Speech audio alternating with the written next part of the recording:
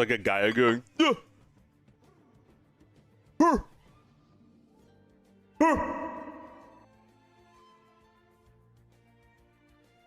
Why is there Nazi symbolism in Joe livestream? IDK? That's all you have to say? Hitler 9145 IDK? I mean, I can hide people in my chat, but it's not my responsibility to keep YouTube from letting people use those kinds of icons. That's YouTube's. I mean, I suppose they must have made a decision like 20 years ago not to do anything about Hitler or swastika icons. I mean, like,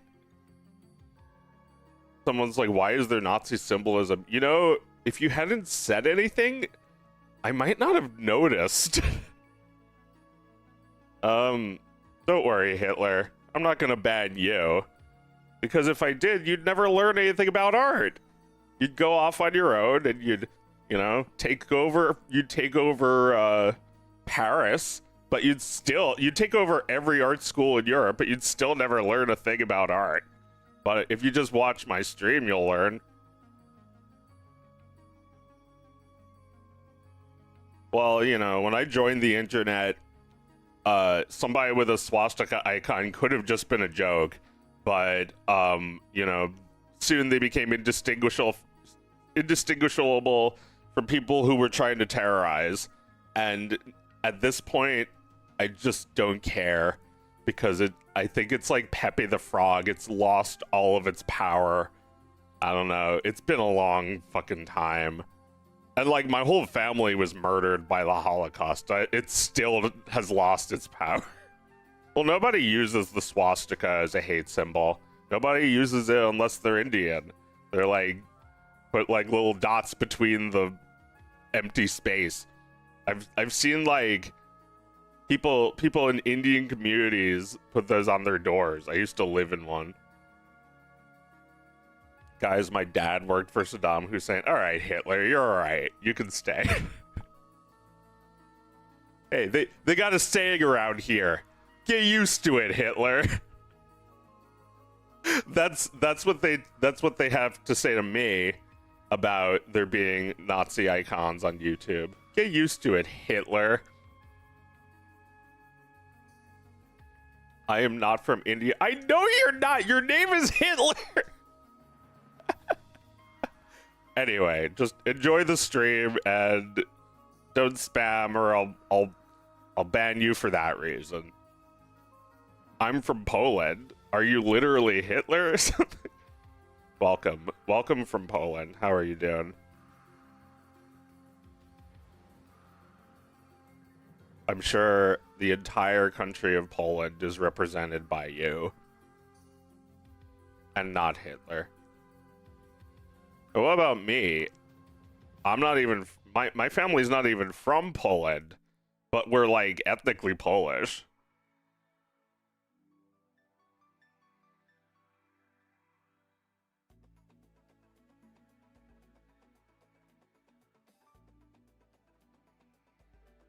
I'm ethnically and technically.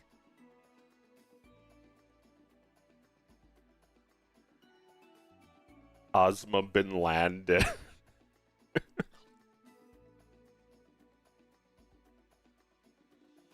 Yeah, I don't know.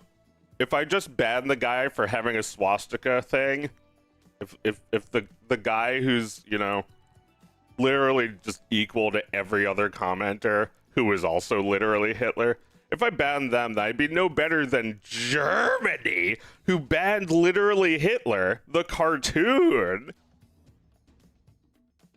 I wonder what is censored for Germany, literally Hitler, would be like.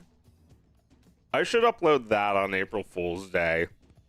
Can you guys remind me to do that? I better just write a master list. But where can I write it where I won't lose the list? I've made so many lists of things I want to make and then just not done any of them, and then done that list over and over and not done any of the lists. All right, here's my current list of things to do. Send in plushie design, check. Finish Papa's Catito 36, not check. Submit game to Steam, not check. New Patreon video, check. Make game prototype, not check. Finish Hey Everyone, check. And, you know, it would probably take all day, but it wouldn't be like it wouldn't be like a ton of work removing Hitler from every scene of literally Hitler. Would it be? It's like literally Hitler banned, literally Hitler censored for Germany.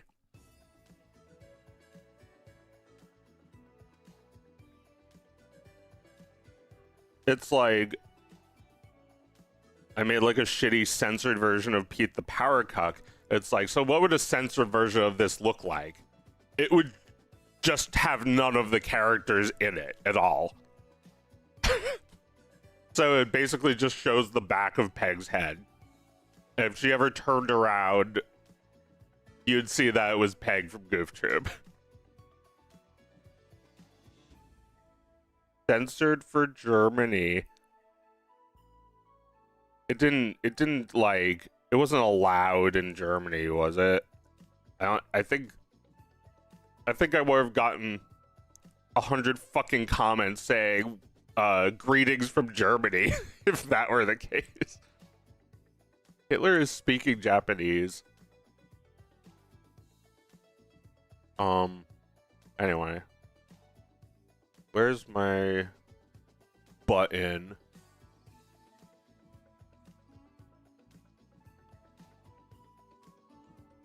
Joe, Loki just streamed Super Metroid. I do really love that game, and it's like Oxygen, where I could just be like playing Super Metroid without even realizing it. Let's talk about Oxygen, okay? Everyone loves Oxygen, right? But not really, you know, there's no Oxygen fans. But if you ever stopped having it for 1 second, you'd literally die.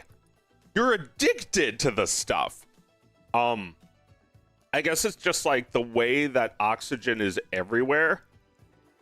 I was thinking like Tom and Jerry. Tom and Jerry is like one of the best cartoons ever. But like, there aren't any fans of Tom and Jerry. It's just everyone loves it. I mean, I'm sure there are people who don't care for Tom and Jerry, but it's like, it's something that everyone loves and knows and doesn't realize. You know, sometimes it'll be like, okay, well, this is a situation for a Tom face reaction image. But beyond that, I don't think they're like, oh, bro, you ever seen Tom and Jerry? Because nobody has to ask that. It's like, you've never heard of Tom and Jerry? Everyone in the world knows Tom and Jerry. Everyone who doesn't speak English knows Tom and Jerry, because there is no English in the show most of the time.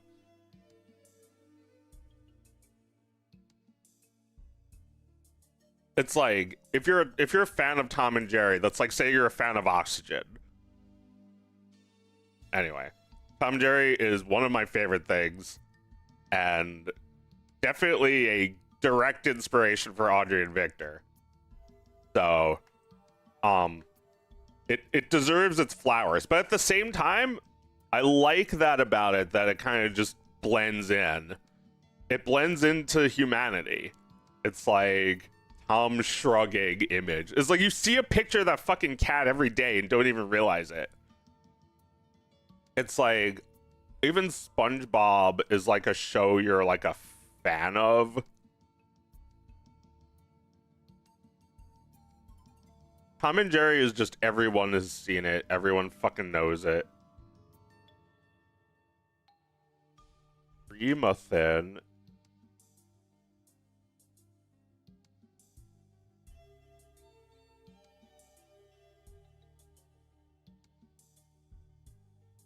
Tweet-a-thin-ing. You guys notice how they like invented Twitter and then uninvented Twitter? How come it's not showing the dog? It's not showing the dog in the icon.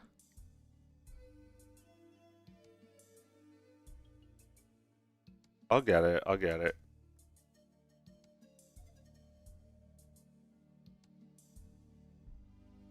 Do some stream-a-thon. There we go.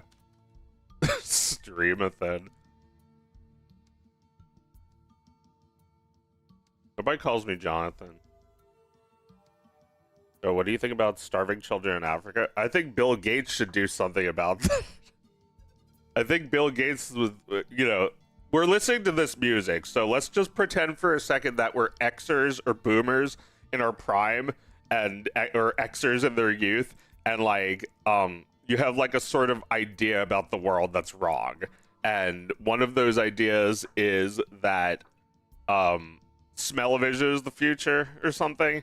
And the other idea is that Bill Gates is a nice person. So like, you know, oh, you know, Bill Gates was on the TV the other day saying that children in Africa should really be vaccinated. It's like, wow, what a great person. He must be really nice. He must be nice and love children or something. Yeah, I'm trying not to be a conspiracy nut, but that is a shady motherfucker. And I'll say it to his face since I'm using Windows, and it's just like streaming to his house always, even when I'm not streaming, even when my computer's not even on. Bill Gates is probably not creating vaccines to like turn us into robots or some kind of like Republican conspiracy theory, but I do think Bill Gates is like getting really rich off of selling vaccines from his like tax exempt org. It's like he and his wife split up because of his relationship to Jeffrey Epstein. And if he runs a charity that does stuff with children and has a relationship with Jeffrey Epstein, you know it's something bad. You know it's something really dark. I mean, Jeffrey Epstein was like a transhumanist who ran human experimentation. I would not even be shocked if the richest man in the world for like 2 decades helped him with that. You know, maybe he supplied the Windows operating system. Like there was like a commercial where Bill Gates was hanging out with Jerry Seinfeld, and he's like eating a churro, and he's like, "Can you ever make a computer that's like delicious like a churro? Just give me a sign." And like he like gives him a sign. It's like, I'm sure Jeffrey Epstein said that too to him. He's like, "Can you make me," I don't think he talks like Jerry, but I'm gonna do that voice anyway. "Can you make me a computer that nobody could hack into?" And it's like, you know, he creates something that's like buried 300 miles underneath his island. It's just like a computer with all his porn on it and all of like his blackmail material. And Bill Gates is in a lot of it. And it's like, I got him to build this machine to trap me here. And now every weekend we have to hang out because he's blackmailing me. What am I gonna do? Kill him? I'll kill him. So he killed him, and then, you know, I mean, I don't know if he had him killed. I'm sure Elon Musk could have had him killed. I'm sure Donald Trump, with his own hands, may have had him killed. Very big hand marks on the throat.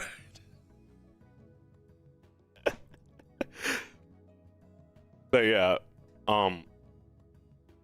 I think he's very shady, and his company is pure evil, and you know, he tries to look like he's like a Democrat, but he's really in the same party as all of those motherfuckers like Zuckerberg and Bezos. Why are all the rich people so powerful? It's because the internet is really popular, and these guys staked out a place on the internet. I mean, it's really more like a bug zapper. It's like a big bug zapper that attracts a lot of people. They all go into it, and psst, and it's like, I don't know if you guys remember, it was a long time ago, but I remember when Facebook was new, and everybody was getting on Facebook. And it was actually kind of hard to get on Facebook before. You had to be in college to go on Facebook. You had to have a college email address.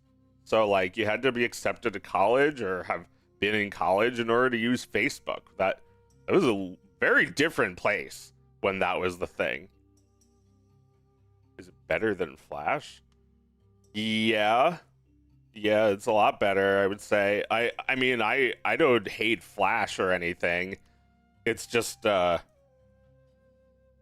anyway, you're asking why are the billionaires so powerful? Is because we keep using Adobe software, not Blender. So, do you believe that all people should be treated equal?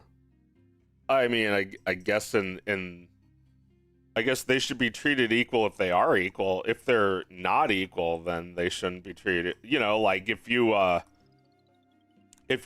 wife is giving birth, I don't think you should be like torturing your own genitals just to feel the pain of birth. That's, you know, that's being equal going too far. I think being equal means like, you know, if we're talking about like raising a child together, it's like, you know, you have to do something that is equal to that, not literally that. You have to do something that is equal to it in order for you guys to be equal as the mom and dad, as husband and wife. If there is an imbalance, then tensions grow. Like, you know, if you're Lois Griffin and your husband's a big fat slob, it's like he's not really reciprocating. Is it true that you have a mental illness? Of course, but it's like it's nothing that is really like not like exciting or it's not like an exotic mental illness. It's just depression. It's just isolation and depression. Like I've been through things and I want to speak to a professional about them. It's not actually tabloid headlines that I have a mental illness. Everybody has a mental illness, and just like obsessing over my personal life is a different kind of mental illness, a hazard illness, a consumer illness. Being like an Apple fan is a worse mental illness than what I have. It's just that my mental illness has been getting better lately, or you know, my mental health has been getting better, and I don't want to let up now. Everybody's got fucking mental illness. Everybody needs a therapist. It's not like anything shocking. I mean, I will be seeing a therapist, and I, you know, they'll refer me to another doctor if I have schizophrenia. Then I would really love to know that. I don't know if it's that bad. I think so far the reason I'm going is because of depression. My situation has been bad. So like just like, yeah, what, when will you return to your prime? What are you fucking asking me that for? Like, what the fuck are you talking about? When is it gonna happen? Like, you need to mark your calendar for the date. It happens when I do it. It's like asking, when's this cartoon come out? When are you gonna be back to normal? Like, this is why I'm doing more patrons, because I refuse to listen to this. Like, when's that? Like, snap, hey waiter, do I look like a waiter? Wait, he says.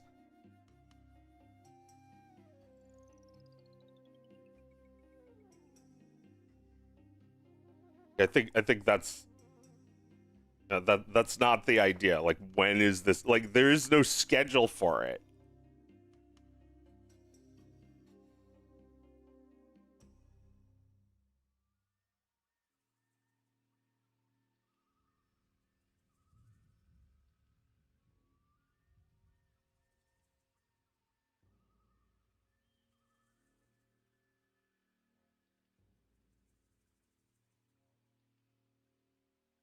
All right, these are These frames are actually copy and paste this. Let me do that.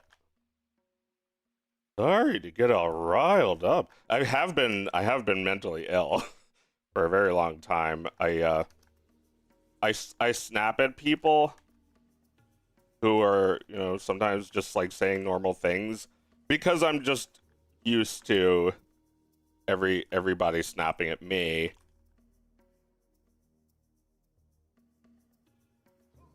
Uh, I don't like the hostility. I'm just used to it. I'm used to taking it. I'm used to giving it, and it's really nobody's fault that I'm like this. It's because of the pandemic. It's actually Bill Gates's fault because he caused the fake pandemic. No, I don't think that, but I do think that he pushed it because it was convenient for him. He was probably getting rich selling vaccines or some shit. I think he wanted this. I don't know if he could somehow, use his billions of wealth to like spread it, but you know, I don't I don't believe for one second that he's like this nice guy.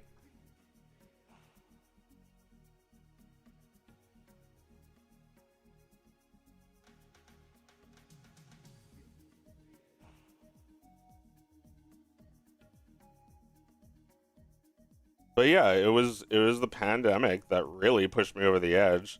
I'd been going through shit already. I was breaking up with Danielle, and it was, it was really rough just because it wasn't just her, but like a lot of people left Pittsburgh. So I was really alone. And then, I was there before the lockdowns, and then after lockdowns it's like I guess I'm never going outside again. And I was just a skibbity toilet tweeting about shit I didn't like and getting and giving nonstop verbal abuse from people. It's like I don't know why I chose this life. I really deserve a lot better. Um I used to think I was just depressed and saw a neuropsychologist who found out I was autistic. Well, look, I'm not going to be shocked if they tell me that. I did just yell at someone for asking when I'm going to be better. It's like, yeah, I don't know. Welcome to my stream. I'm nice now. I probably am autistic, but it's like a spectrum. So you really need a doctor to like explain where you are, right?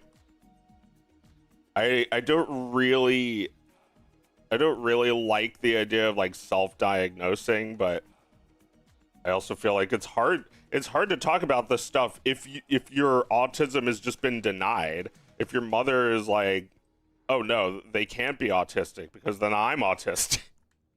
Like, yeah, your mom probably is autistic.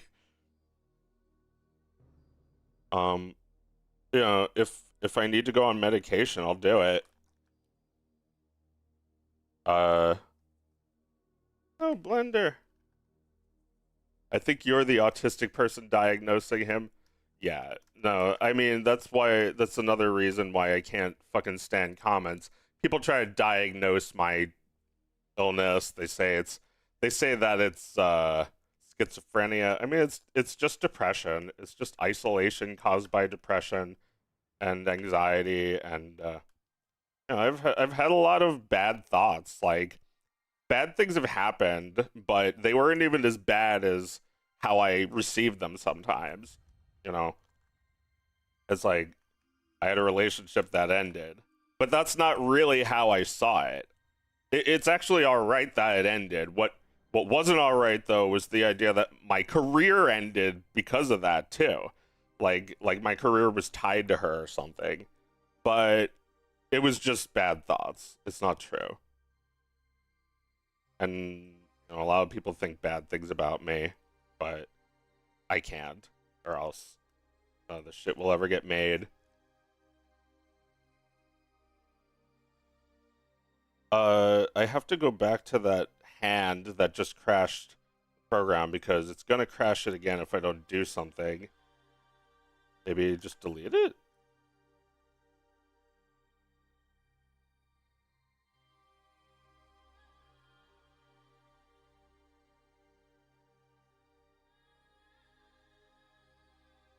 Autism testing is expensive. Well, yeah, I don't have money to go to a doctor. That's why I'm asking for Patreon. I can't really find a job. I don't know if I'm even cut out for other jobs.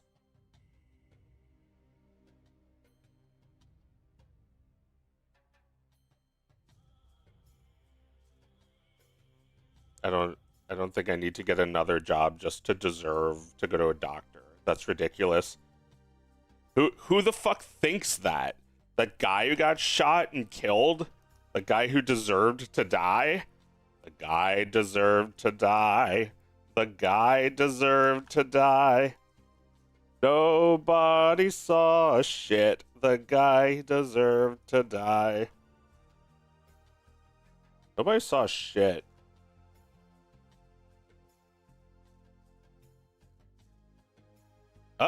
Alright, well. It wasn't, I guess it wasn't that because I just deleted those shapes.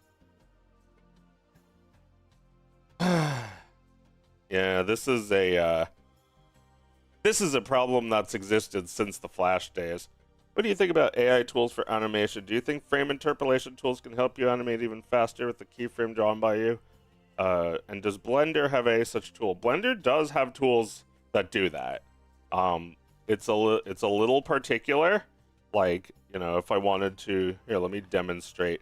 It's a little bit particular. You have to use the same exact shapes with like the same exact amount of vertices, or else it won't interpolate. It'll do the like motion, the like shape tween thing in Flash. It'll just like, oh man, yeah. It's like whenever I undo, what the fuck. All right, fuck it. I guess I'll just work on a different scene. Maybe I can.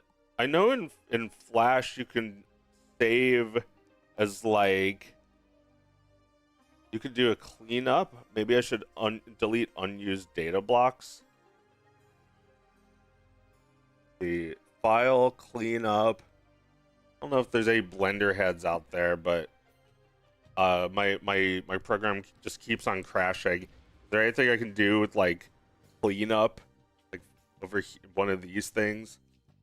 Unused data blocks. No orphan data blocks to purge. Oh, that's too bad. As for the AI interpolation stuff, I've also done that. I've never seen Blender crash so much. It's because Windows is ass. It might actually be because of Windows. I don't think anyone uses Blender for 2D. No, that's not true. Fox in Space, Worthy Kids, they do it.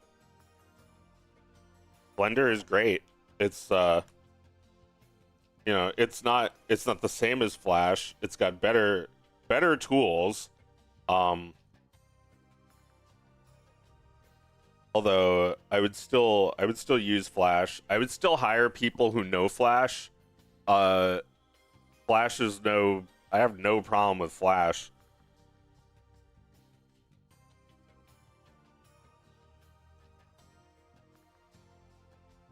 Flash is it's old, but that's not why it's bad. It's like it's buggy. And it doesn't matter if you use the new Flash, it's also buggy. So it's not because it's old.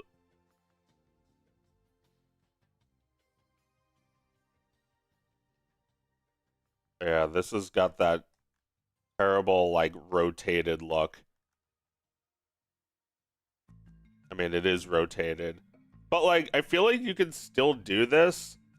You can still do shit like this and have it look like it's full of life. Here, let me do my best to try and improve this looping animation.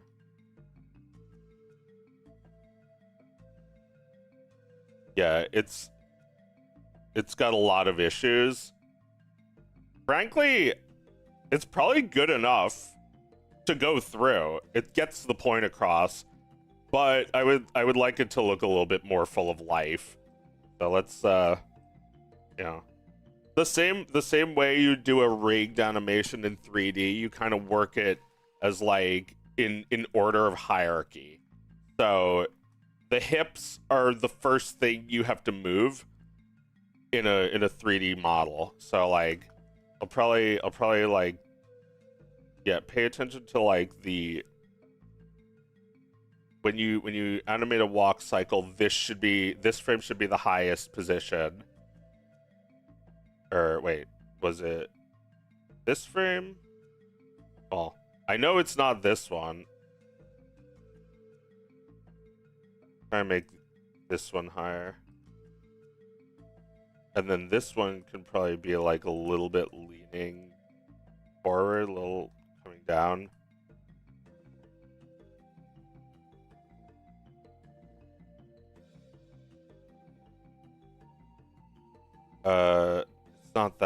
It's not that position, is it? It's like the last one before, yeah, here. Except she's also like leans back. Maybe she's leaning back too much. Anyway, this is boring conversation. What were we talking about? AI. All right. I feel like I talk about AI too often. Although I guess I can try to make it brief. I've been very open-minded about AI compared to the average person.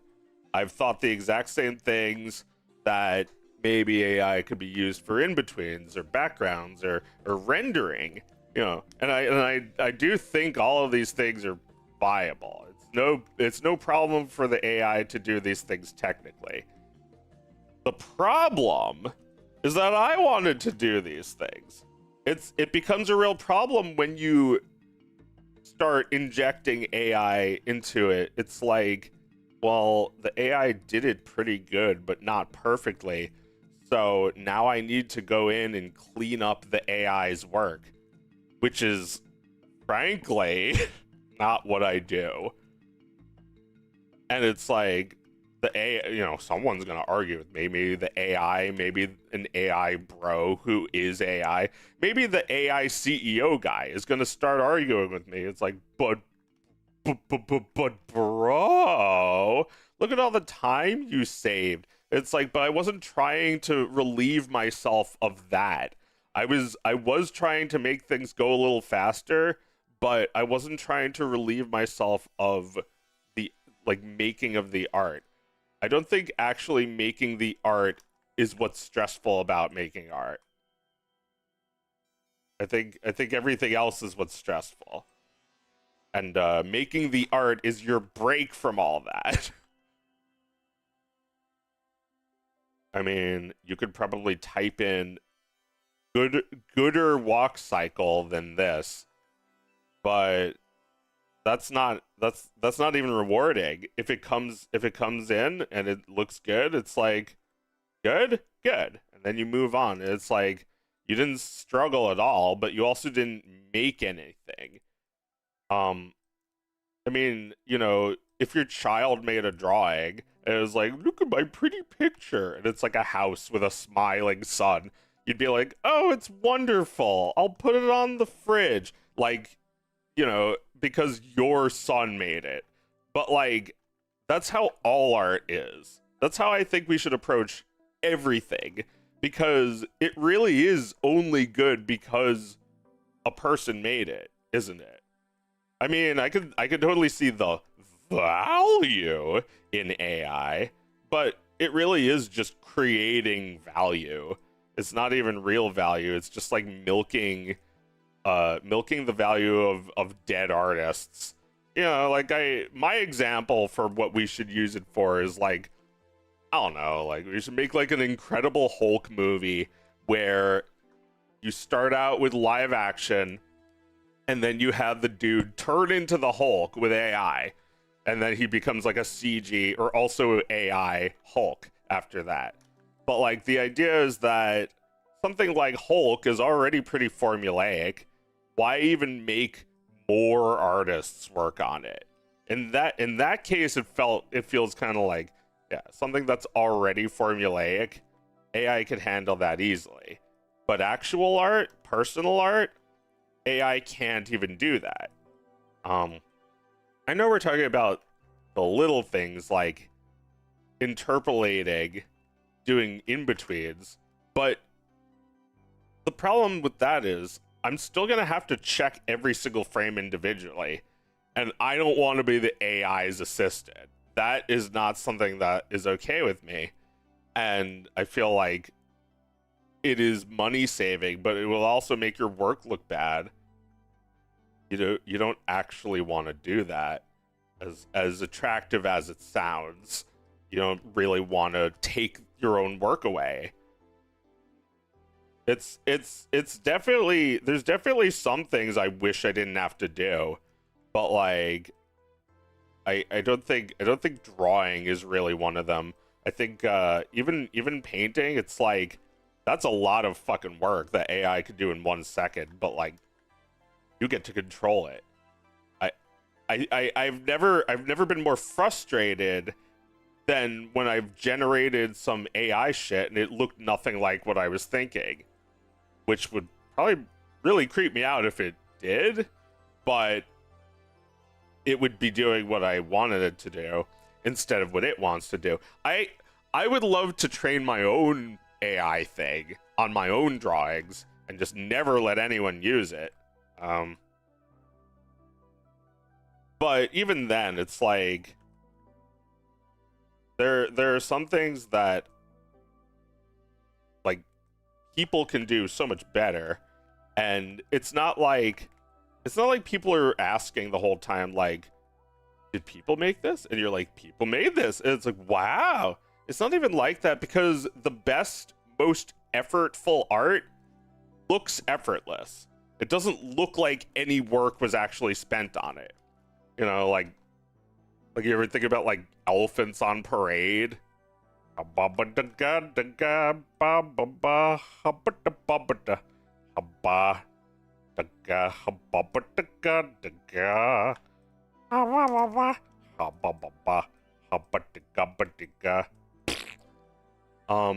yeah, like that shit looks so hard, but like I'm sure they had a ton of fun making it, so it didn't feel like it. It doesn't feel difficult to watch it. And then you realize later how much effort that took, and you realize how much you've been taking that shit for granted all these years.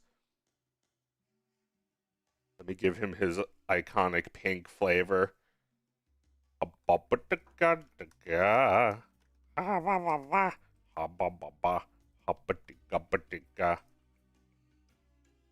Elephant. Big elephant. Look out. Look out. Elephants on parade, here they come, hippity hoppity. They're here, and here, and here, and here, and here, and here. So on. Sorry, I'm not reading the chat. I say the chat because I'm 40. I'm not trying to save frames here. That's everyone's mistake. They think everything's a speed run. When are you gonna release this? When are you gonna get better? You know, like how can you save frames? I'm not trying to save frames. I'm not a speedrunner. I'm not trying to save mere frames. I mean, I guess we're all trying to save frames, but like that's not the goal. If everything you make is AI generated, then that's the goal. You know, it's like, oh, can you believe an AI fried this rice? It's like, no kidding. Yeah, in a millisecond. I mean, AI still does take time, and it even costs money. I wonder how many commissions you could buy with all the AI generations you bought that did nothing for you, that you just discarded. It's like, what is a piece of AI art that you discard? Is it art? It's like a tree falling in the woods, except the tree is radioactive.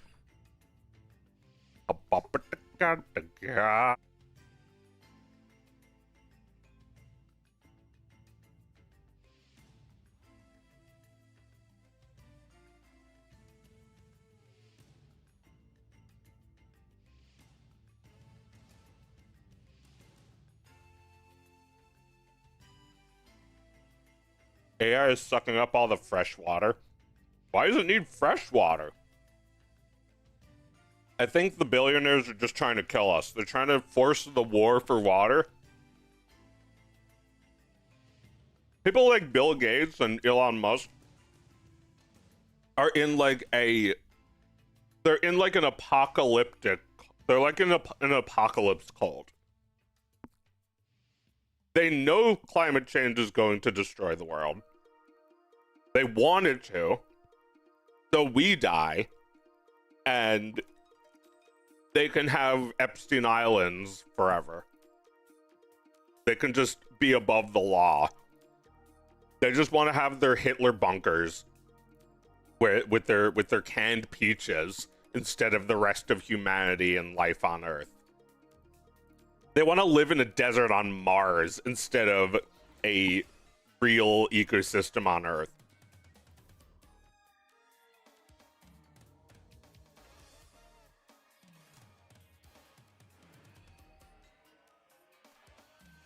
These guys should be taxed, and the money should be given to me.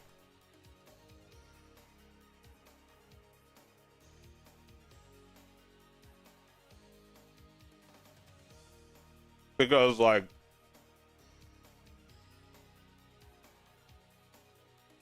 what would possibly possess me to want to use AI interpolation?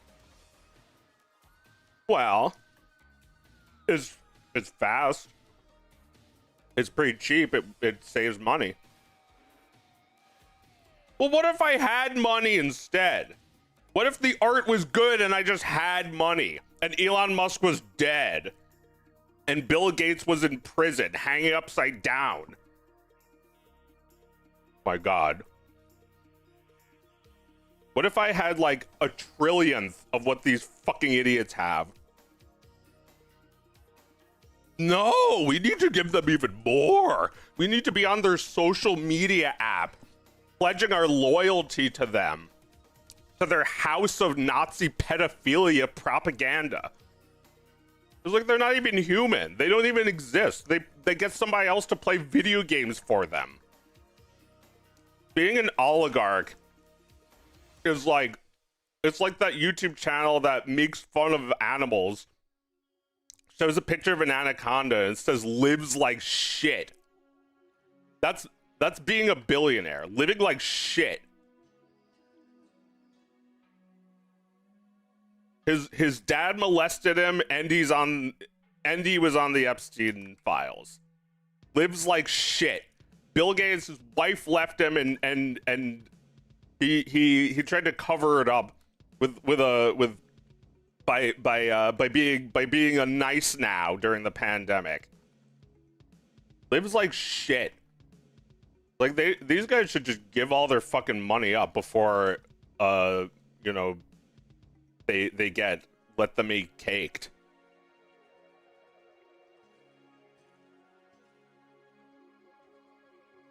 I don't know. Aren't they like a little worried about that? I guess not. If you're in an apocalypse cult, you already don't care about the world ending. So who cares if you end?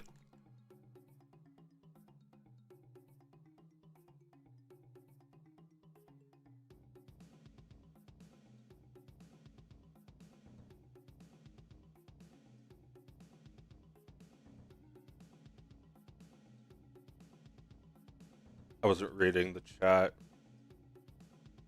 Nobody's on Twitch? Let me posting the link so that some people will go to Twitch. Living on Mars would fucking suck. Yeah, that's why they want us to go.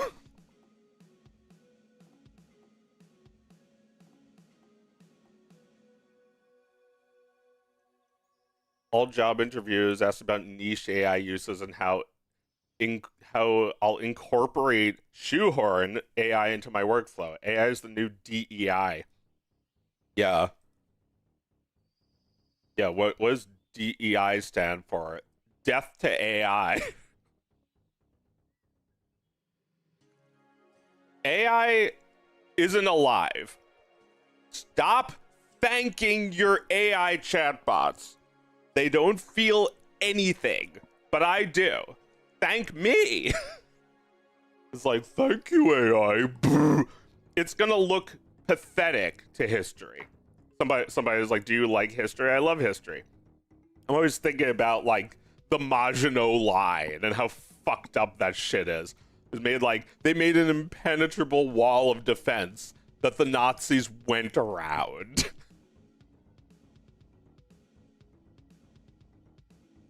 Thank you. You're welcome. I don't know why people are thanking me. Did I do something? Say DEI stands for death to AI. Well, you're allowed to threaten to kill AI. It's like, Mickey Mouse, I am coming to kill you. Haha, don't do that. Haha. It's like, it's not illegal to kill AI. And he's like, oh, but that's not very nice though. Also, you can't kill him because he just keeps talking after you kill him. Like, you can't talk, you're dead! Haha, that's not very nice. Haha, you should be kinder, like me. Hey, wanna hear a joke?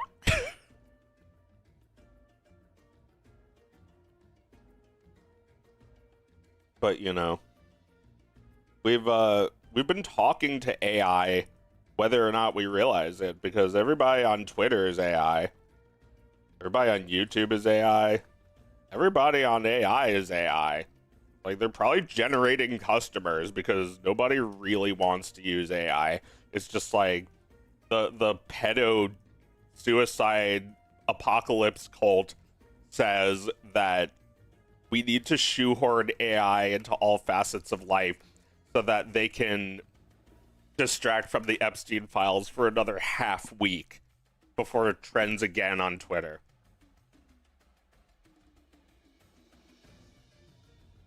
It's like, back in the day, like when this kind of music was around, people really fucking believed that, like, Bill Gates meant something to them. They're like, oh, that's like a success story. And like, it meant something to them, like it was gonna happen to them too. Well, maybe it did happen to me. I got millions of fans. Not really. I mean, you know, it feels more like hundreds sometimes, but like, I proved everybody wrong. Just like that shrimp dick Bill Gates proved everybody wrong by becoming the world's richest man. But now being the world's richest man is like being the world's gayest man. Like, fuck you.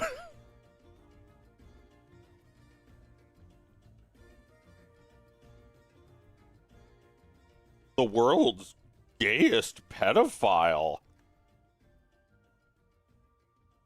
The world's ugliest Nazi. Like, Bill Gates is pretty fucking ugly. He's ugly. Come kill me. You're ugly.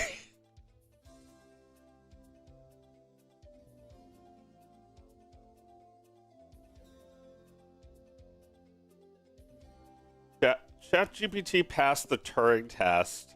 Alright, so I guess we're gonna be like, we're gonna have to deal with smarter computers that like they like call you up and say it's like your mother died, and like you run to the hospital and it's just like a hoax.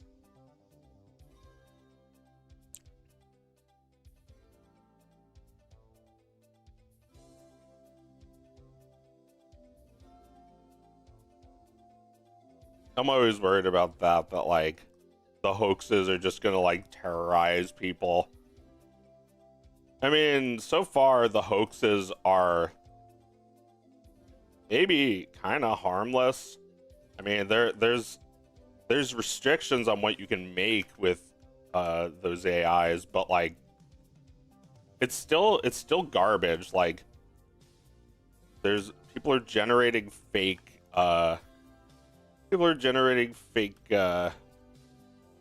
animal videos. I don't know. feel the same way about AI as I feel about the internet. It really should be taken away from some people. They should lose their privileges.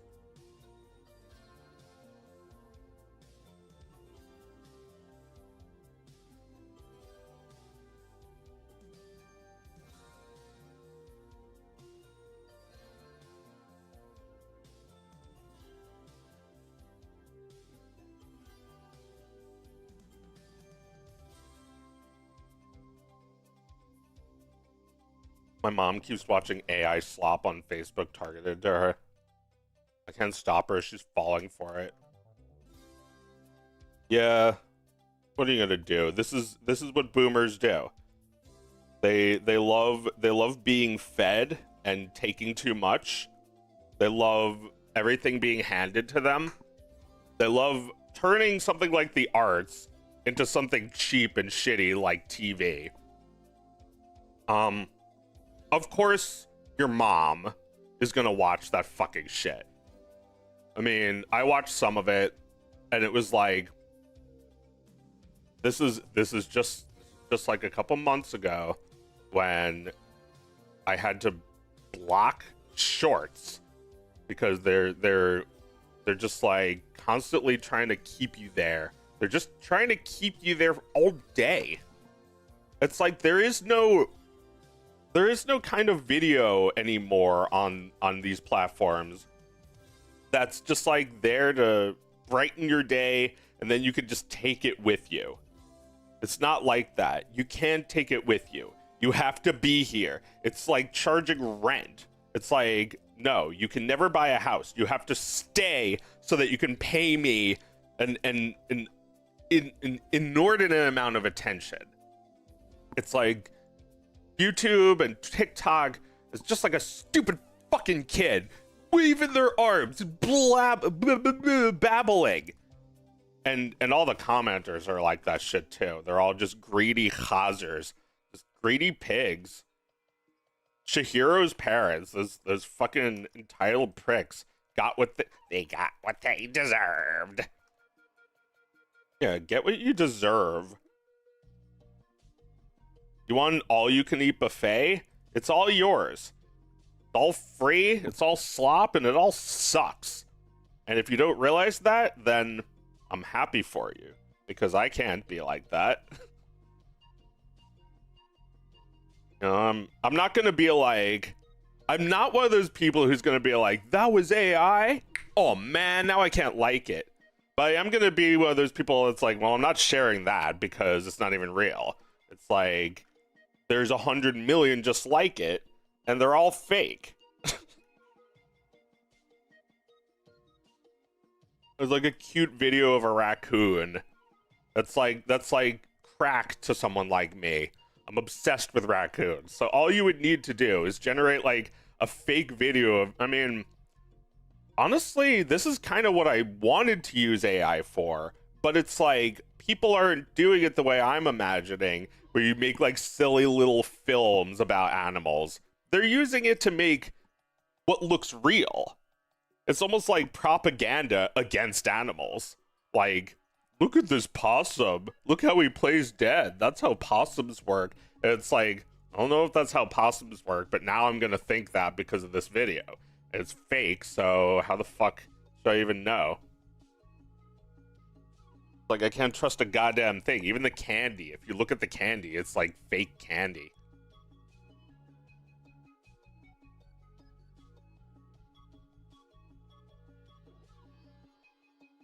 Too old to know what AI is.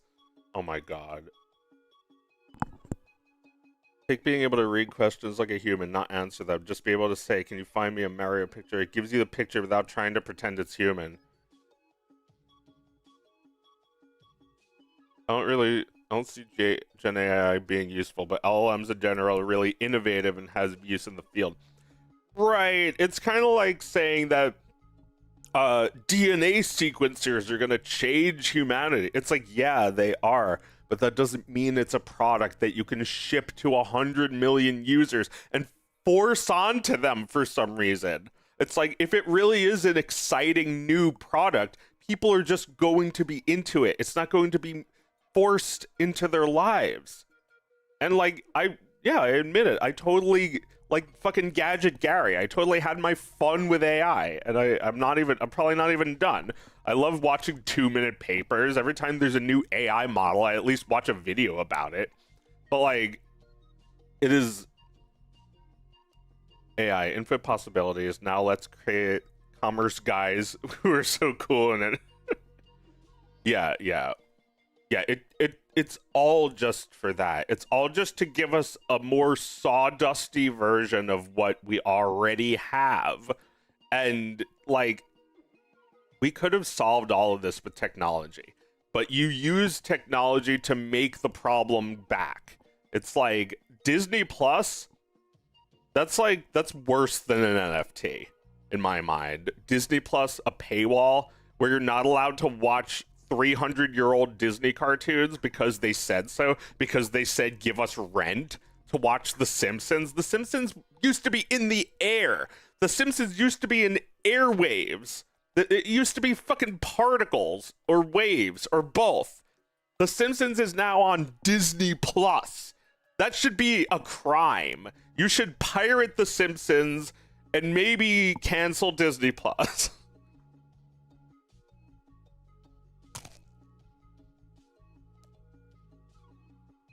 There are browser extensions to get rid of AI content. Wow.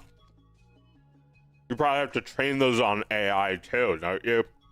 How can we rely on them?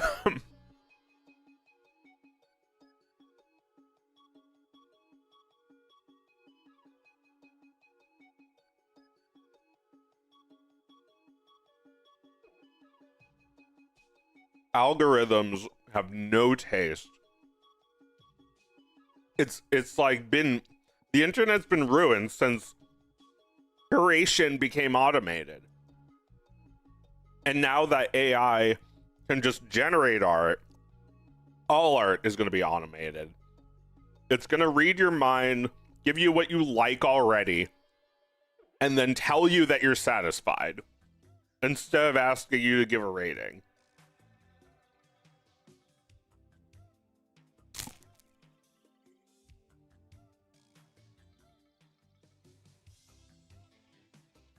You guys know AI companies are losing millions because just because people are saying words like hey and thank you. Oh my god, you're right. That's so fucking funny. Just be like, hey, I was wondering, is there a way for me to X and Y? When you could really just say, how do you X and Y? Or get rid of do you. How X, Y. That's basically all you need to do. You are wasting money by being conversational, by treating it like it's a person. I mean, they don't want you to. They make it so it doesn't have a name or avatar.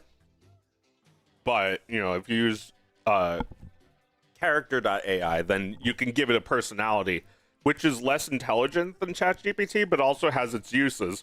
If you want to talk to a guy, if you want to talk to someone you hate, like Mickey, and tell them that you're coming to kill them and watch them cower.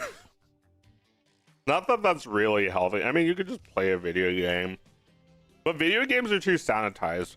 Everyone needs to make their own fun. That's why people try to snipe libtards instead of people on Fortnite, because everyone on Fortnite is just cheating anyway. Games aren't fun because everything is DEI. I mean, you know, not everything, but like the whole woke games thing. I'm not a fucking chud, but like I see it as like capital trying to appeal. It's no different from being a shitty fucking Republican posting a picture of yourself as Master Chief. You're just as much of a like capitalist turd to be constantly like trying to wokenify shit that wasn't ever meant to be.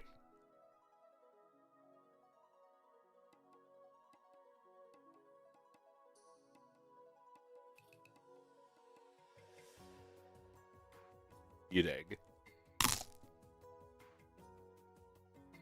The food stream.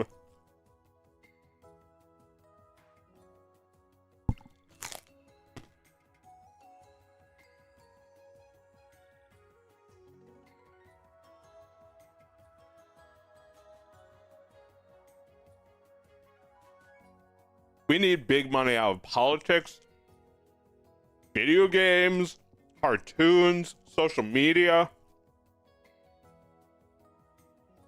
You know, I don't like woke. We should take politics out of games.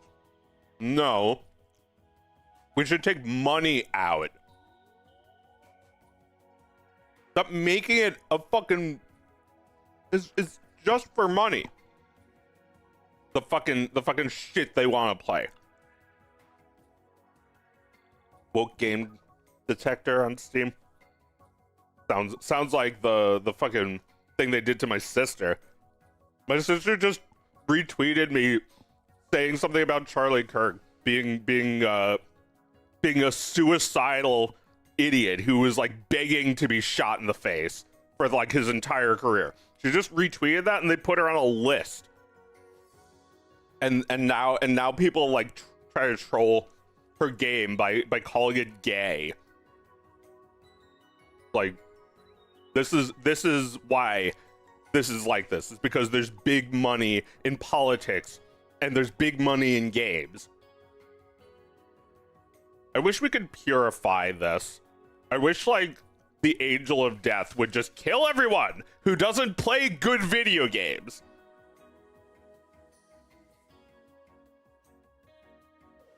It's like, your taste fucking sucks. That's not video games. That's commerce. That's a product. A stupid product for shitty idiots.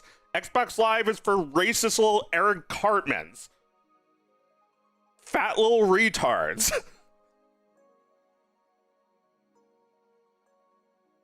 FF7 was all about climate change. I mean, FF7 was like, terrorism good.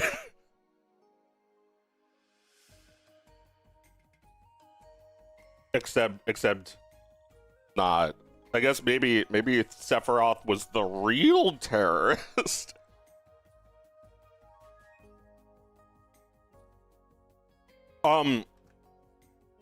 Let's switch gears for a sec. I want to talk about the King of the Hill reboot, because this looks like this looks like that right now. It's too much like shortcuts.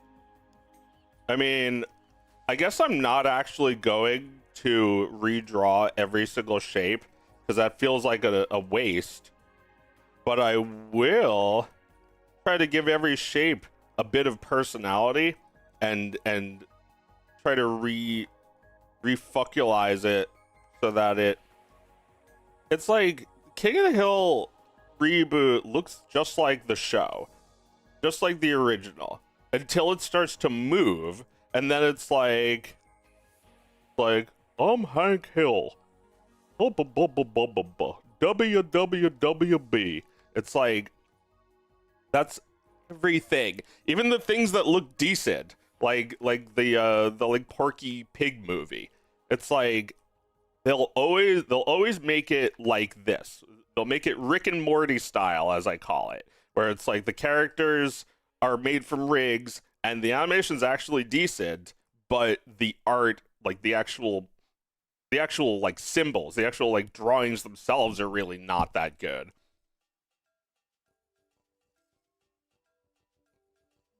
Politics was always in video games, like Metal Gear Solid. True. Of course, it's never been about that. And even if your politics are rotten, that doesn't mean your game is bad. Like, I don't know.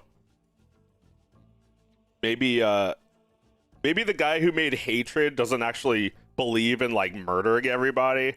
But the fact that he thought that's what a video game should be is, I suppose, a political belief that, like, some people would disagree with your game based on that idea that this is fun, going around shooting innocent people. You know, I would say that going around shooting innocent people in a game is pretty fucked up, but that's like every game. Every fucking game is just like going around killing random nobodies. Like you ever play Halo? There's like these fucking little dudes. They're like tiny little guys, and they're like, it's like the little high pitched voices because they're small, and it's like, oh yeah, I don't know who that dude is, but I'm gonna kill him. It's like, hey, watch this. It's like, I'll kill him, it'll be fun. It's like, I don't know. Every game is fucking like that. even if he has a gun, doesn't change anything.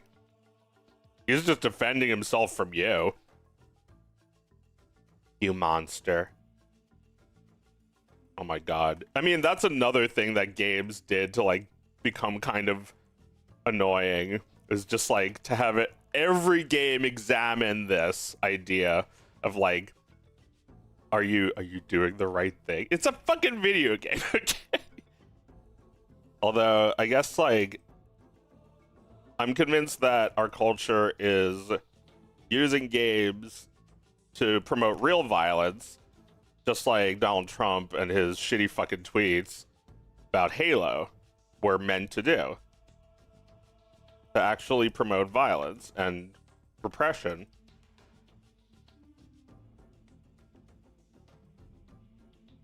We need Halo. We need the Halo to come and kill everyone.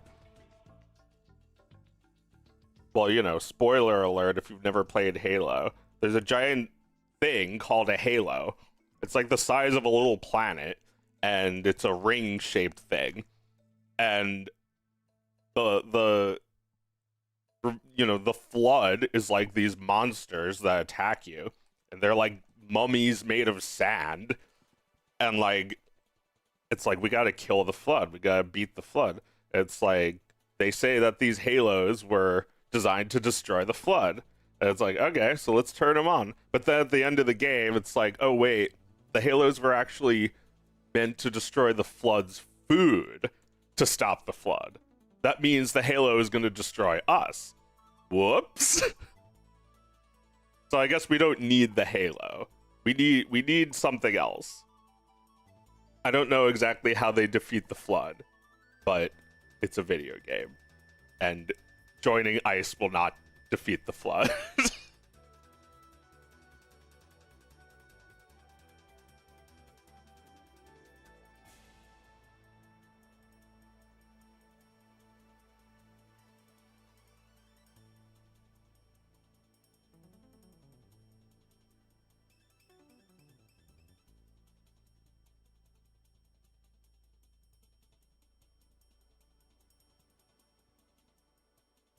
Yeah, I don't know. First person shooters having like a story, whatever. That's like a really long time ago, I think. You know, like a first person shooter acting all important, like this game has something to say. Like that was like, that feels like forever ago when games like BioShock were coming out. Those games don't get made anymore. It's just like Fortnite, Call of Duty now, right?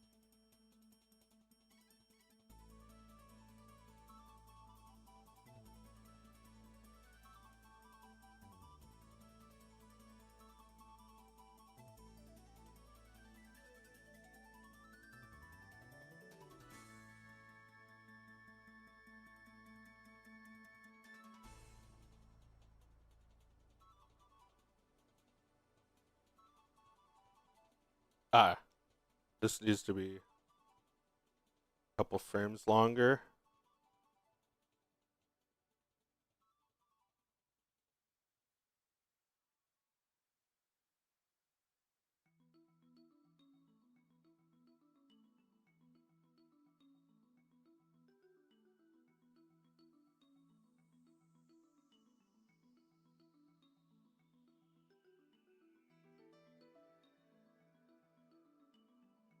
Anyway, like the director of the King of the Hill reboot was online talking about it, saying like, "Yeah, we know the show looks different. The tools we used to make it just don't exist anymore." It's like, sheesh. I mean, I don't know. I don't think that's true. I think it's just Disney would never pay for them. That's what they're really saying. That the $1 trillion company doesn't have enough money for it. Like, they don't actually care about most of the individual projects like that. I mean, to me, something like King of the Hill reboot just sounds like, you know, kind of worthless. But I also make plenty of excuses for Mike Judge. I feel like he's always coming back, and I'm always tuning in, and it's usually just like, hey, it's the same. He's still Mike Judge. They're still Beavis and Butthead. It's still pretty good. I mean, that show also has like a Flash look to it, but it's it's just one of those things. They can't fucking find people who animate like the old days anymore. It's not the 90s anymore. It's not the 90s anymore, and that, that makes me wonder, like, is Beavis and Butthead still a thing? Like, I know they make it, but is it a thing, or are they just insisting? I don't know. Meredith thinks it's great. I've only seen a little of it. It seems pretty close to how the show always was, which is good. And Mike Judge has made other stuff that I thought was funny in the past, after Beavis and Butthead, like Idiocracy and Office Space, and what was the other one? Silicon Valley. I haven't seen that in ages, but I remember thinking it was very funny.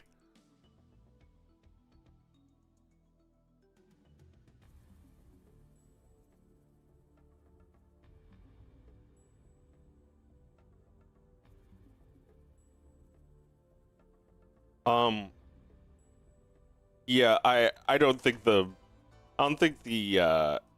look of the original show is actually impossible for them to get without animation cells. It's just that they have to like put extra effort into making it look like it's old, which that's not what they do now. They make things as fast as they can, as cheaply as possible. And that was the way back then too. It's just that when there was no other way to make it than having it with cell animation, they really had to mean it. They really had to care enough about it. It's not just that they made a show. They also made a million piles of papers, plastic, paint, pencil, all that shit is just there. And you can do literally nothing with it. I mean, I guess they could sell them someday, but like, they're a company. They're not like an individual who needs to sell that shit to live. That's just waste to them. It just takes up space. They probably left it in Korea and forgot about it. I don't know where all the King of the Hill cells are. They're probably in a dumpster. They're probably burnt up or at the bottom of the ocean. I don't think that shit's like in a gallery somewhere. It should be. But like, that was just the only way to make a show like that. And now you got Flash, you got Toon Boom, you even got Blender. And Blender is the best. Blender might be the best program to create animations. Blender is, in my opinion, Blender's the best program if you want to make cell animation. If you want to mimic the look of cell animation. I know that isn't really their goal, but even without trying to make it look like cells, like I'm doing with like the drop shadows, you can still make it look like the show did back then. Like, something that like looks really crappy in the reboot because it's like in Flash or Animate or Toon Boom, whatever. It's just like all you really need to do is like a line boil to like give like a bit of life to it. Although line boil is also like an automated script. I don't think you can really just inject life in. I think you really need to care in order for it to be good. I mean, the writing might be fine, but I don't really like the look of the show. It's close, but like The Simpsons, it's like they're like making it slightly better animated, but also cheaper at the same time. It looks like they wanted to put more effort into the shots and ended up cutting back the from like the idea they had. Blender blending Rodriguez. Yeah, Bender. Blender is free. I could go on, but I feel like that part is pretty significant on its own. The Blender doesn't cost anything, and you're never going to see like a paid advertisement for it. Actually, maybe there are. I don't know if the Blender Foundation does ads. But that's fine because everyone who does Blender is an ad. I'm an ad right now. I'm telling you, it's free and you can download it in 10 seconds and just get to work. Well, not really. You have to learn, but getting to work and learning are the same thing. I'm only making these animations so I can be better at making the next ones. Pretty solid animation. I'm trying to add some extra motion into these so it doesn't look like King of the Hill reboot.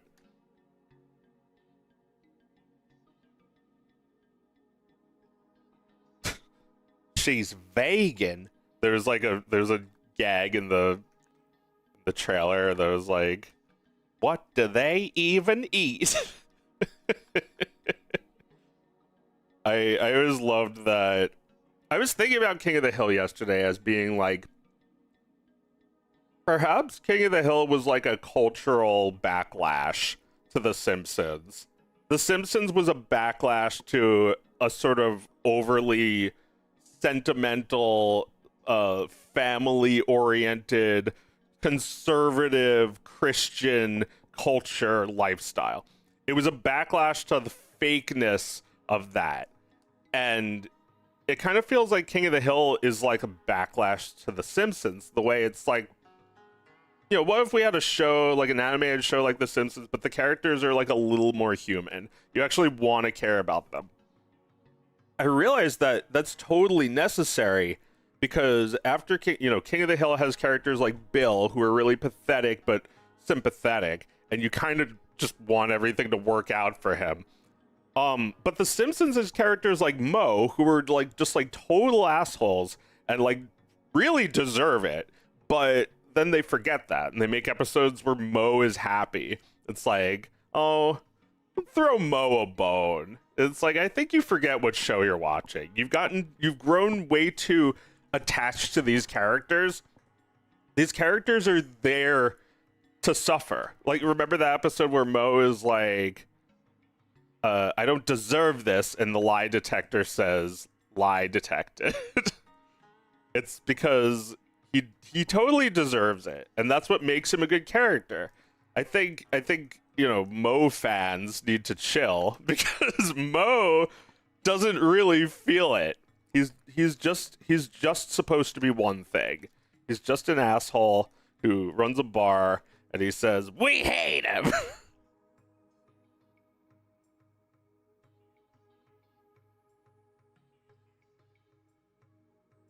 I don't know where that line gets drawn because I suppose all right, so like there's that one episode where Moe comes over with like roses to give to Marge, and he's like wearing a tuxedo. It's so sad. She like brings him a cup of water because she feels sorry for him, and then like Homer appears, like he thought they were separated, so he's like establishing his intention to move in, and like he's like, "Oh, Homer, you're still here?" And Homer like just like appears, like tattered, wearing tattered rags. Like, no, I never touched her, Homer. She told me you were dead. She told me you were dead. And like, Mo should never have gotten to the point where like Marge would ever even like smile at him. He should never have dated that midget. That's stupid. Mo should never get with a woman. That's dumb. That doesn't. He should just be an incel. That's funny. But people watch the show religiously and they forget that they're just characters that are there to be tortured. I mean, just torturing them also isn't funny. There needs to be a balance. Like here, let me try and spell it out. The writers now feel too much like Mo needs to be thrown a bone. Like he suffers too much and he deserves love. It's like, no, but it is pretty funny that he's here with roses trying to win over Marge. It's funny because he does have feelings. He's attracted to Marge and he's a creep about it, and that's funny. Showing him as like a genuine man isn't good. They should never do that. He's funnier as a creep. Barney should have never gotten sober. He's funnier as a drunk. And I really think some writers or maybe even fans online were saying that they need to treat these guys better. Maybe it's because too many people related to the characters. Even Mr. Burns, like, you know, like Bill Gates was sending them emails saying, "Oh, I love the Mr. Burn." And it's like, all right, well, we'll make him sympathetic. We'll make an episode where he's nice now. How long have you been using Blender? A few years, like 3 years, 4. No, it's longer. It's like 5 years actually. It's been more. It's been like six years. I started 6 years ago. Funny how when my favorite band Gorillaz came to Fortnite, I suddenly lost interest in the game. I got what I wanted, and now I can live forever without fear of missing out. And that's mostly how games like Fortnite make most of their revenue. Huh. That's really interesting. So like a Fortnite concert is a big deal. That's why Gorillaz was in Fortnite. Oh, that's so dumb. Come on. Why don't you just put the fucking game down so you could go to a concert? Why is that so hard? I mean, I guess there's something fun about that. That it's like a game you were already playing. It's just like, hey, there's an event. Come listen to Gorillaz perform. But that's just a pre-recorded thing. How exciting is that, really? You get to be there with all the other people, yeah. But like, what's the game like when there's a concert? Do people still kill each other while they're performing? Right, like that's I think would change it in my mind, based on the answer to that question. Are people just watching the concert, or are they playing Fortnite while it's happening?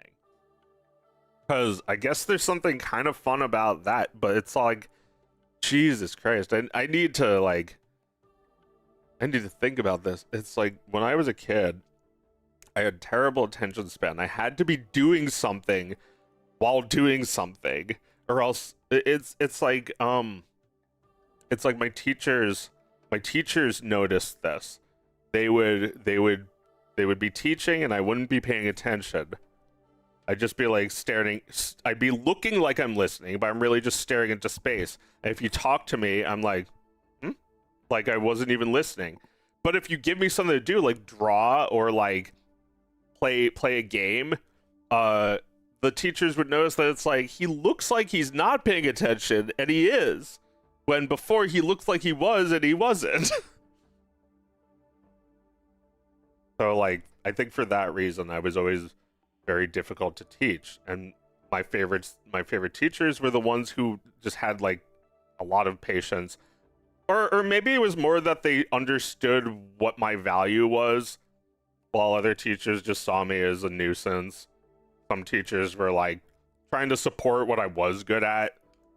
I don't know what teacher that was that set me up on the computer, but that was really nice of them. It worked. Somehow it worked. I was playing a game and listening. There's probably more teachers that understand that kind of thing nowadays.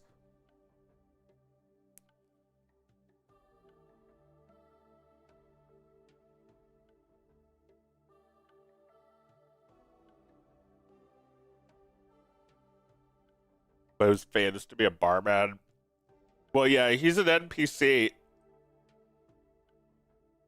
I guess like it kind of makes more sense that the Simpson family members would have the episodes, the you know, the more sympathetic, humanizing episodes dedicated to them. I mean, you know, I made a cartoon where Hitler is treated with a little sympathy in the end. They acknowledge his failed art career and say that he really should just go back to painting, no matter how little it feels like people care.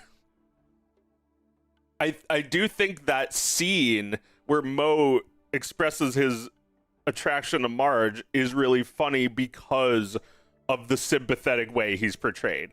But he's also portrayed as creepy, which is really funny, and that's also just like much better writing than if it's like, oh, hi Mo, nice to see you.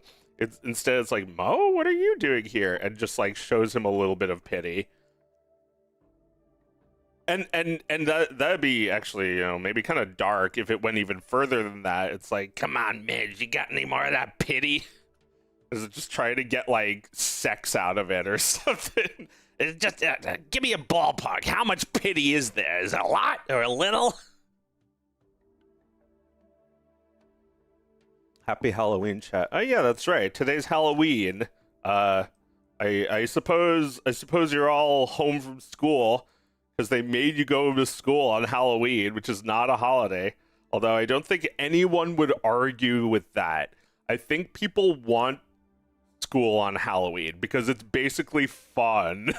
It's like they're not gonna sincerely teach you while you're dressed as Pennywise the dancing clown, are they? You know, everybody's hopped up on sugar. It's not really a school day. Kind of fun school. Fun school, yeah, fun school is kind of underrated. It's like party. It's like when you come in on the last day of school and there's cupcakes. I mean, you know, I had a teacher named Mr. V, and he was one of my favorite teachers of all time. He made fun of us relentlessly for Pokemon. Oh my god, he would not let up. He would call it Pokemon, and he would say that we were vidiots or something, that we were but like, holy shit. It took 25 years for me to realize that those teachers were putting up with a lot during that Pokemon mania phase. That was like tulip mania to them. They just like couldn't fucking get away from this stupid shit. The stupid shit that's probably going away, which it did not. Oh yeah, and I remember Mr. V loved technology, I think. He was talking to me about DVDs and how DVDs were the future. He liked DVDs, but not Pokemon. But Mr. V was one of those guys who, you know, did not he totally noticed when I wasn't paying attention. He would be like, "Hey, Captain Kirk, drifting away in space again. Earth to Kirk." And that was me. That was me in his class. Earth to Kirk.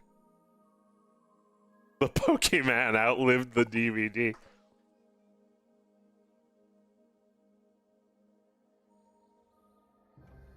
Yeah, those things fit in your pockets. I gotta change these feet. They're kind of different shapes from each other. Look how bad that is, like that foot compared to that foot. Although actually that's a good one because that's like a smear frame. Leave that and that and that. Actually all of these look pretty good. I'd actually not do what I just said I'd do.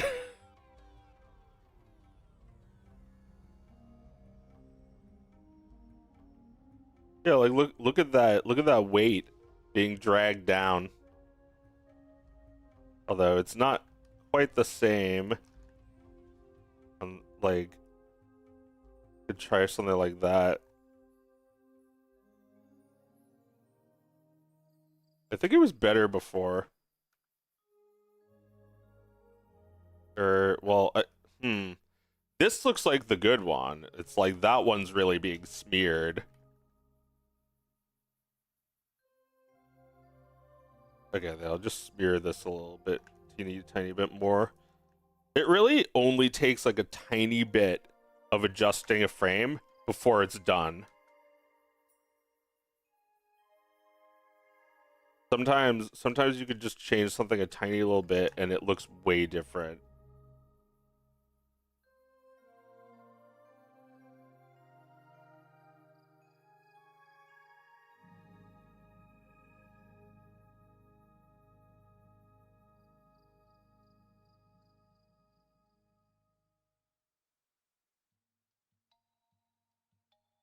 Yeah, and it's not just King of the Hill. I feel like every cartoon is doing this. I call it Rick and Morty. Like the art style is Rick and Morty. It's not that the art looks exactly like Rick and Morty, but it's like being done the same way. And the thing is, I actually agree with it. I think this is a way to make animation cheap and give you control over it. That's what I love about it, is that you get more control over your animations if the pieces are actually rigged, as opposed to just like having everything be one drawing, which, you know, you can do that. I used to do that, but I like having more control. And I would do worse things like this. Like I would have the character bounce like that, and now I just like move some of the parts and like, you know, I could nudge stuff. So instead of having to be instead of having to be restricted to one axis or two axes, or having to, you know, use the like shear tool or whatever and hope for the best, I can just nudge. I could just smudge, and shit works amazingly. You still have to do a lot of drawings yourself, but like it's I feel like this is like, if you're gonna do this, why do you even need a studio? Well, I would like some extra. I'd love some additional hands.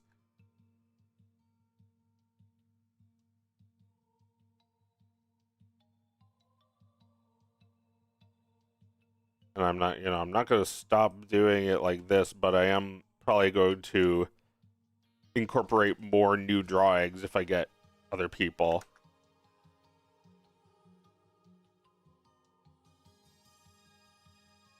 I mean, I was just saying, like, I don't want to be like the AI's assistant.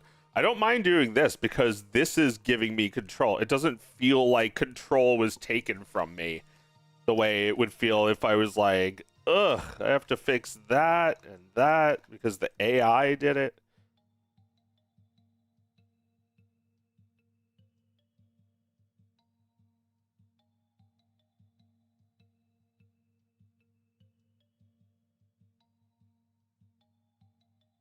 Yeah, and like I'm nudging this like by micrometers, but like it bothers me that this is not aligned with that.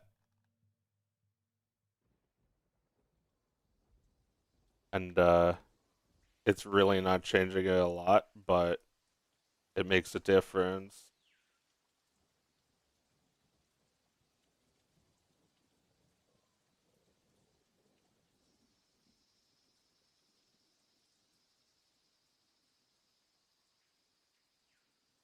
Drawing isn't easy, and I feel like you have every right to use whatever shortcuts or, you know, anything they'll give you a hand.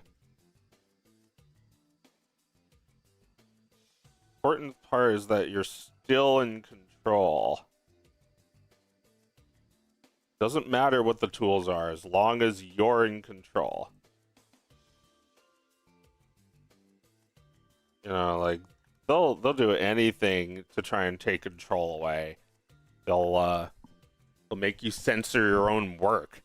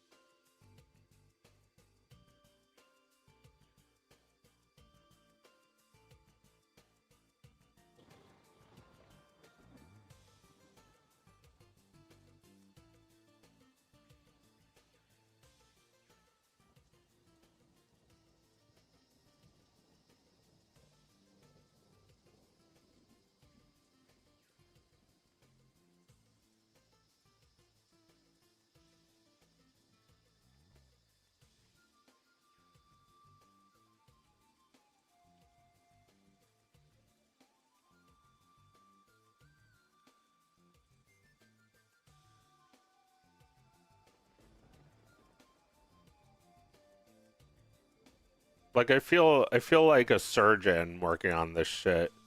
When when I'm just like generating, it's like I don't even get to do anything. Right, you don't even get to. It's like I don't know. I guess I was talking about this on Thingus yesterday about how like making art is just so easy for me. You know, when I think about what's difficult to make in making a game, it's not the art. The art is fun. The art is easy. I can do that in a second.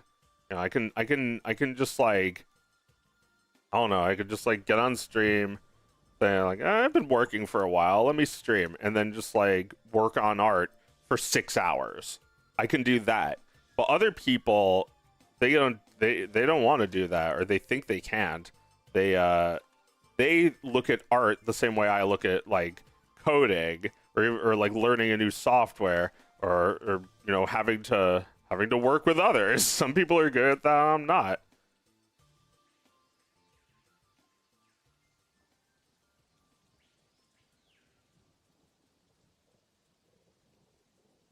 Some people are good at drawing and I'm not.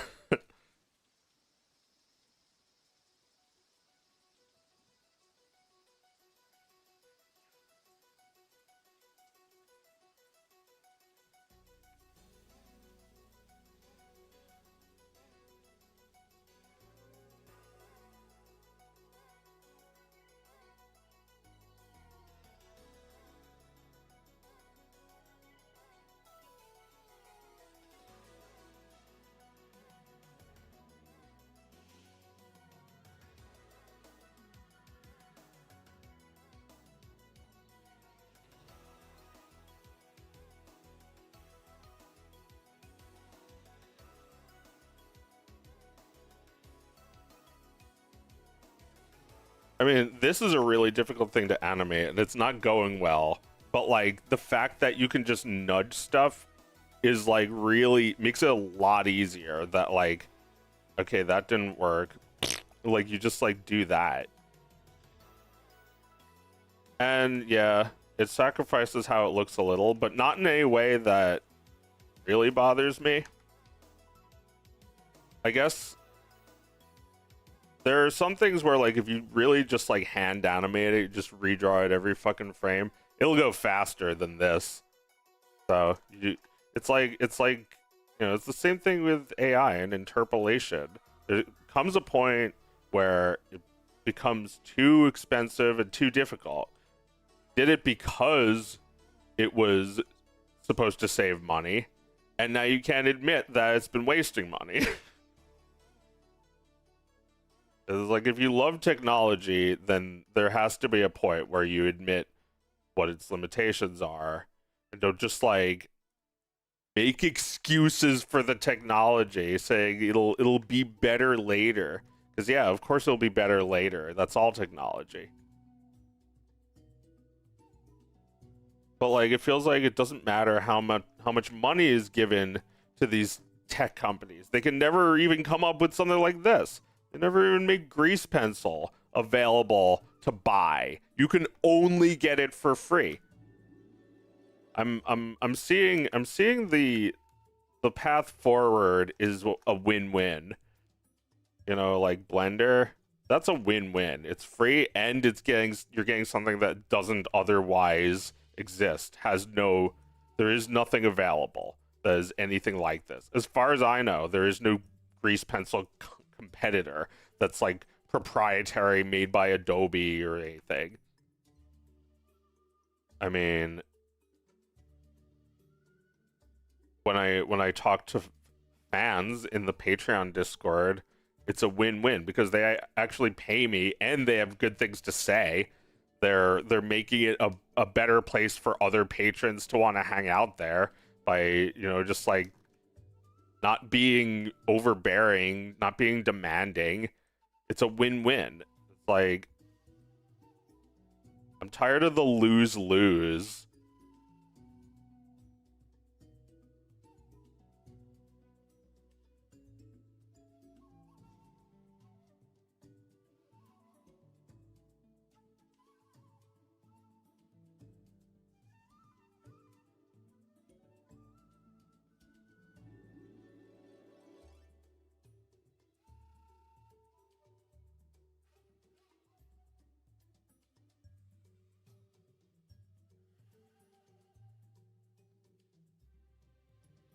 People who just take and take.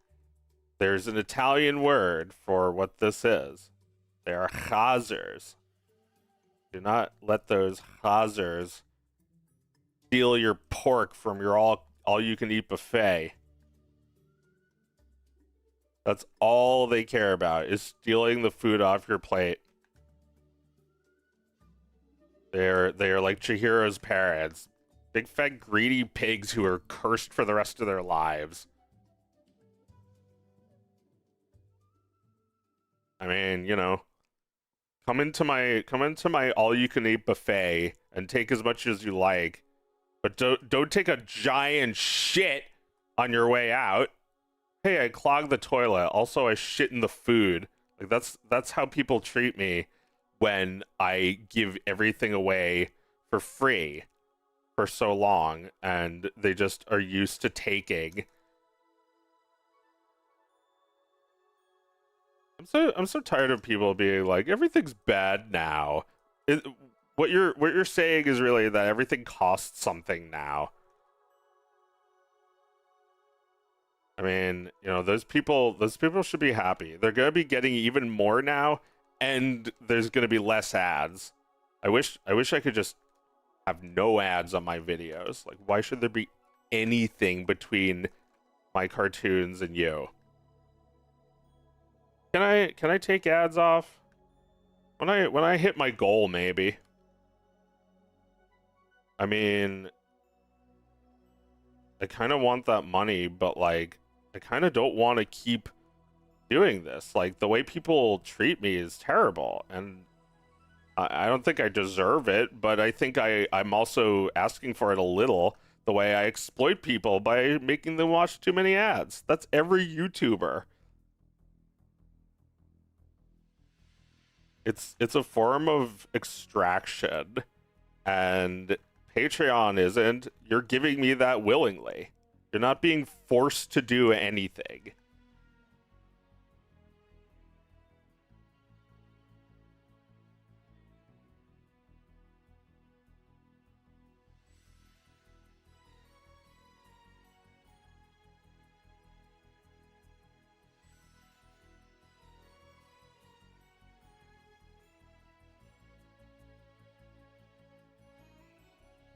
I'm just being forced to ask for it because you just can't make me turn targeted ads back on. I know there's more money for me if I do. Fuck that. I'm just so tired of people going against their own morals for like $3.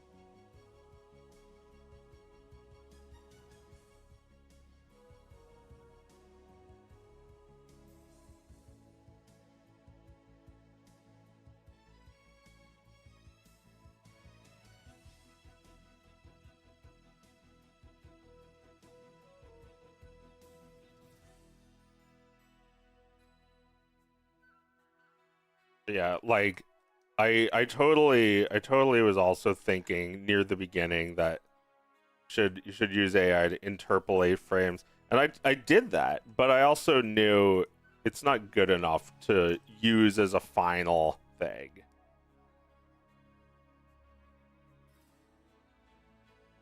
Like, didn't you see? Here, let me show my video of it.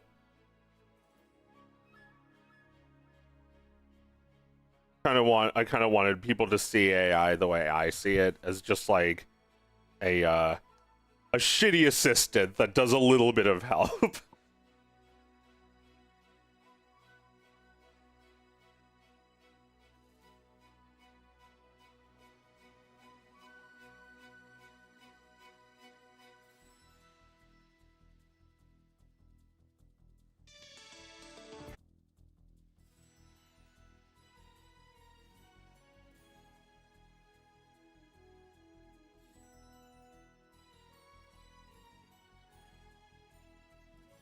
Where is it?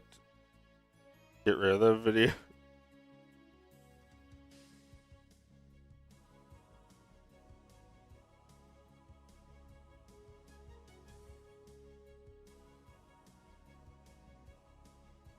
I don't fucking know where it is.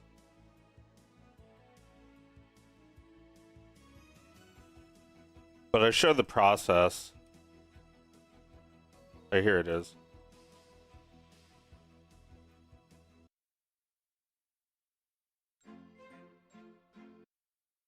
It's doing the fucking thing.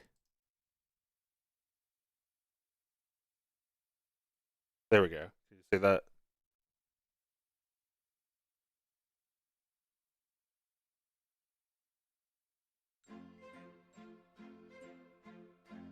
I don't know why I covered it up. I guess because it looks bad. That's human. That's AI. And that's it with the AI frames as the guide. See the comparison on the left. It still took 3 weeks. They always said about 3 weeks to animate this whole thing. I was very excited to save like a fucking half hour by generating frames. And it really doesn't look quite like what I want, but it was still very helpful, I thought. You know, I think I was less lazy thinking that something could help me.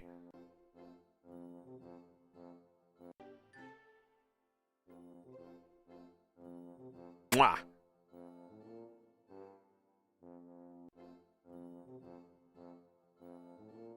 And it was actually kind of, you know, too much work adding those guides in. And it crashed my computer to generate that fucking thing. Because AI takes way too many resources. But it's still cool. It's Flow Frames is the name of the program. Maybe I just didn't want anybody like copying and uploading that. I just want them to see it through like the shitty filter, like the shitty text covering it up. I don't know. It looks so bad if you actually look too closely at it. Look at how morphy it is. I still felt like it was helpful because it was just like placing the body and like the face, like the arms, all this shit that's like really difficult to keep track of. I was like, that looks sick. You know, like not that as like a finished thing, but my cleaned up version of it that I'll make. And then I did it, and there it is. And it's still a little bit of a wonky animation, but I think the the AI enhanced the effort I already put into it. That was what I was thinking when I saw that terrible Mulan thing. I mean, I was actually like, hey, I could use that when I saw that thing.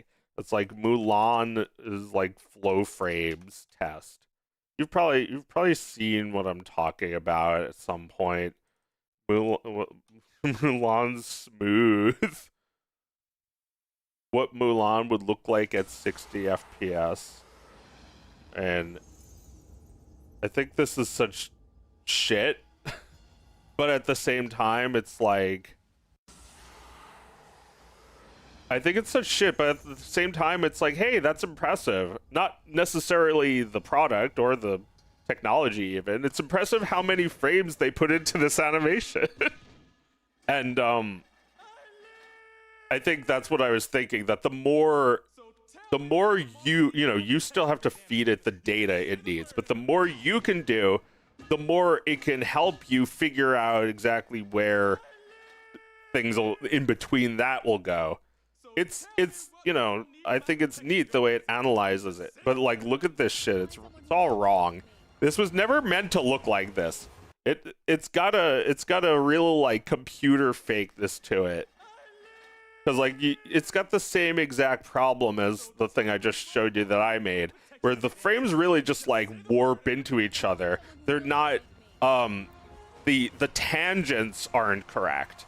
You can't do that with an automatic animation tool. The tangents between frames, like the area between frames, it's like they turn 24 into 60, which is like, I don't exactly know how many more frames that adds, but it adds like, I don't know, 4 to 6 frames between every frame. It's like, well, it sucks. It sucks, but it's kind of interesting. Because like the animators could, this is a limitation of animation. They can only really physically do 24 frames per second before it's taking too long. But like, even if they could do 60, would they? I don't really like how it looks. It makes all films look like soap operas when they try to up the frame rate to like 30 to 60. It sucks. Like, look at, you can see how those smoke clouds are just like warping into each other. And it only looks good because the animator was good.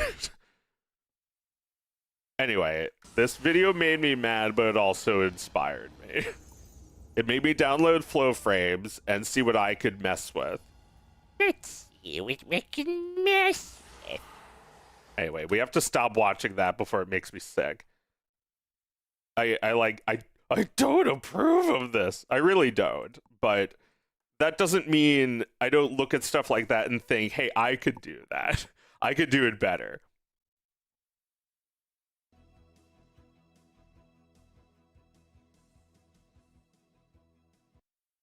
Anyway, that wasted like 6 hours. Animation takes too long. It really doesn't. Although you do need to take breaks, so I guess that's what I'm just subconsciously doing. If I don't think of them as breaks, then maybe that's a problem. I need to think of them as breaks. Put the brakes on my animation, and then put the brakes on my brake. On my brakes.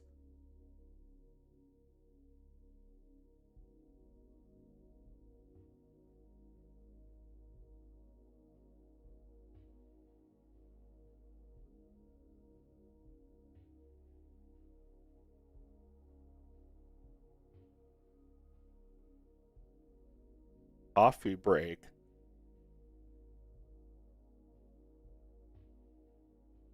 That break.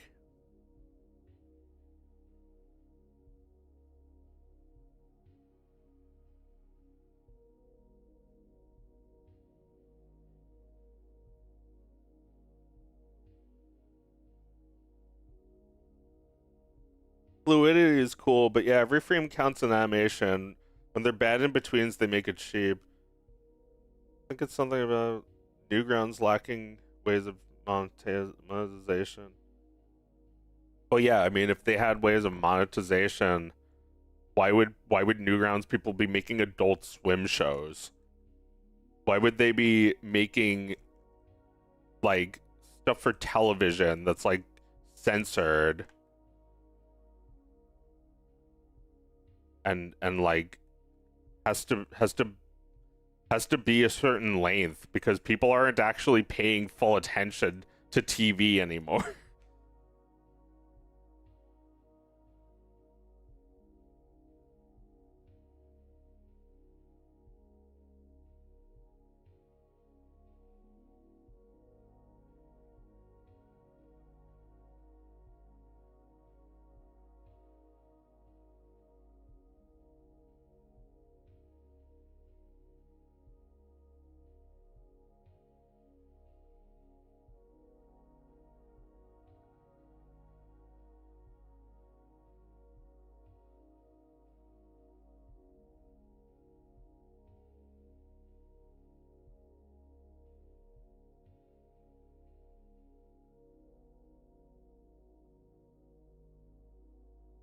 Thank you, Datamouth. Just sub to your Patreon. Hope you get out of the funk soon.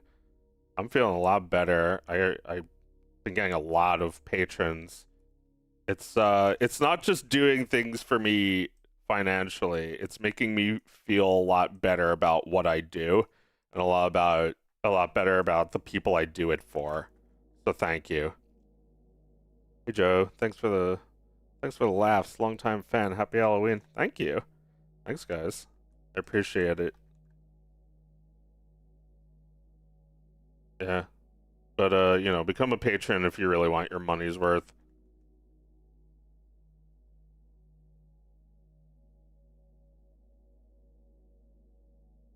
I think the Patreon Discord is fun. I think those people are cool.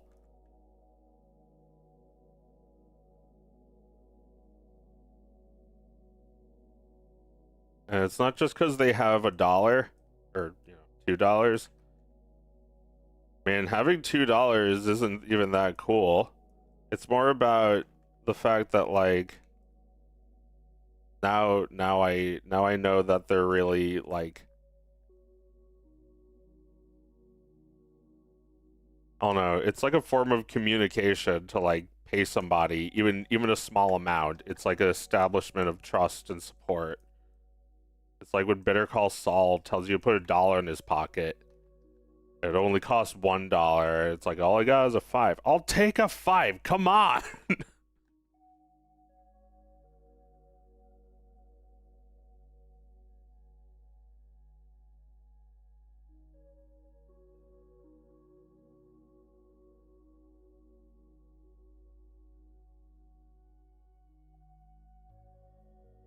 That looks good.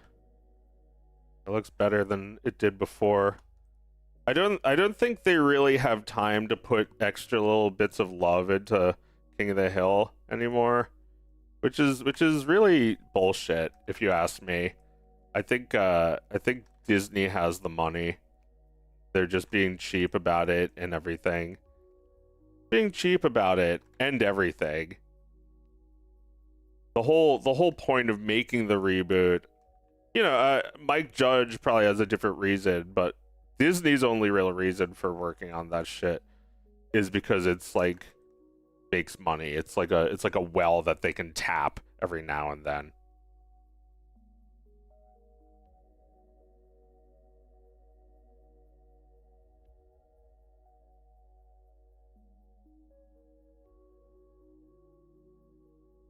I joined the Discord. I didn't feel right joining after unsubbing.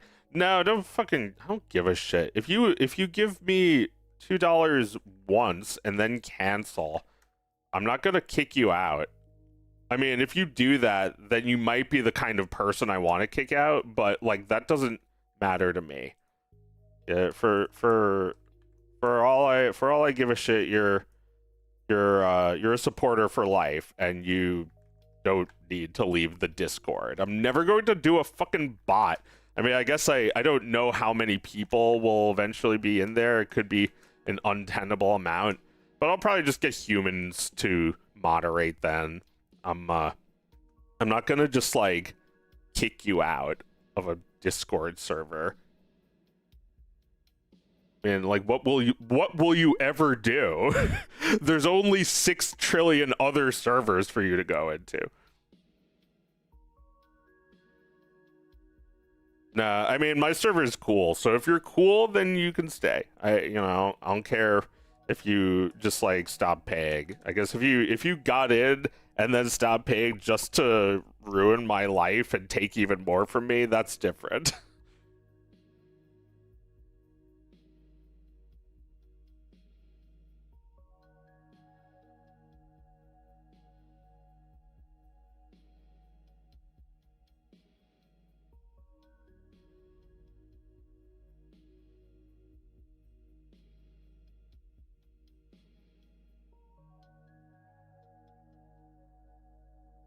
I mean, it's still not perfect, but it looks a lot better to me. It's got a lot more life to it.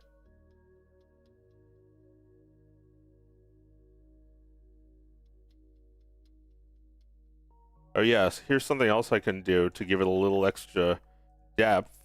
I could change the can change this cup.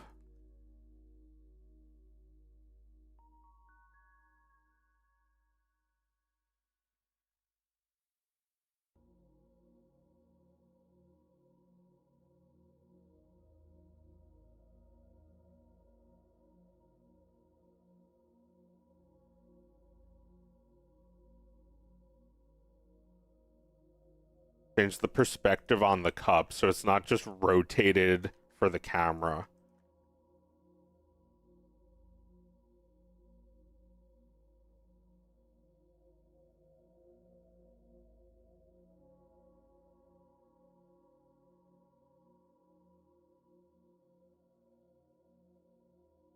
It's like, yeah, no one really wants to draw everything over and over, but like sometimes you get to do something with drawing it over and over. So like back in the day, it feels like they had more of a desire to do something every time because they had to do it anyway. But now everything is just like so easy. You don't have to do anything. You really can just make a whole show with one fucking drawing.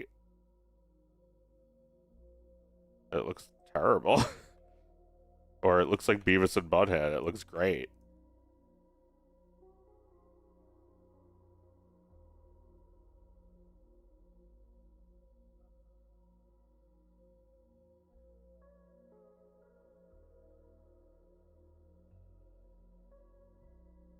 I feel like something there's like things that look terrible also sort of look good.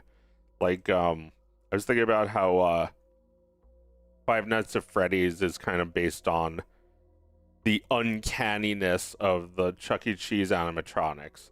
It's like somebody told him, the guy who made that game told him that like your 3D models are creepy like Chuck E. Cheese animatronics. That like inspired him to make them like that on purpose. But like it's like the aesthetics were once like maybe something you could kind of ignore because it was a novelty, and then like over time it became like, I never noticed, but those Chuck E. Cheese machines are kind of fucking freaky, and then they just phased them out once people started to realize that. God, what was the original point I was trying to make? Oh, right, that's some things that look bad kind of look good. Like the one drawing of Beavis and Butthead that they made for the show that they use forever and ever, and it's funny every fucking time. Dinosaur comics, the comic that's the same drawing every single day. Sometimes things looking bad actually look kind of good. Like the Chuck E. Cheese looking motherfuckers from Five Nights at Freddy's. They're intentionally like that now because he acknowledges that his models look like that.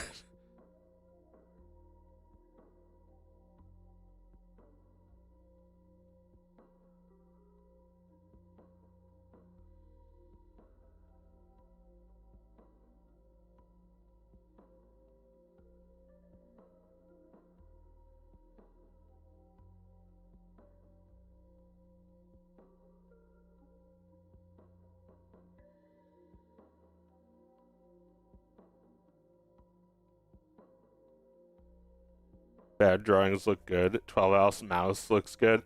It kind of does. I kind of like it. Like, there's something about a bad drawing in a cartoon that, like, if the writing is good, then the best thing you can hope for is, like, you're kind of just gonna stare at the bad drawing and hate it while listening very intently to the dialogue. Like, that's a lot of that show. It's a lot of Aqua Teen Hunger Force. Although Aqua Teen Hunger Force has, like, actual good animation in it. It's just that, like, the animation is all stock. There's no, like, there's not really any times where, like, the animation is, like, on their minds. It's always just, like, taken from a library. Or they make, like, one animation for the new episode. They do one animation. 12-ounce mouse is like if your child's refrigerator drawing came to life and entertained you. Yeah, like Doodle Bob. It's like, it's like, I don't know. It was a bad drawing, but he was still proud of it because he made it. And then it tried to kill him, so I guess he had to kill it.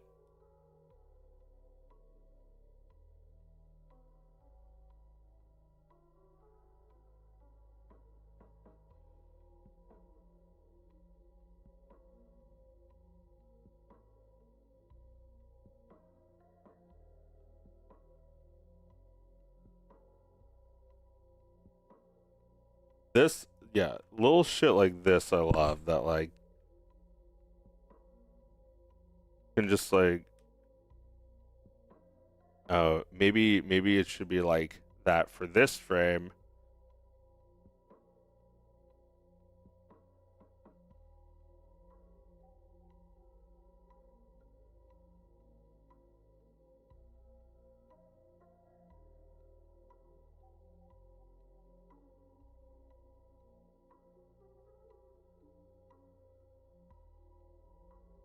Boom shakalotkas.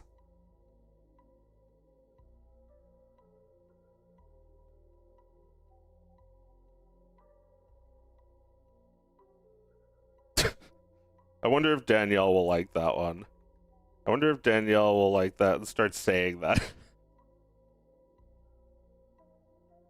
I feel like there is a certain humor that Danielle has that's, like, especially funny when it's Audrey, because, like, she tries to be lighthearted and make jokes while kind of being punchable about it.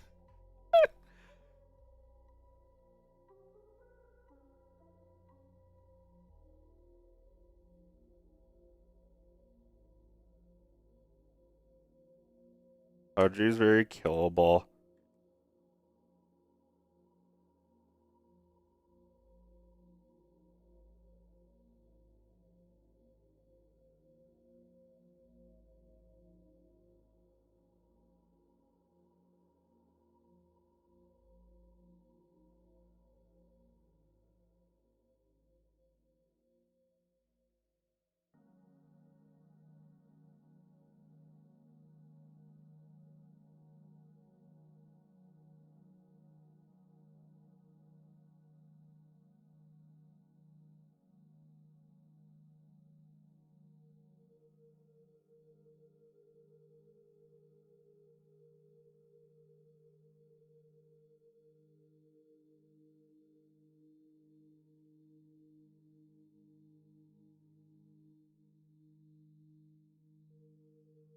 Nothing you can say will make me die.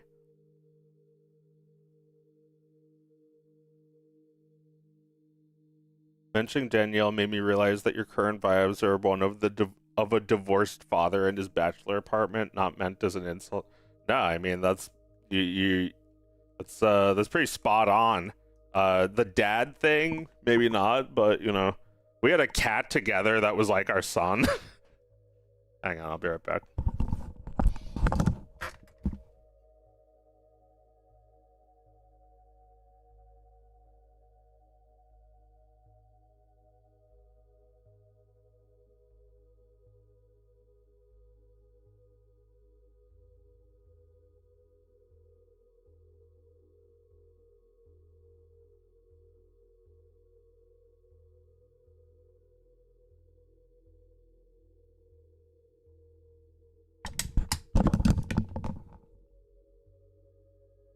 Space Ghost was made of old recycled Hanna-Barbera animation and I loved it.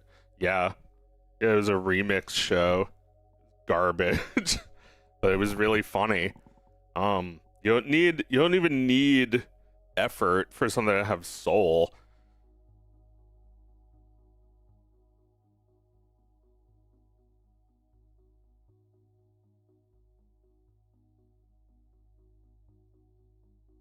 Aqua Teen lacks an animation, but the art style is not bad. They try to play with how cheap the animation is. Rat Boy Genius. Ugh. Horrifying. Glad that modern TV cartoons have started to realize that using the same art style for everything fucking sucks. Yeah. Ow. CalArts. It's like CalArts. It's just code word for like 80s anime style. You know, before anime hit the fucking wall.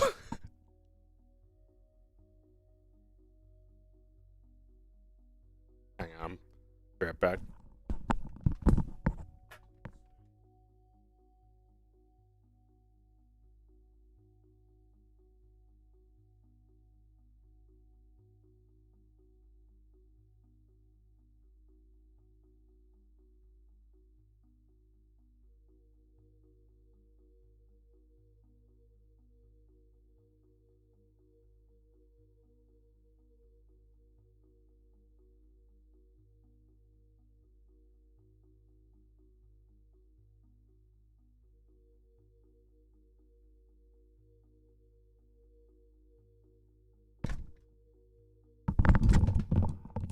I don't want to blame it all on Sailor Moon, but it certainly didn't help.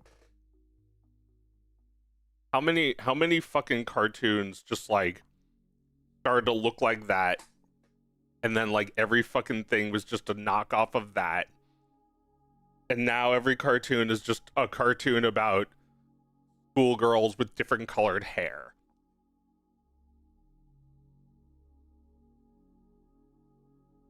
I'm sure Sailor Moon wasn't the first, but that must have been like the biggest hit. That was an anime that actually made it to America. That's how big it was. Knew about that before I even knew what anime was. I really hope you like my cartoon, Joe. Very excited to hear that you're making a cartoon. I think if you if your animatic screams loud enough, you'll find some people who want to help fund it. I mean, it's not going to be easy, but I'll talk about it.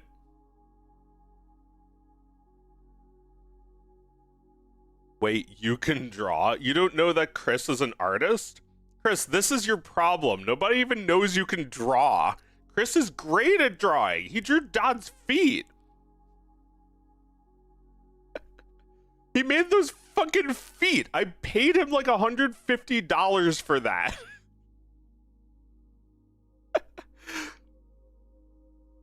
Me? Yes, you.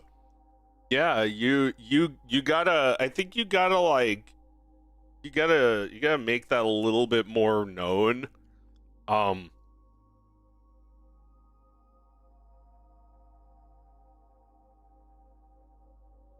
best metric for measuring an artist's DOS feed. Well, yeah, like, see, I'm doing a terrible job of representing you too. I'm just saying you're the guy who made Das Feet in the same way that people say I'm the Blonic guy or the guy who made Iron Bad. It's like, obviously, I think I'm more than that. I'm more than the guy who made or makes Dog of Wisdom, but I don't know, I'm not very good at representing myself, and nobody really is. So I think, I don't know, you just need to like make your stuff impossible to get to. Not hard to find, but impossible to get to. You just like show what your art is like, and then it's just like all paywalled or something. And then it's like suddenly people have to scale the paywall just to see it. Not that that would, you know, that probably wouldn't get you a whole lot of new people, but it might keep your shit away from AI for at least until you're dead. At least until we all die. Nah, I'm sure AI has $1 they could use to get into everybody's Patreon paywalls.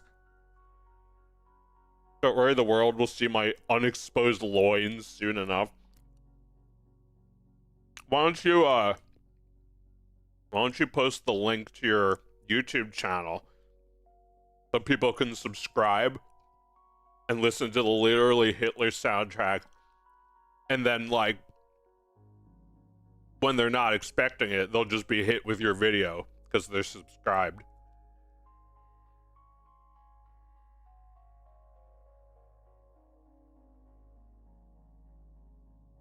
I don't know if you got any new fans from the Literally Hitler soundtrack, but you should.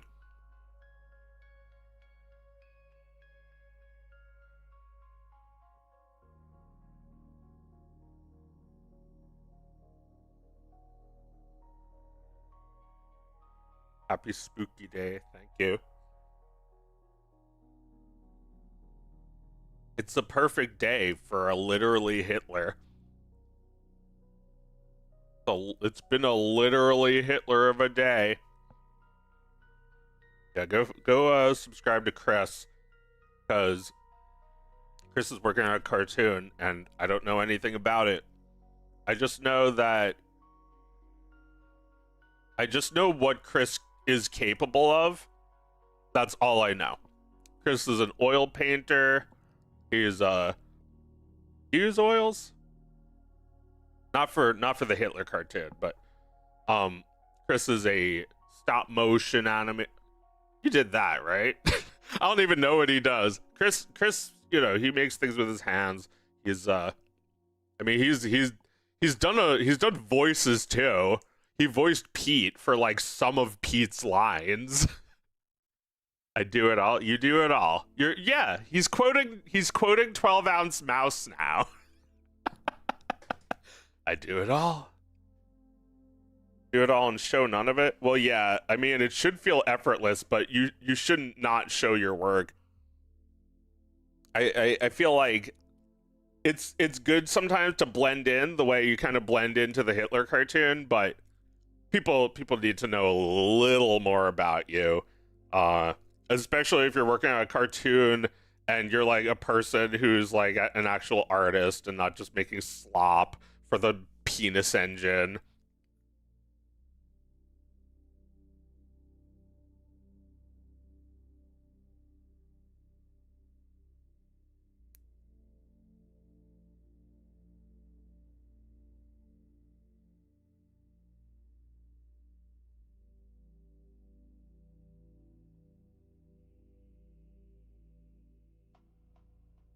Not to diminish any of your stuff, but I found the Literally Hitler video to be like 10 times more funny than Dog of Wisdom. I don't get why it didn't get more attention. I think it did get a lot of attention. It's just that it's not as digestible as Dog of Wisdom. Dog of Wisdom has 10 times as many views, although that's still a lot to have a 10th as many views of Dog of Wisdom. It's got 12 million views. It's a ton. It's even more than a 10th. It's like 91 million versus 12 million. So like, that's not bad. That's not bad, Jack. Collaborating with you and Fred has reinvigorated me. Oh, that's good. Fred has also done a lot for me. He got me this. He got me my sound and my soundboard. He got me this webcam. He did it so I could more effectively stream, and he also edited his Patreon to higher, and it was very generous. Um, I think Fred is just as sick and tired of everything sucking as you are, as I am, and he's doing everything he can, not just to make his own videos good, but to foster a creative and independent environment. One that I kind of missed having. It's been a long time since I wasn't the only person trying to make stuff. It's like now I'm actually seeing there's a lot of people around me. A lot of them are using grease pencil and kind of like doing everything from this free and open software, free and open source software mindset that like everything you do should really be just like a free program, something that you feed to this internet of free things while using these free things and promoting them. Because when you give something away for free, you're really like just like adding value to the world.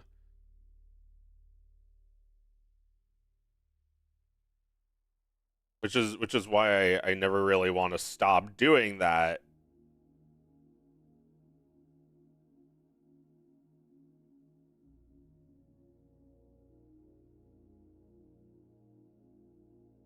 Okay, there is a glitch.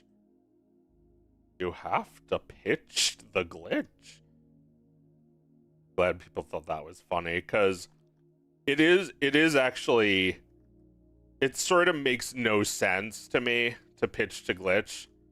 I guess if I didn't have an internet following of my own, it would make a little more sense. But yeah, I don't know why you're telling me that. It's not something I need to do or would want to or enjoy any second of. Glitch is bitch. I don't like their work. I don't, I like Goose work, but not Glitch. It's just like, I don't know. They take popular artists and then they make their own work with them doing it. It's not really the artist's work. It's Glitch's work, and like they're making it under that. It's not independent. It's an umbrella. It's a corporation. It's a studio. Like there's no difference between that and Cartoon Network. The only difference is that it's really Google who's making a lot of money off of it, not a somewhat smaller company like Cartoon Network. You hear Cartoon Network and you think, oh, that's a huge company, but compared to Google, it's nothing. I don't even know what Cartoon Network is anymore. It's probably owned by AT&T, and they'll say whatever they want, not whatever you want. It's like, is that independent? It's like both Google and AT&T are gigantic corporations that aren't even companies. They own thousands of companies. They're just one company in a sea of companies that are part of their umbrella corporation.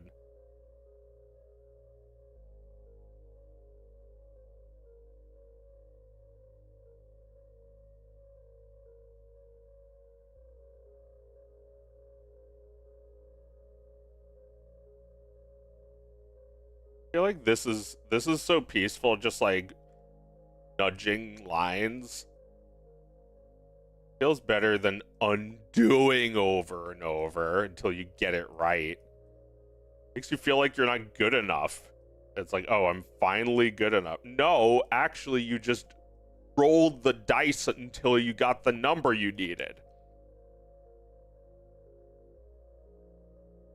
Well, I think it would probably make more sense to do that if I was using pen pressure. I'm not doing that here. I'm really just doing static lines.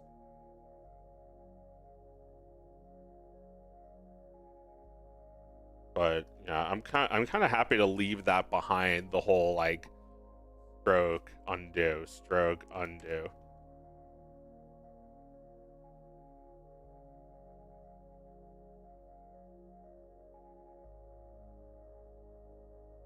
Let's keep working on this. Let's change it so the perspective is like that now. Because she's shifting her whole body. The perspective lines should change. They're not in that frame now.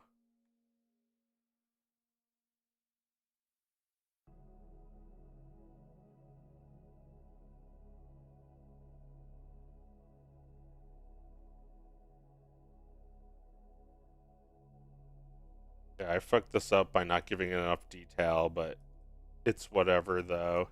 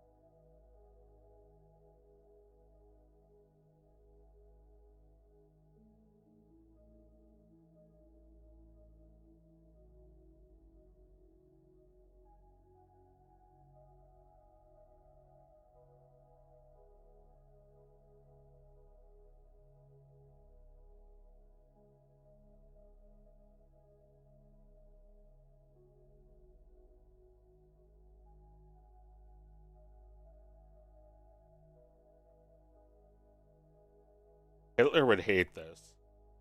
Hitler would hate this Jew walking down the street with a coffee like she owns the place. Dog, don't you see?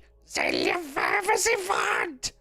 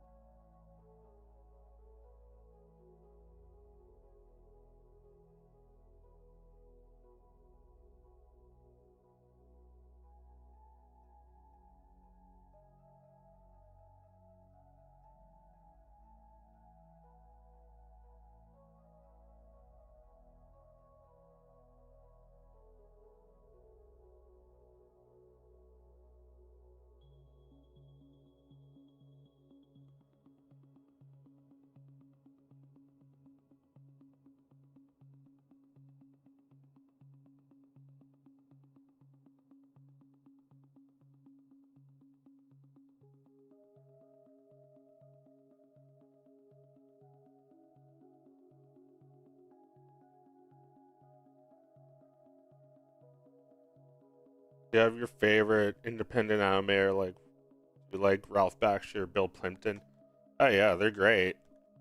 Um, but I guess just because they're independent, I wouldn't say that I only care about those guys or think of you know, I think Mike Judge is also kind of in the same boat as those guys. He never made like fucked up independent stuff. But like he kind of did, right? Like Office Space, the like original shorts. It's like a guy who's like talking to the camera about how he's gonna burn down his office. They took my stapler, so I'm going to set the building on fire.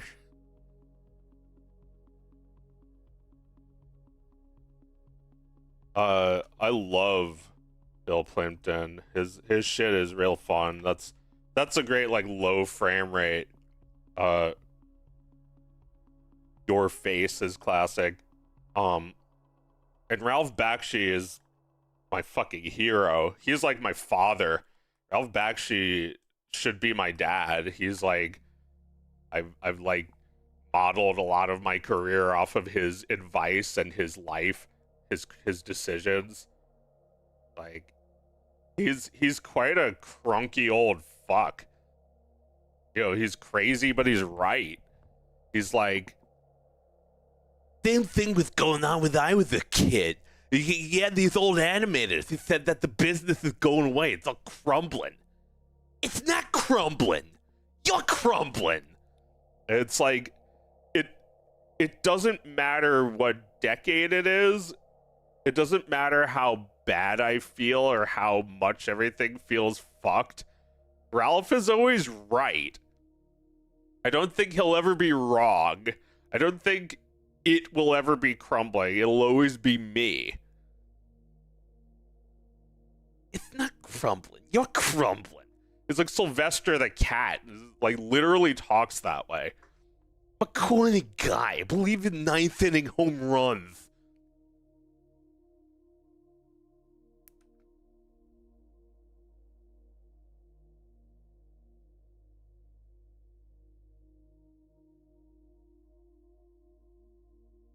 I want to be those guys. You got to get a camcorder and go on the street and you take some video and then you just animate over that. You be the cheapo motherfucker that he was and just get it out there, even if it's crap. It's not about that sometimes. It's about the control, like I was saying. Sometimes I want to do the backgrounds.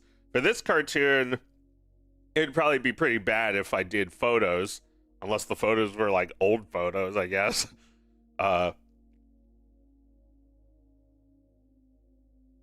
not sure how to do the backgrounds. I've been debating whether I should do backgrounds as cells or as paintings. Man, I could actually make like real paintings. Although I don't really want to. I love keeping things digital. It, you know, it keeps my life so clean that I don't have papers or pencils or like, you know, charcoal all over my hands. I always just like loved doing digital. I guess like I would also draw a lot on paper, but like everyone was always like, your art is too small. All right, well, how about I just do it on the computer and then you can just zoom in as much as you want.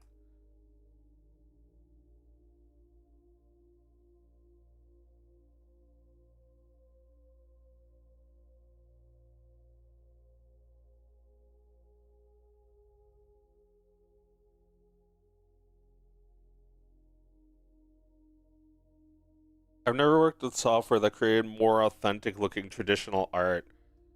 Yeah, well, there are some programs that attempt to mimic the feeling of oil painting, like Art Rage.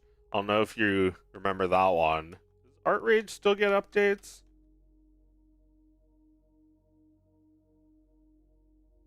I haven't seen what it looks like since like the late 2000s, so it might be even better now. But I remember it being kind of fun. It wasn't quite like doing real painting. It'll never be exactly like real painting until they get the smell in there too. And you know the like like drug effects that the acetone or whatever the terpenoid has on you.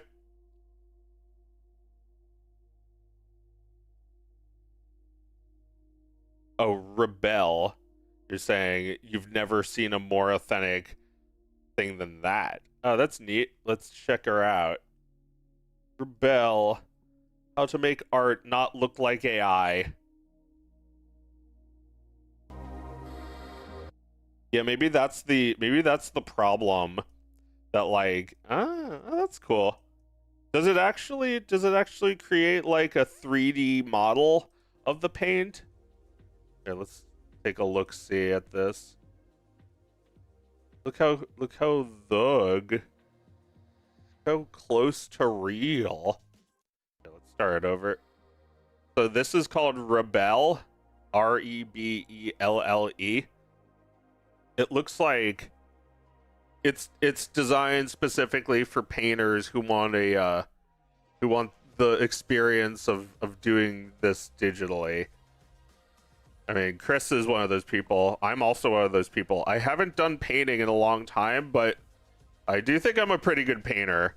Um, if I had this program, maybe I could do the backgrounds for my cartoons in this because I've been trying my best to try and mimic the look of, as real as possible. No, not like pulling a leg to like make it look more realer. I just want it to look convincing enough, and this is totally, better than what I would even need.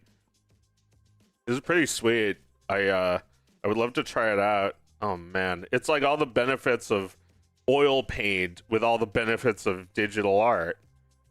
Oh my god. I mean, it's fake, but I don't care. I think it's cool. Hmm. Dog. Nanopixel. Oh, that's cool. Oh, that's sick. It has like a pixel like AI used for good. It has like a pixel well, it's not even that. It's like it looks like it's vector art. Oh my god, why can't I pause this? Fuck. Look. It looks kind of like it has like vector art that it displays as pixels, but then like you turn this on and it displays as vectors. So like you can make it even more, you can even make it like deeper than it appears as pixels, and then you can see what it looks like as pixels. Oh my god, it does all that shit. It's like really realistic.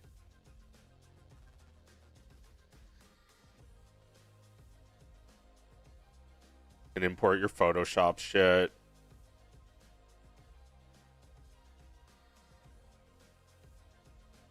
Yeah, I've never heard of this one.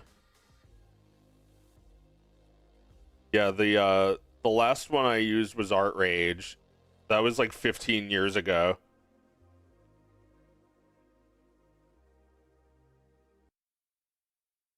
That is pretty cool. I gotta get that.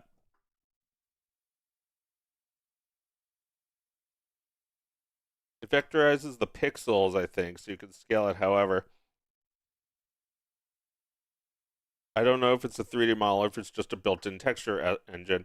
Right, because it would, if you were translating painting to you're translating painting to digital, it's like there is a dimensionality where like the painting will look a little different depending on how it's lit.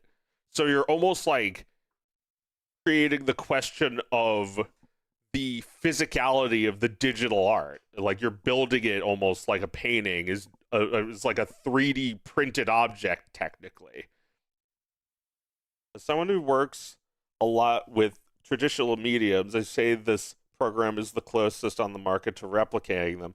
I mean, I could see how fucking close it is. I don't know what it feels like exactly, but I can tell just from looking at that how close that is. Uh, well, I guess it looks close. The product looks close. I don't know what feel it feels like, but you say it feels like it. I mean, there's a benefit to things actually looking like that, and I feel like it's so much easier to get that look in real life than Photoshop. So now we finally have a way of simplifying that process of getting it to look like that. Kind of like what I'm doing here, where if you turn on rendering, you can see that the lines have a fake texture to them. And it's like, it assists in making it look a little bit more like real. Anyway, this scene looks alright. Maybe I should get off of it for now.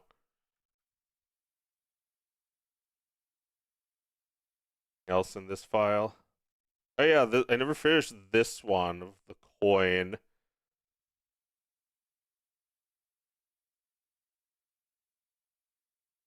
Dog. Oh my god, so many fucking walk cycles. Well, this one I think will be a little cheaper.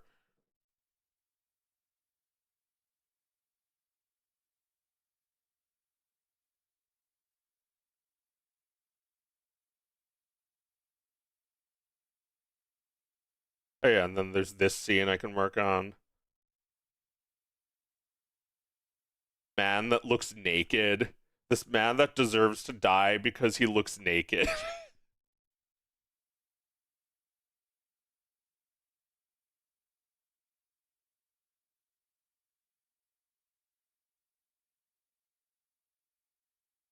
Anyway, I hope you're enjoying my stream. Get some more music going. Oh come on, this isn't music. Let's cheer up a little. Let's go with the theme. The theme is Utopian Scholastic. Member when? It's like a member when we liked Bill Gates kind of thing.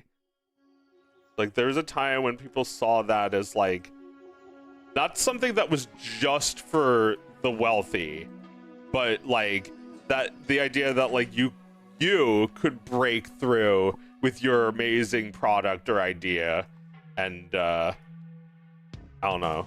Doesn't matter how geeky and unlikable you are, which is really all he is now, is geeky and unlikable. We're not even gonna pretend to like him anymore, are we? Like every fucking Windows user is sick of this shit. I need to reinstall I need to reinstall Linux. I have Linux, but like it's kind of old. I think I need to upgrade. It's at least 2 years old, or probably more. I think it's 3 years old, and like Windows just keeps like pestering me.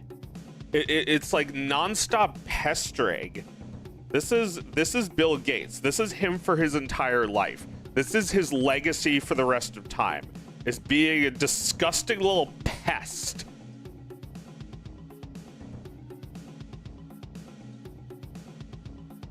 It's like there was like our parents' generation kind of believed that he was like cool, I guess.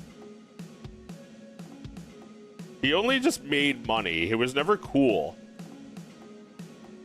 Even Steve Jobs was marginally cooler. He was also a geek. And like, you know, these guys, they're billionaires. They think they're above the law.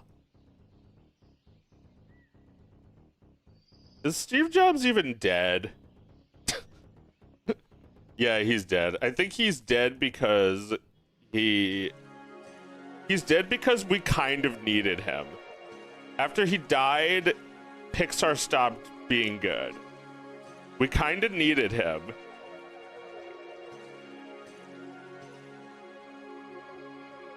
If Steve Jobs was alive, AI would be Apple's thing right now. I swear that Apple would make it their thing, because that's totally what he'd do if he was alive. But you can't, because he was a human. And none of these motherfuckers get that. Also, he was a unique human. Like, you know, a billionaire is a rare person. As much as I hate billionaires, they do sometimes have something going on with all that wealth. Not always a good thing, but often a great thing. Like Epcot. Disney, I don't even know if he was technically a billionaire. He was probably a billionaire equivalent for the time. But like, he was thinking about things. He was thinking about Epcot. And we know Epcot is just like a ball, but Epcot was supposed to be like some like Elon Musk shit. You know how like you play Portal 2 and like you go through this like futuristic science lab, but then you like fall through the floor and you go into this like old version of the science lab from the 50s, and it's like, holy shit, even back then they were doing this shit. Like the like stupid overblown Elon Musk shit that we have now was once Walt Disney. Like that was just him. Like he was talking about Epcot, the something community of the future. Because like his plan was not a theme park that no one goes to. His plan was to make a city. And I think they're still going ahead with that plan. They've been selling real estate at Disney World for a while. Fucking weird shit. Like, what was Disney like own you if you buy that house? Do they own the rights to your family? Is Mickey Mouse watching you from like cracks in the like? I wouldn't trust a house made by Disney. I would imagine that there were cameras everywhere. It's like there's something in the contract that says that Disney can use everything they record to turn into a movie. Man, the world of the Truman Show sure is fucked up. You know, like there's Truman's World, which is fucked up, but then like, how come nobody is like, man, this is so fucked up? Like, what happened to human rights? I guess it's such a big show that people can't even get that to happen. They can't get that to happen because, you know, maybe their lawyers argue that it's too late for Truman to be freed. We can't free him now. It's like it would be cruel to try and introduce him to the wild. And it's like, you know, they would get crushed. They would get chewed out by the judge for that, saying that he's not in the wild. He's a human. And people all know him out there. Man, what would that be like? You know, maybe that's not worth showing as a movie, but what would it be like for Truman after he leaves the Truman Show? It would be a little different. People would all recognize him, and I think nobody would even get that like the Truman Show is over. They'd be like, hey, Truman. Hey, are you still doing Truman Show? It's like, oh no, I escaped. Oh, you escaped? You escaped? It was like, they probably wouldn't even know that it was like a prison.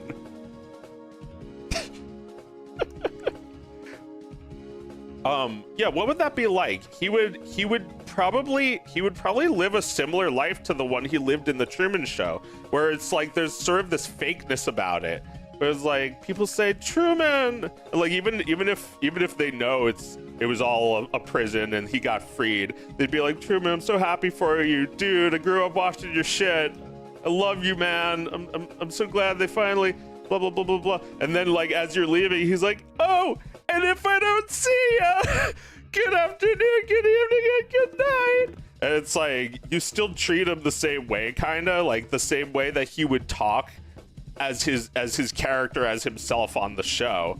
I don't know how they got him to start doing that, but like they did. They got him to have a catchphrase, even as just like a guy. I guess like maybe there is some unseen force pushing him to do that, right? Like the director greatly rewards him if he says it. And it's like, dude's got a catchphrase now.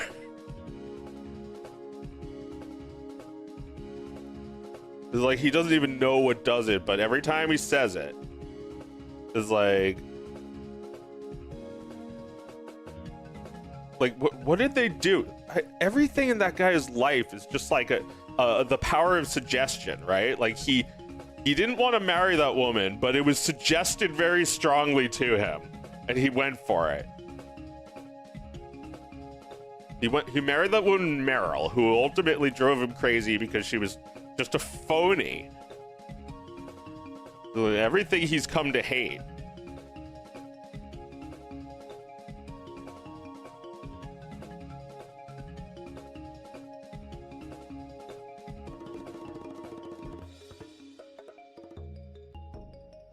But yeah, what would his life be like on the outside? Would people actually take him seriously? I think that would be different to like try and become accustomed to like everyone would have the responsibility of treating Truman like human. Everyone would feel that was their responsibility. But like when they meet him, they're just starstruck. They can't even treat him like a human. And it's like he never did anything. He's like Harry Potter, who's famous and doesn't even realize it. Oh my god. They would never make that, would they? But I'm starting to think that would be an interesting movie too. The Truman Show, like after he gets out. It's like, is Truman gonna be like the face of human rights? Are they gonna prevent this from happening again, or are they just gonna get a new Truman? It's likely that they'd already been like setting up the next Truman, actually. Well, why Truman? Why is his life so interesting? I guess just the only thing that makes him interesting is that he's in captivity. So obviously the you know, the thing to do would not be to stop doing this, but to make an even bigger, even more impenetrable enclosure for the next Truman baby. And they raise him from a baby. They're like, the studio legally owns him, and they make it harder for him to escape. They take everything they learned from Truman's escape and they make it impossible to leave. And the next Truman is just now finding out that he's Truman. The next Truman is just right now, because technology is caught up with the dome that they created for the second Truman Show. Oh my god, so then the plot of the second Truman Show would be that Truman is an advocate for this kid. Well, he's probably an adult man, but he was raised by the show. So everyone knows him from when he was a kid, just like they know Truman. Jesus Christ. Truman Writes. I would like that movie. I feel like it's been a long enough time since the Truman Show that we could start like picking at it and coming up with new concepts for it.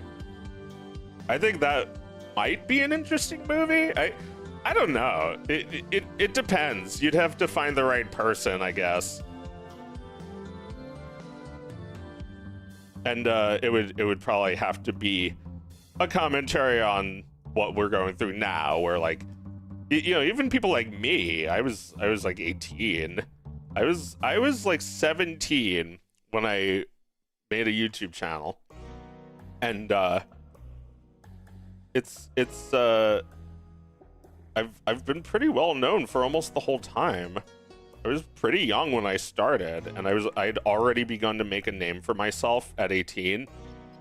And you know, not the same as being a child actor, but I did kind of want to be a child actor, and it just didn't happen. I didn't want it that badly.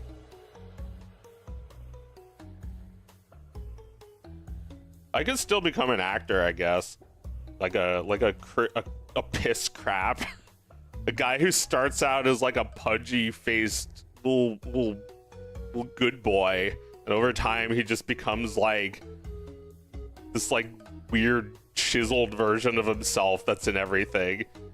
It's like starring Joe Grad, and it's like you see the people reacting of like the reaction gif of me like, ooh, because you know Chris Pratt is like on The Office or something, and then like you see what he's become since then. And it's like, oh, he's a movie star. And well, fuck you. If he can do that, then I could do that. I want that. I want to be the voice of Garfield, unless I'm doing it for my son. Then I'll be the voice of Garfield.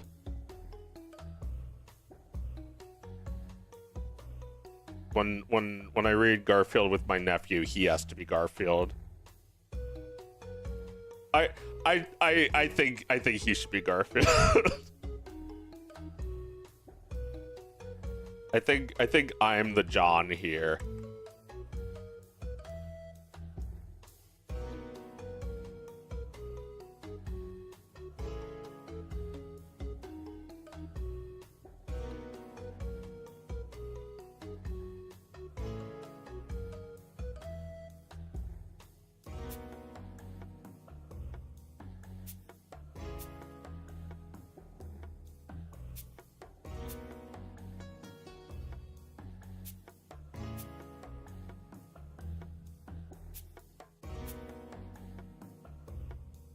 Oh, thank you for the bits, Florida. Think it was a candy bar for Halloween. I think it will give the channels I enjoy a candy bar today. That's nice of you. I think, let's see. What kind of candy bar should I get? What is your suggestion? Because, when you think of candy bar, what is the best? There was one guy who bought me candy bars on my stream. I forget his name, but he always had an icon of Homer, and it was like Homer like with his hands creeping over the Butterfinger. And he was like, "Here, get yourself a crispity crunchity Butterfinger on me." And I never actually bought a Butterfinger. I should. I feel like I never see it. Maybe I should keep an eye out for it. Snickers. Oh, I see. You're a Snicker man. Okay, sure. I'm sure I will be getting one for free later today when I go trick-or-treating with my family. Yeah, that actually looks pretty good. I'm like Bender. They're pretty good. Except now I'm wondering if maybe because it's being forced out of the entire area of the screen, it doesn't really make sense why it would have this little corner free. It's not being poured out, it's being forced out. So I better move that over and then make up the difference on that side. All right, that's, you know, a lot of work and it feels like kind of unnecessary, but I'll do it. I want my work to look like I'll hate it, even if everyone else doesn't. There are some things, and there is no consistency to it. It's all just preference. There are some things that are like, oh, that's unrealistic, I have to fix it. And then there's other things like, oh, it's fine. It's like, how many fingers does the character have? Is it consistent from 3 scenes ago? Why does it matter? I don't give a shit about that. But like stuff like this, it's like, wait, that wouldn't do that. That isn't right. It's all about what you're going for. Pete's watch disappears. It reappears on his other hand. And as far as I can tell, nobody's even said anything about it. But like if a character was missing for 1 frame or several frames, you'd notice that. Maybe I should do that because that's a really common glitch in cell animation. I want it to look like that. Oh my god, I think I might actually do that. I might like go in to all of these scenes and just like do that. See what I just did? I just added a dot. I'm not doing it right now though because I don't want it to distract me. I'll do it later on a different layer. I'll have frames randomly disappear because I don't know. They can do that sometimes. Maybe I can have when the hummingbird appears, maybe the hummingbird could disappear because they actually go fast.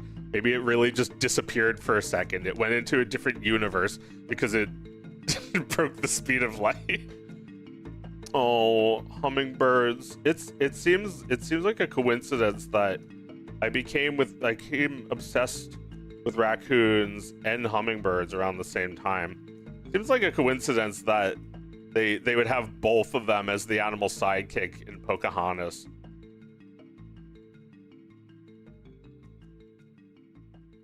Oh my god, I love them. I mean, they're not even that cute in the movie. I just love those animals.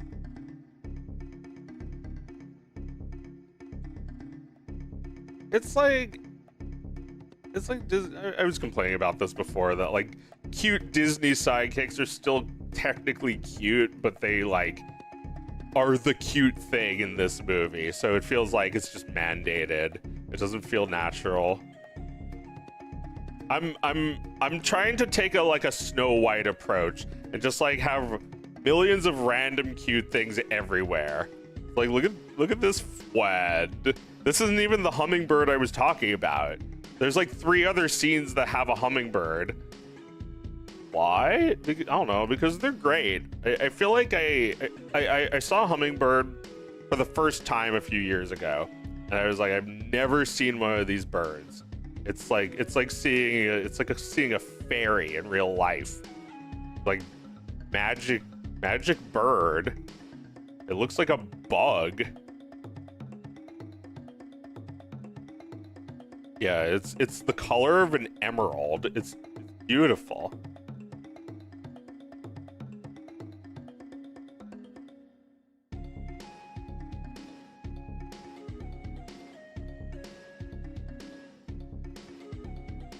So I'm probably gonna get a Snickers, but I've never necessarily loved them. They're good. I'll eat Snickers. If it's Snickers, that's like a better than 80% of all other Halloween candy.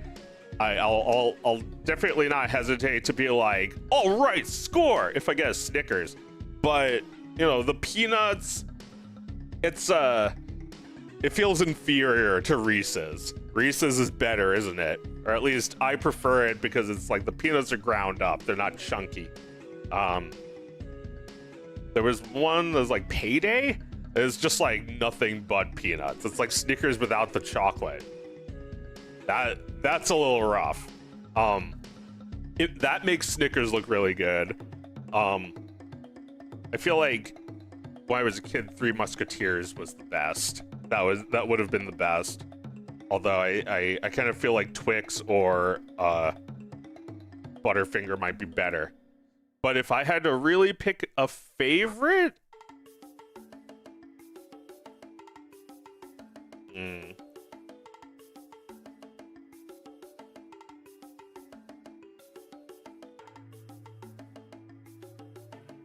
yeah, that's a tough one. There's so many kinds because nobody has really perfected it, have they? There's like nuts or cracker or wafer, caramel, yes, caramel no. No, 1 bar, 2 bars that you break into 2.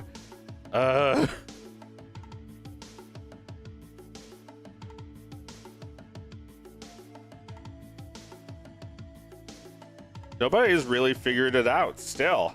It's like, you know, even Toblerone is like, I mean, that's pretty good. Toblerone's good. But like, are any of these perfect? Do any of these score 100? Twix is pretty good second. Not when you're hungry. Oh yeah, you're not you when you're hungry. I never buy one because Nestle is a terrible company, but Nestle Crunch was always my favorite. Why do you look like you're about to get a haircut?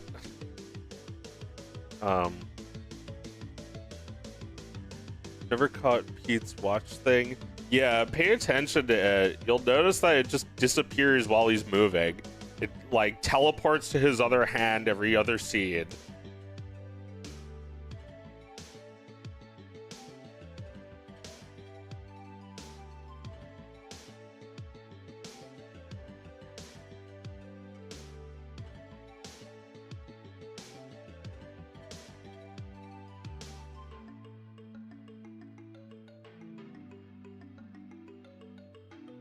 Yeah, I don't know. I don't know what the best candy bar is. Three Musketeers, maybe. I think Reese's is my pick. Although that's not really a candy bar. That's like a cup.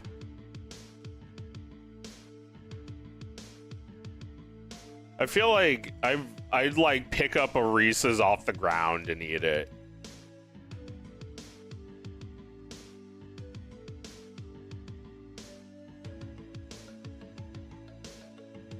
Dude, his eyes are too big.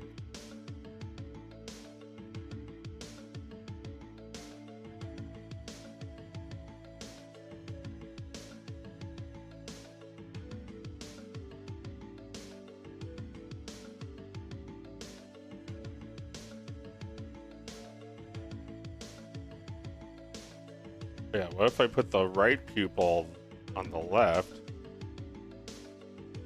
and then put the left pupil on the right? That way the nose will continue to cover it up without me having to change the Z order.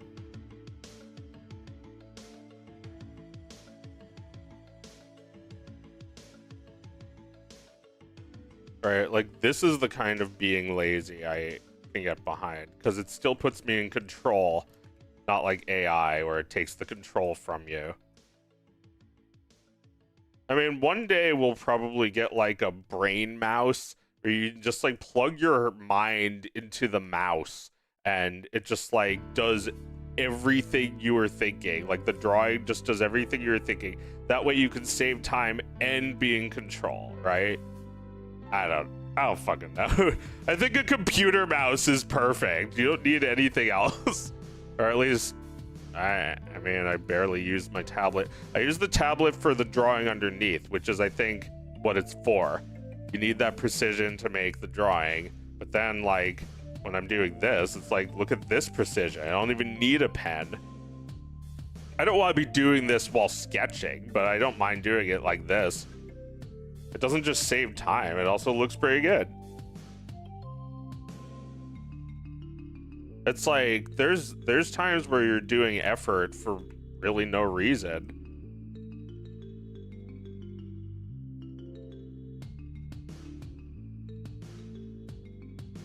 I guess effort for no reason is also great because there's a reason. There was like the animated backgrounds Danielle did and We Gotta Get SpongeBob Back was like, that's so much fucking work and it feels so pointless, but it made it really good. It made the scene very uncanny. It was perfect.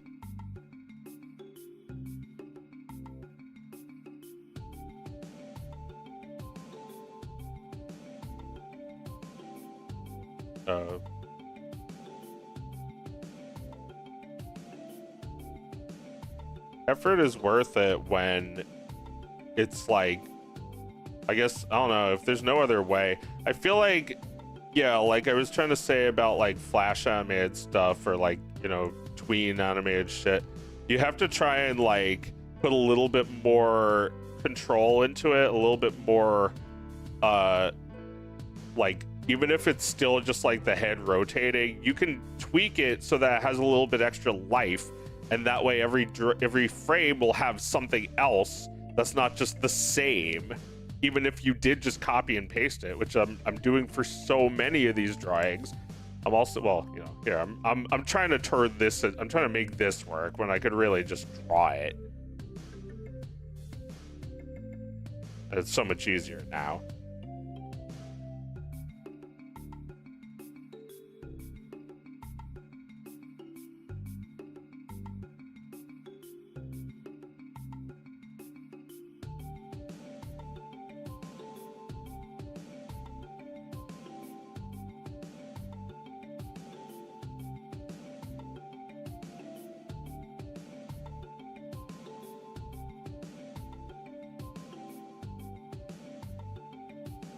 But it's like, I do it more than because it's more for than just because it's a shortcut. Sometimes it's a long cut if you just waste time tweaking.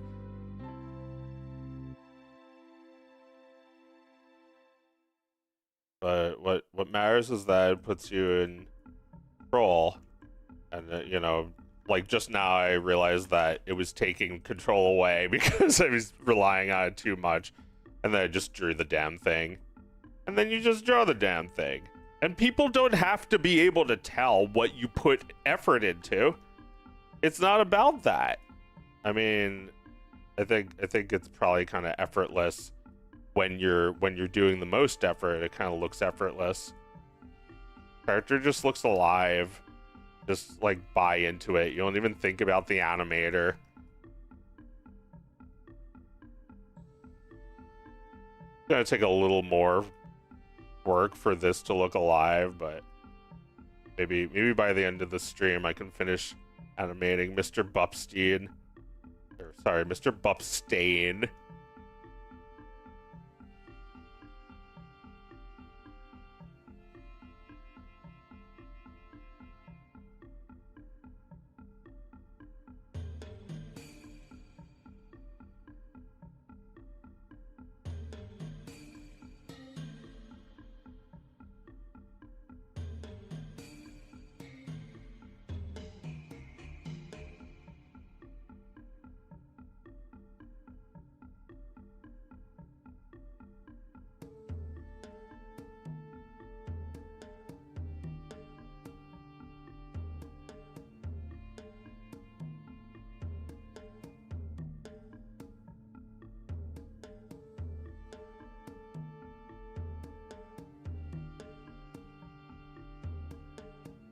Yeah, that saves a lot of time because like it's already colored. I don't need to like select every color. It's like I went from this drawing to this other one that didn't exist. The real hard part was just like making all these sketches, because that's the idea that you're basing the image off of. You're using that idea with this kind of like cheaper and easier part of making it.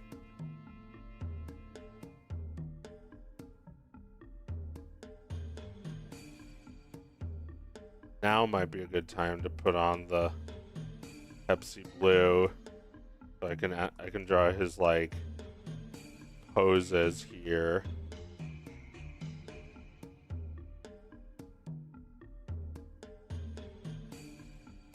Like trying to hold his pants up because it's all wet.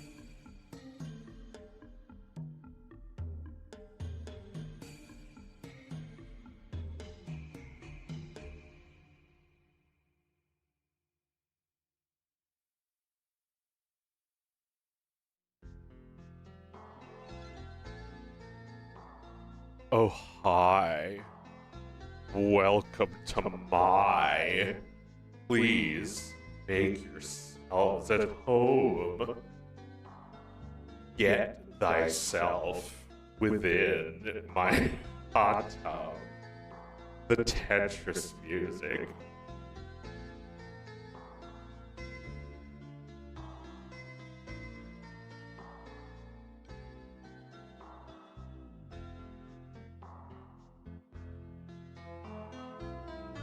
I don't know why this music makes me think of that. It makes me think of Neil Gaiman being like, oh, hi. I didn't see you there. Do you work here? This is my house, you know. I'm very famous. And well, this is why I have such a beautiful castle. Because I'm so alone. But you are here. And I guess you're okay. This is very romantic. Let me light a candle. Do you like this candle? It's me flavored. Please, feel free to inhale. Ah, smells good. Smells like me. I love getting my stinkus on everything. That's why I, Neil Gaiman, exist. So I can make you listen to my stupid fucking foreword on someone else's book. Oh, you're gonna love this book. I read it, you know. It's like, people like that are now just like gone. They're just like disappeared from life. Because now we know that he's like a fuck burger. I mean, I was never really into his shit. Like, now it really feels like everything he did was extremely forced. Hi, I'm forced. I'm forcing myself on you. Use the force. You have learned well, my youngling.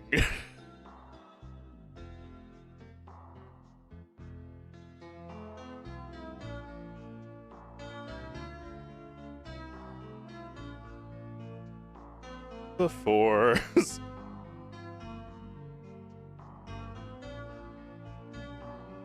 Force people to see my name. The forward.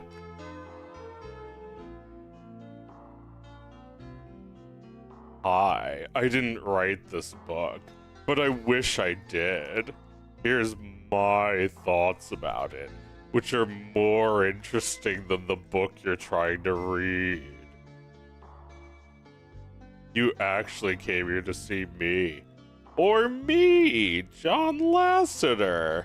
Remember Toy Story? Well, we're making Toy Story 73. Toy Story 73. I work for Disney. I am a sex pest, and I make you acknowledge me in all of culture. It's like he's got a show on Amazon. Well, not anymore, because Amazon is very good, and Neil Gaiman is very bad.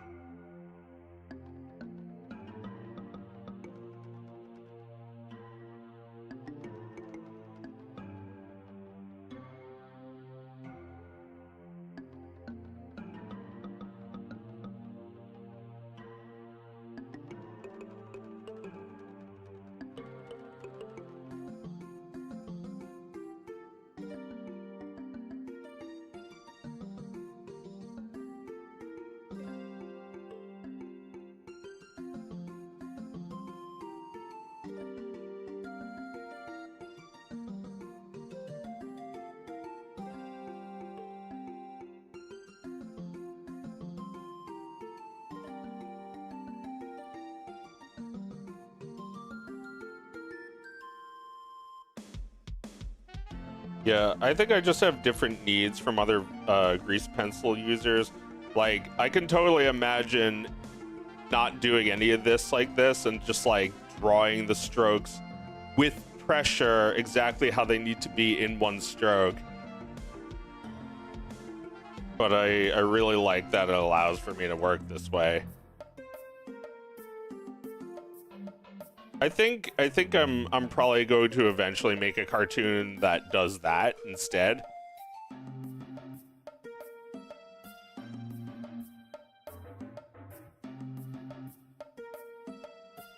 Depends on your needs for yourself and for your project.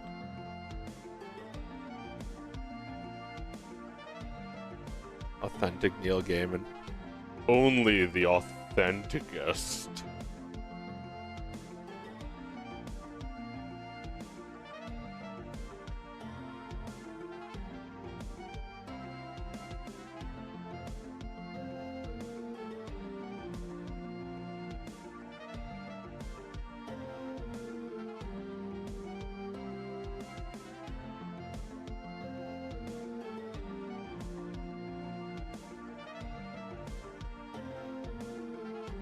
Yeah, what's he doing now? Is he like in jail? He's not in jail. He's too rich. He's just fired.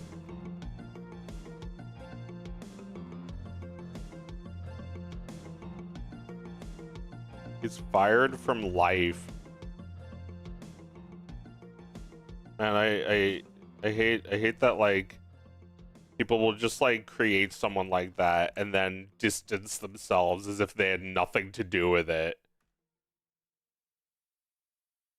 I'm distancing myself. I'm distancing my health.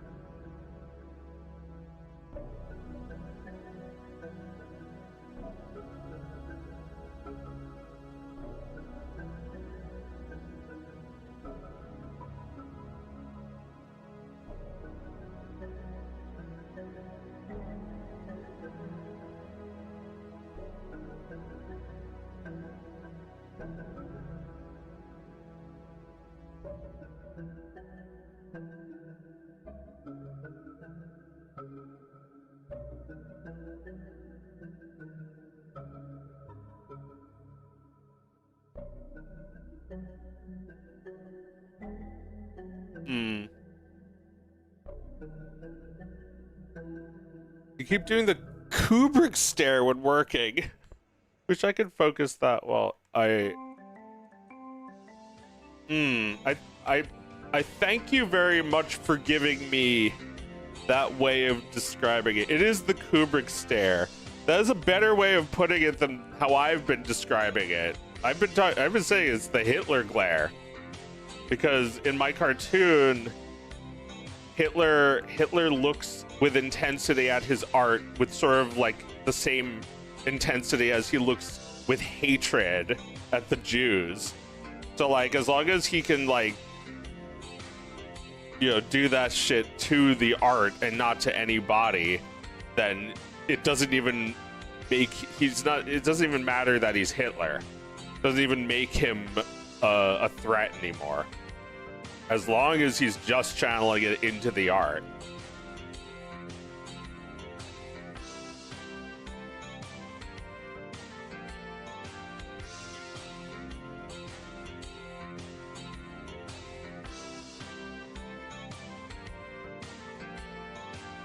Yeah, this Bupstein dude.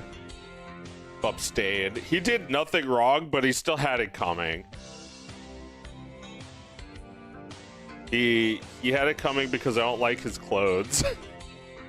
I don't like how his shirt makes him look naked.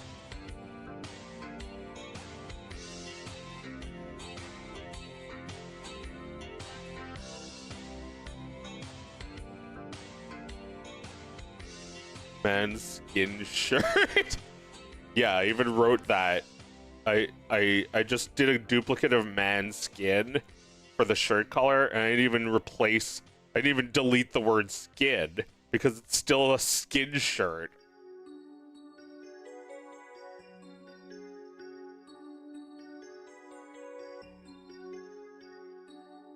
Remember? Now you remember.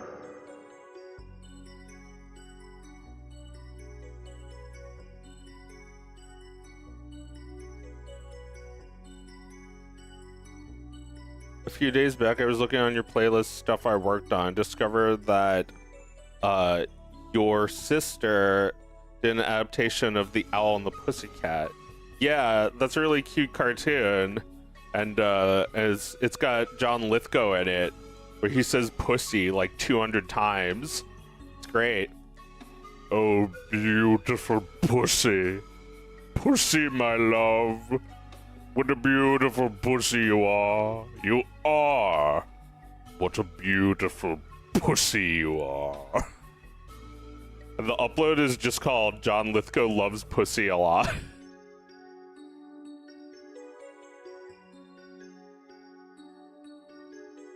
It's so cute. The owl is a little dude. The pussy is a big kitty.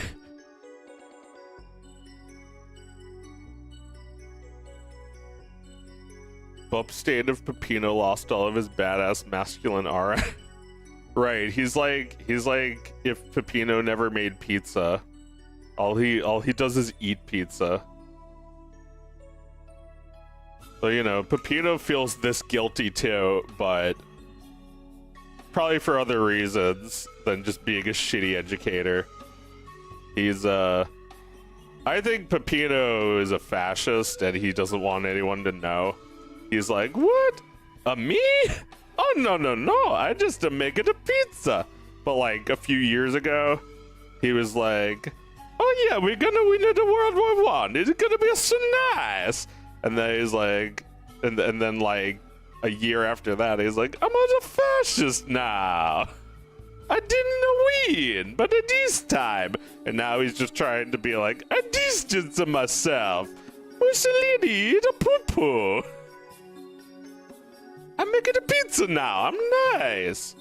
You don't like? What's the matter with you? You don't like it of me. I fuck you up, huh? And it's just like, he's trying to be nice now. He doesn't want anyone to remind him that he used to be a fascist. Because he knows that was used against him. It was used against him by fascists to recruit him, to trick him into wasting his life. And now it's used by anti-fascists to ruin his life for fun. Because this is just what you do. And he's like, oh no, not a me. Please.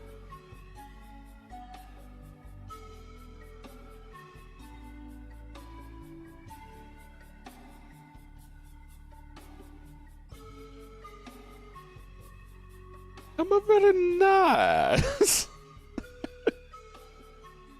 I'm a so nice now, huh? You know, Peppino doesn't want to be deported. He pays his taxes. Well, no, he doesn't. I think that's why he's afraid of the police, because they're gonna deport him back to Italy. Where he's gonna be tried for war crimes. War crimes against pizza, where you put pineapple on them. Or maybe it's about the pizza he's got on his hard drive. You know, all those pictures of pizzas. I think that it's really likely that he was escaping being tried for the war crime of putting pineapple on pizza.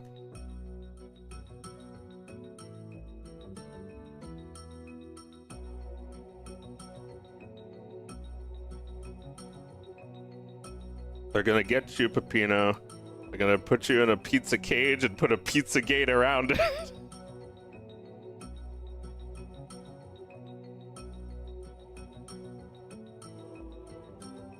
Mamma Mia? Oh yeah, you bet.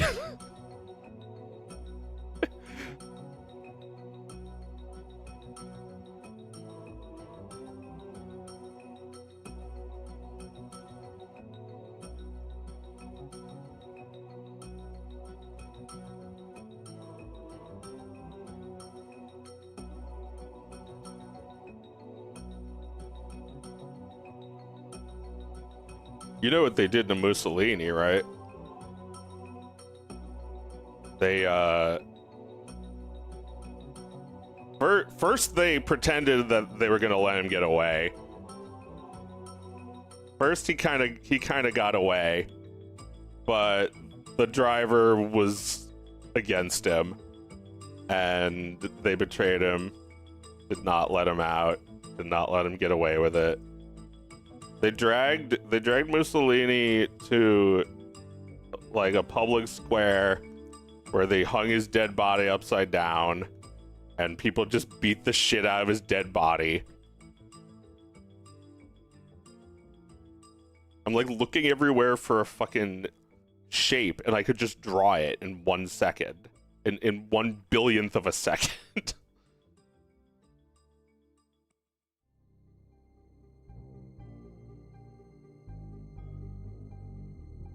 Yeah, I don't know. If it's a simple enough shape like that, I probably could just like draw, undo, draw, undo.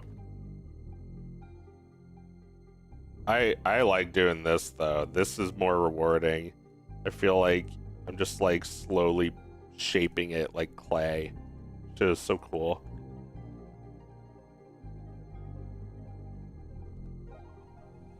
You can pick your own discipline, what things you think matter and what things you think can slide. As long as it's your decision, it's your art. But like if your AI art is like your decision is which one of these 4 pictures you choose, I don't think that's really a rewarding creative process. The noise is cancel culture media that reminds Peppino of all his pizza crimes. Yeah, there's certainly been a powerful backlash to putting pineapple on pizza. I remember when I started hearing about that, it's like, you know, nobody's gonna say it, so I'll start. Pineapple on pizza is a war crime.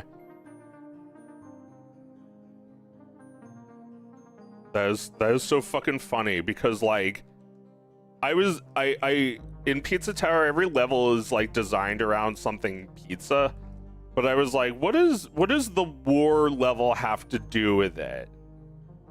I assumed it was because he was a fascist who fought in World War II and lost and then was disgraced and then had to flee, and then he came to like, I don't know, Detroit or Chicago, wherever they're famous for making pizza, New York, and he's set up there and is just like, I'm making a pizza. I'm so nice. Like, please be nicer to me. And it's like, yeah, sure did.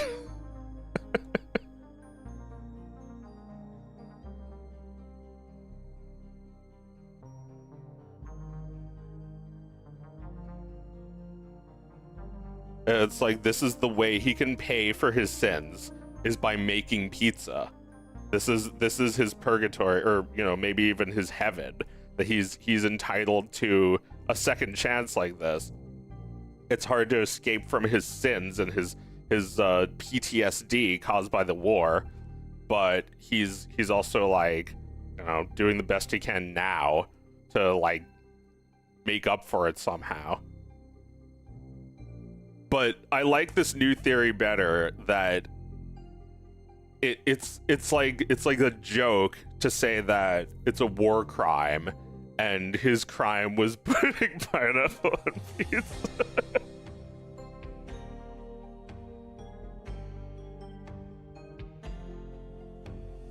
Alright, I decided that the pants were not close enough to his skin color, so I made his pants the same color as his tie. I don't know. I mean, I probably should just keep it the pants, like make the pants closer to that instead. Oh wait, that the pants color is his mustache. So how about instead I just like change the name of this to mustache.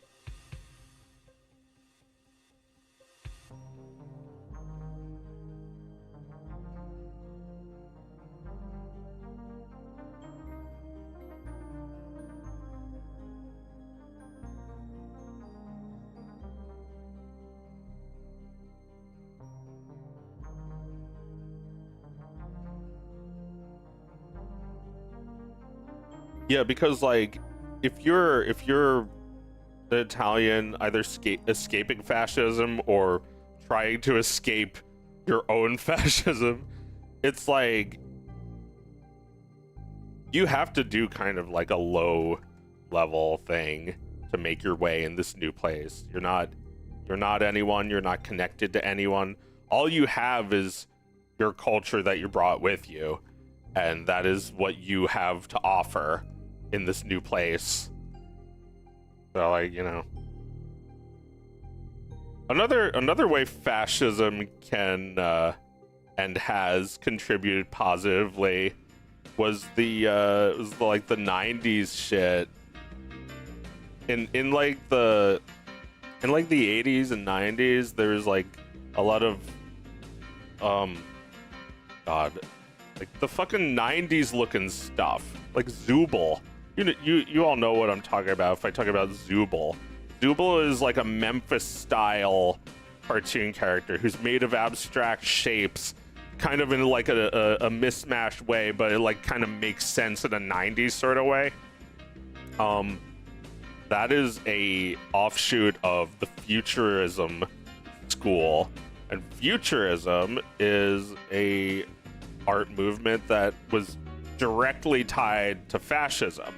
The artists believed in the destruction of all their current iconography in favor of a new, efficient, and violent sort of look.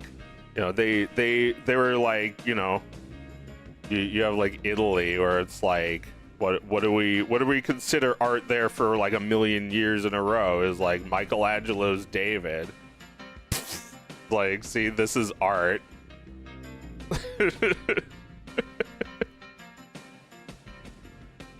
It's like Michelangelo's David, that's art, right? It's like the futurists were like, no, like here's what art is to us now.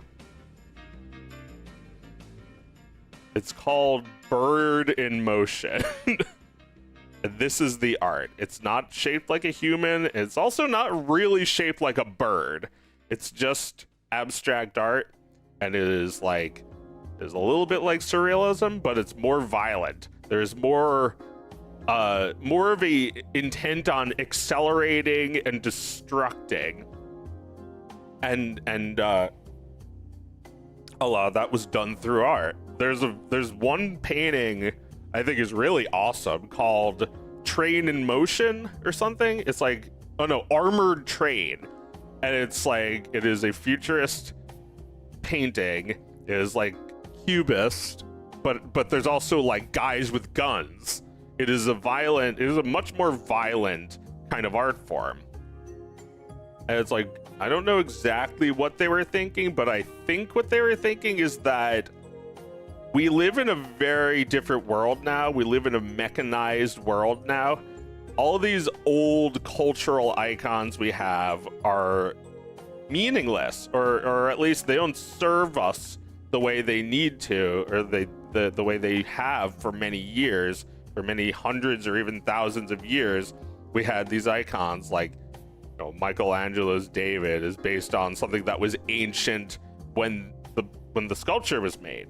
So like we're almost like looking at that by the turn of the century. We're looking at that being like, what is this anymore? It's like, I don't think this is what we should be talking about. We should be talking about this fucking bird in motion. It's like, there's like great art came out of it, but it ultimately led to fascism, because like the founder of the fascist party was also an Italian futurist, and they just became one over a couple decades. I think it just became a political movement, and yeah.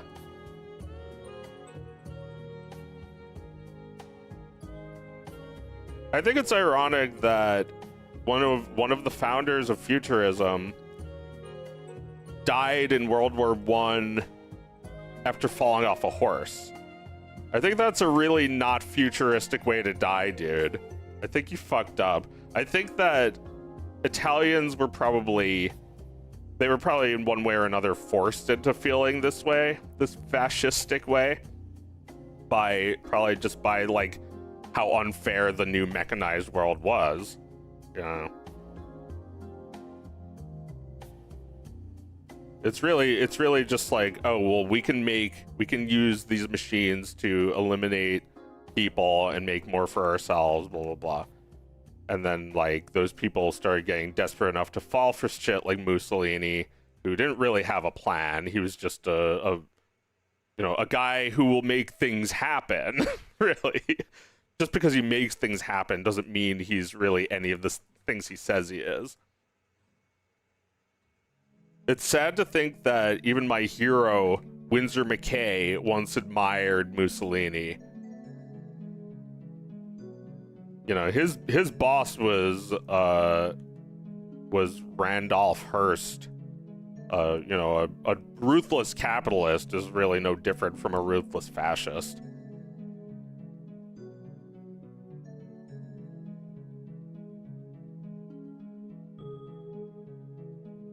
There was a guy named Marinetti who was like the founder of fascism, and he would complain that Italians are too like lazy.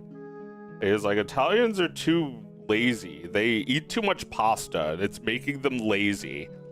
I've invented new ways of making food. He's like, it's like if you ever looked at like AI generated food, this dude Marinetti was doing it even before anybody.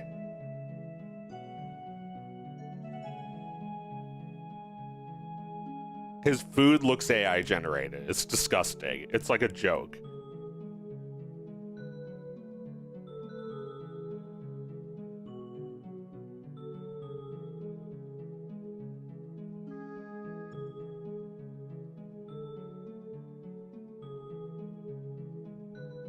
Who was the dude who fell off the horse?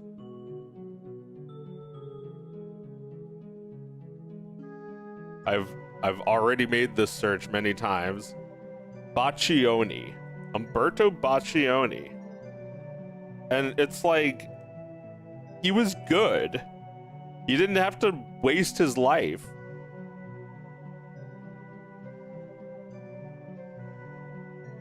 He was the guy who made that like bronze statue that's like walking.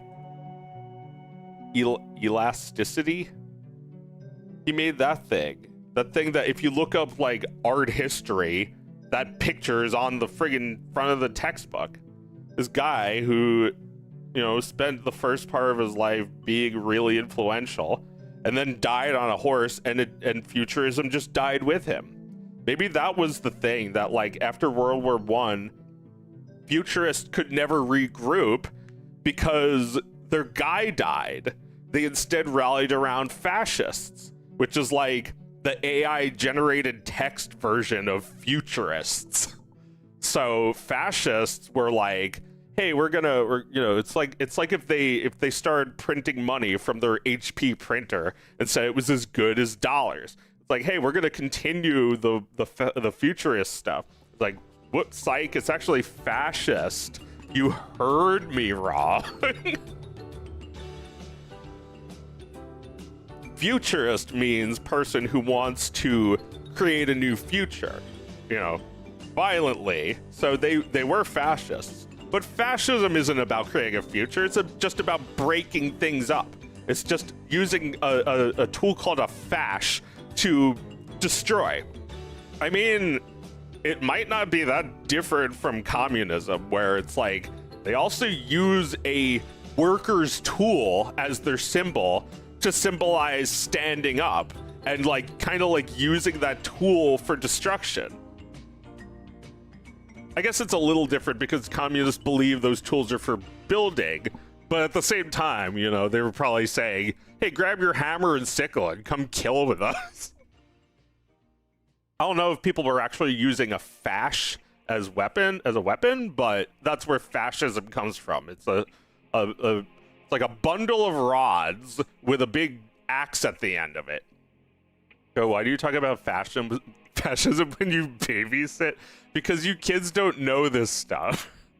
You don't know why anything is anything. You think everything exists in a vacuum, and it's because, I don't know, of the way things are presented. You have to go to school and learn, but school doesn't teach you. So you have to come to my stream and be babysat and learn.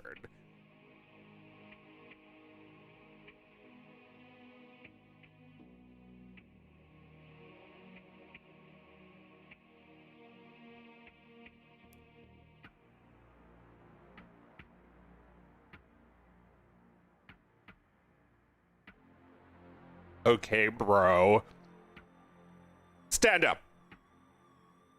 That's what my teacher, my fascist course teacher would do when we annoyed him. You would not be able to get away with that. Okay, bro, without him being like, stand up. And it's like, why are you standing up? Because it's your punishment. And you're standing up now, and you don't get to sit until I say so. Joe, the gentle fascist. Well, I think that you do have to be a gentle fascist. It's like, you know, for instance, in my Hitler cartoon, he's still Hitler even when he's painting, but the Hitlering he's doing there is non-violent. It's at least less evil than poisoning. But like, there's plenty of people like that, you know? People who would probably be serial killers if they didn't make art. People who would probably go around slaughtering people if they didn't just, like, I don't know, make a game where you do it. There's that game Doom. I'm sure when that game came out, before it made $1 trillion, people were looking at it and saying, like, wow, the guy who made this is messed up. Is he like a serial killer in real life? The answer is no, but he probably would be if he didn't get to make this game. Right? Like, oh, you're saying I can't even do this in a game? All right, I'll just do it to you. Is that what you want? Are you happy? I mean, I don't know if anyone said that to Hitler, but he definitely felt that way. Nobody's letting me make mine art. Only Mein Kampf.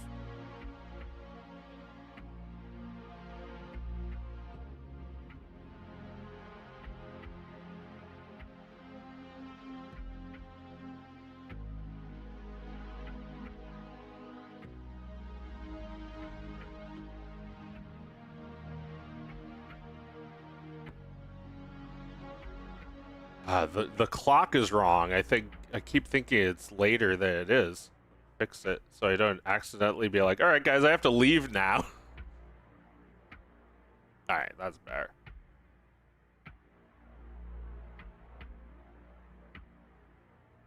Let's see if interpolate works. Look how good AI is, guys. Here, let's just like make it more frames and voila. Looks even greater.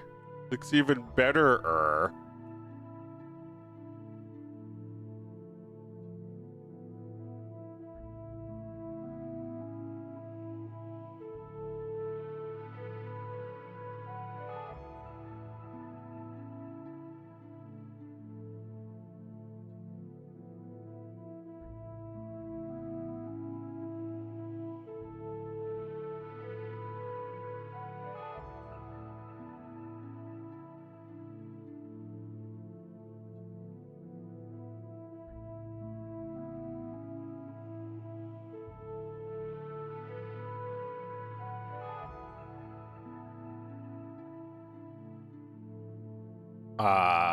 My favorite part of the stream where I have like 2 sips of coffee left and I just have my work in front of me.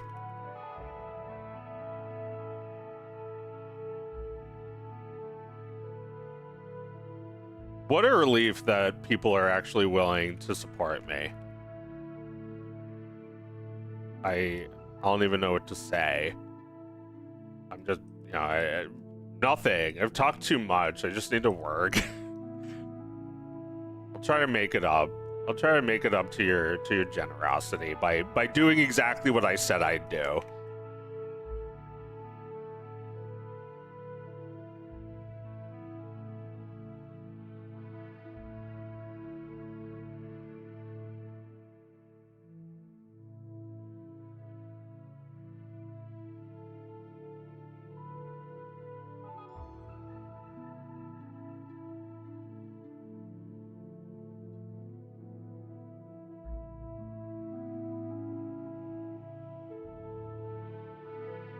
Because, like, for years I've been financially insecure now.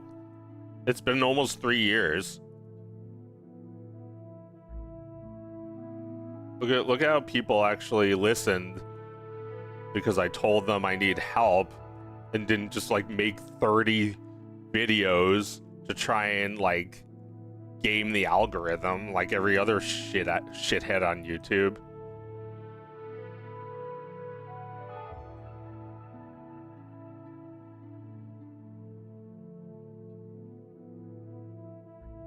I was just thinking, like, nobody's gonna support me, so this is the kind of shit I have to resort to. And it's like a big fuck you. But, like, why do that when you could just, like, say, hey, I'm doing this because I'm broke, and I'm bitter because it feels like nobody cares.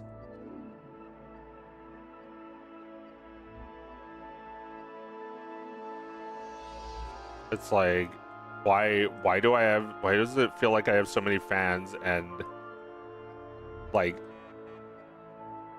20 supporters?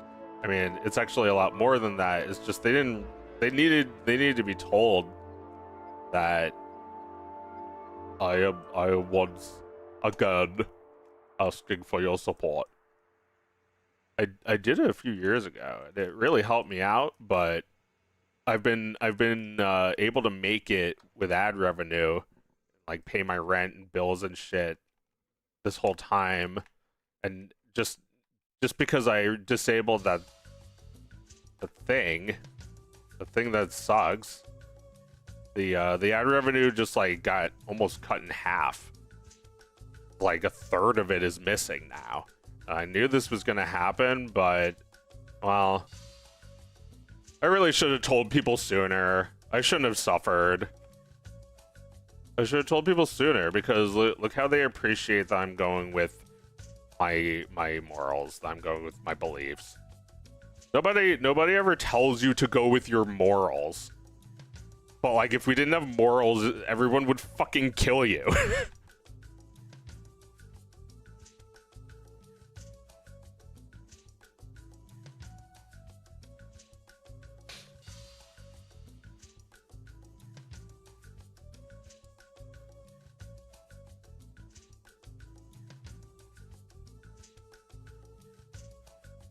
My god, I love just working on this shit. It feels so good that people are actually paying for this now.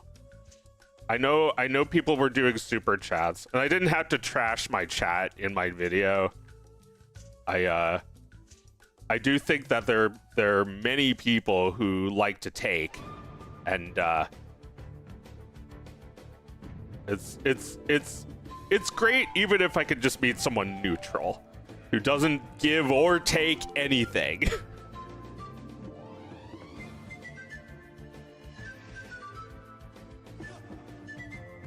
You know, I actually have no problem with that. If you're just here because you like the videos, I'm not, you know, I mean, it is kind of a waste of my time to read an essay that you've written if you're just like here to absorb and consume. But I still appreciate you being here if all you do is absorb, because that's what I do. I'm like the sun. I'm trying to let you photosynthesize off me. It's all fucking free, and it should be even freer. I should be able to get rid of ads, and then maybe even get rid of the concept of ads. Like, if I could shift delete AdSense, I probably would do it for the good of humanity.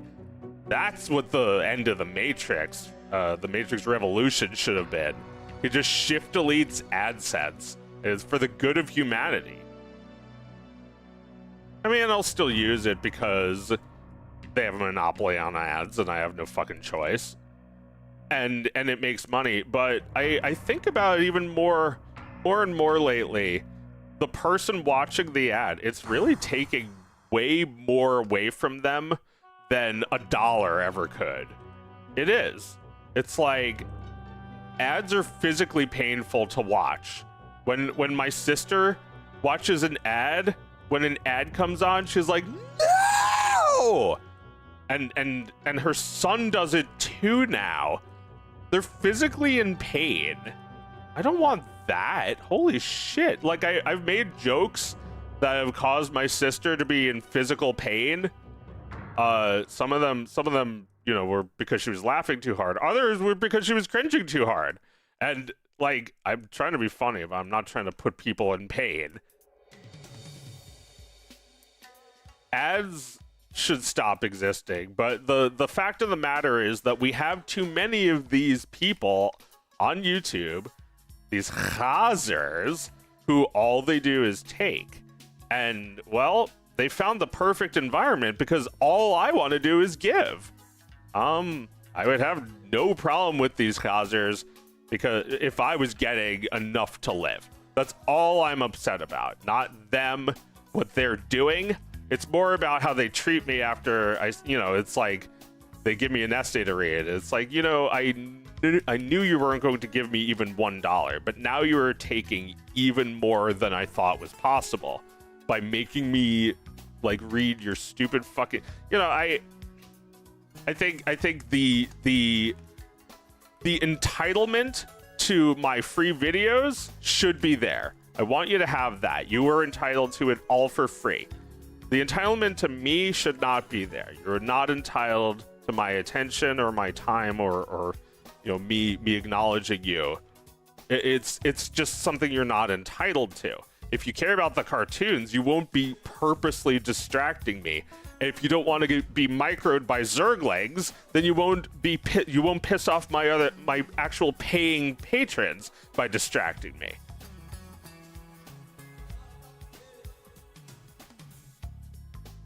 I'm a nice guy. My patrons, you wouldn't like them when they're angry. So now I am sticking my patrons on you and taking all the responsibility off of myself. Nah, I mean, my patrons are nice. They don't even do that shit. They know better than I do that harassment leads to nothing. Look at the simple act of just giving me $1. So much more helpful. It's like, if you want to harass people, you could just say that. Say, this could have been $1, bro. Could have been $1. Or just tell them that they don't have enough minerals to be positioning themselves like this. You've not enough minerals, dude.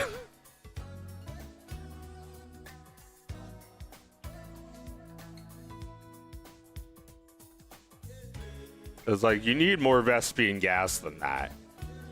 You can't just blow smoke. You gotta give me Vespian gas. I need minerals, I need Vespian gas, and I need Overlord control. And you are an underling, not an Overlord.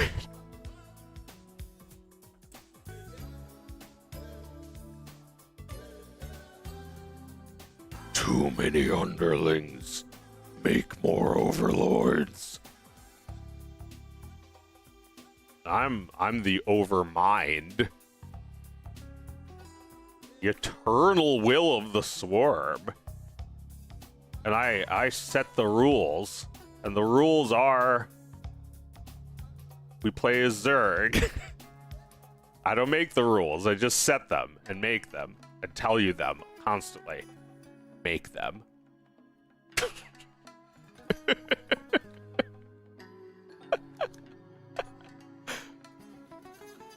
Cool cat? Yeah, he is kind of like cool cat.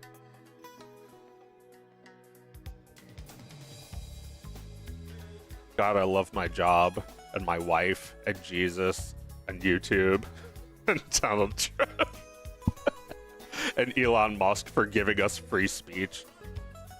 Nah, but seriously, I do really love my job. Look how relaxed I am. Look how not complaining I am. Look how complaining I am. Look how relaxed and complaining I am. I'm just making fun of chazers. Don't be a chazer. A chazer is a pig. A chazer is a person who shows up to an all-you-can-eat buffet, eat everything, trash the place, take a shit, and leave. Clog the toilet on your way out, and that's how you tip me. Elon Musk saved comedy, guys. Yes, it's true. Thank you, Fred. Welcome. I almost forgot that Daddy Musk saved comedy by making it illegal to make fun of him for being in the Epstein files. That's why he bought Twitter. Saved comedy. How can we ever repay him? I guess, because he loves free speech and comedy so much, we can repay him by relentlessly mocking him for making that illegal on his site, for making that have repercussions on his gay little site.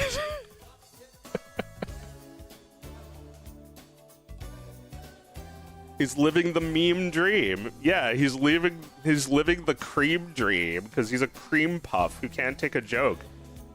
But his entire thing is that, oh, actually you can take a joke. Sure.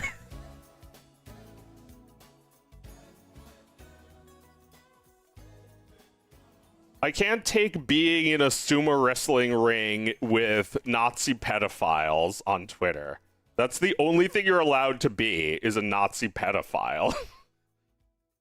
and a serial liar, just like constantly lying.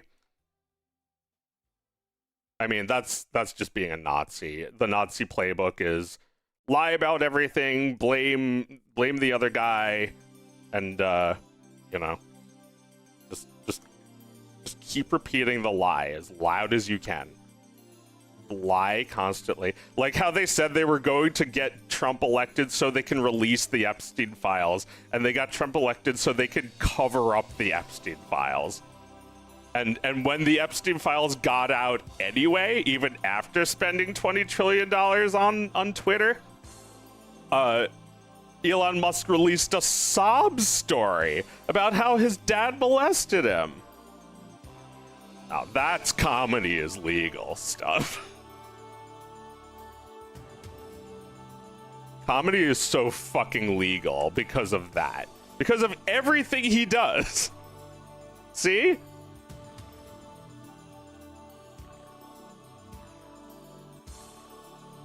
I mean, like, I think the MAGA conservatives and, even everyone else that's like part of that, like the oligarchs, the billionaires, they're doing everything they can. They're spending any amount of money to try and convince us that this isn't really funny. Like that it's like the news is that the left is trying to kill Charlie Kirk, not that Trump is in the Epstein files. That's not the news. Why are people still talking about this? They should be talking about Charlie Kirk, who I had murdered because I'm a pedophile. Like he totally had him murdered because he's a pedophile. and they think that we think that there's nothing funny about that. And they're doing a good job. It's like they say things that are absolutely terrorizing. Like, we're going to purge the left. We're going to round them up or something. Like, they want to do that to us while exclaiming that we want to do that to them because they're liars, because they're Nazis, because they say they're not Nazis and it's a lie. It's like, it's okay, dude. You can be a Nazi. It's just like, they're not denying being Nazis because they're not cruel. They're denying being Nazis because the Nazis lost, and they're not losers in their minds. And they bought Twitter so they can pretend not to be losers, and they are. And they're bigger losers than ever. And they'll put me in a camp for saying it, but they'll still be losers. And gay. They're gay. I think there is something homosexual a bit about loving Trump, like, there's something gay about being that into any candidate. Like, that's, you just want him, right? You don't care about his policies.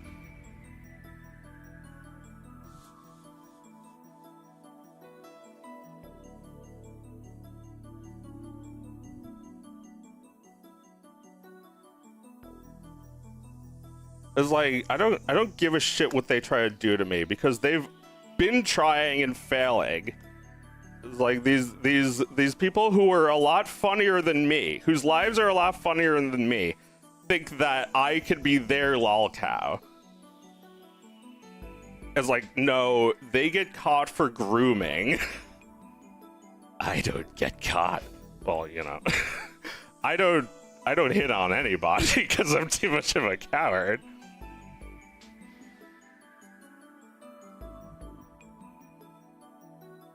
But, you know, I also don't say things online if I don't think someone's going to screenshot them.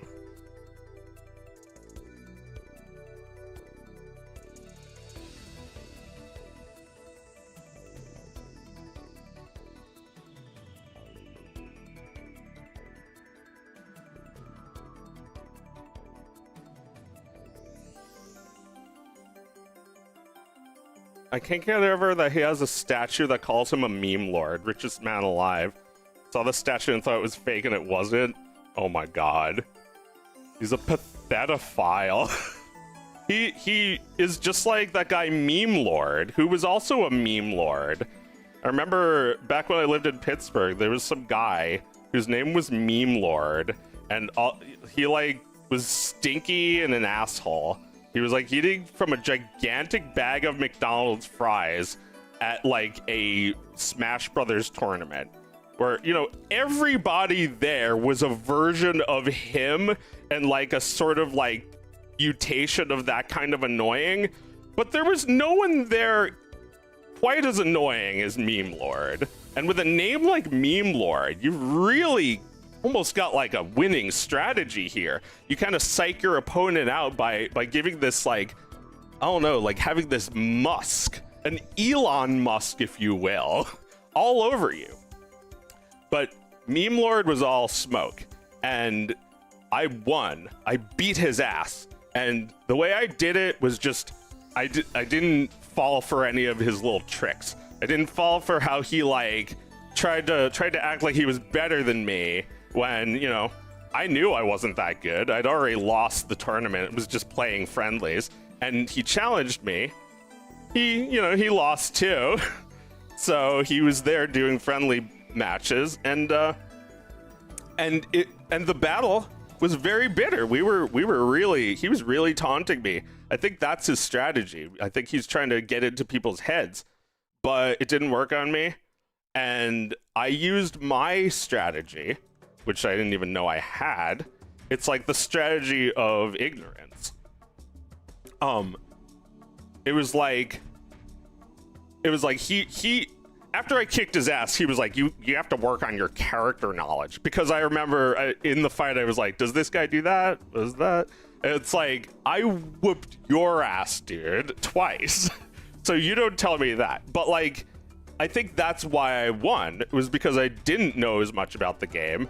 I was like, he was like, pick a character, and I was like, I don't know who to choose. So I chose random, without realizing that that's sort of an act of disrespect to show that you don't care what character you're using. I didn't know that, but he took it like, oh, I see how things are, and he also chose random.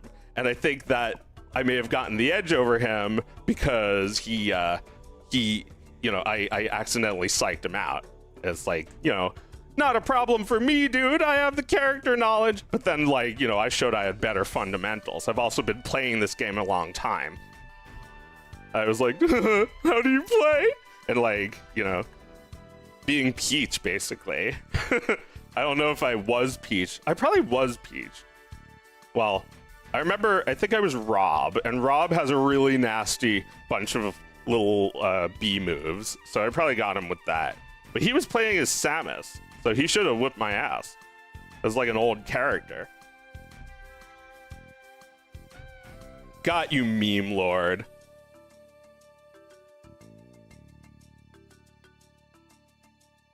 Where are your memes now?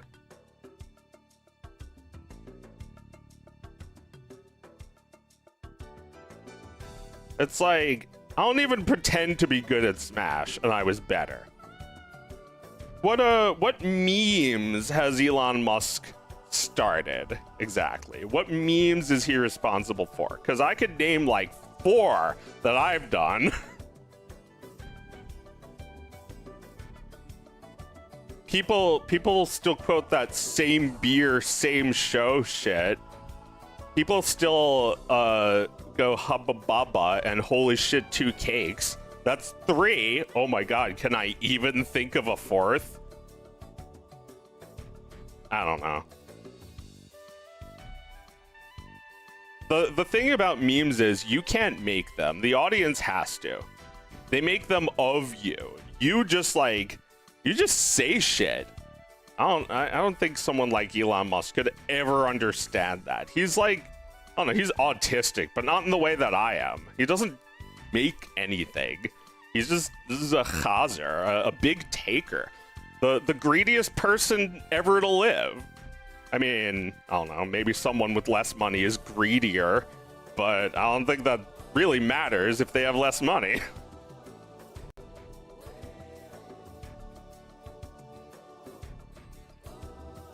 Oh my god, remember the 90s? This music. It's like, this is the music for like the weather. And now, our feature presentation.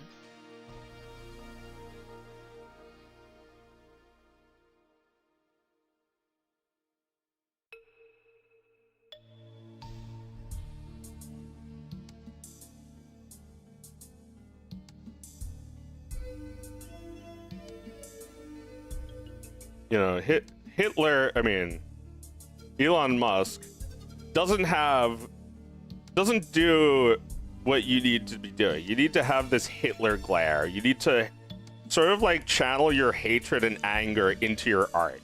Because, you know, Nazis kind of want validation for their hatred and anger. They want their hatred and anger to be seen as the humanity that it is.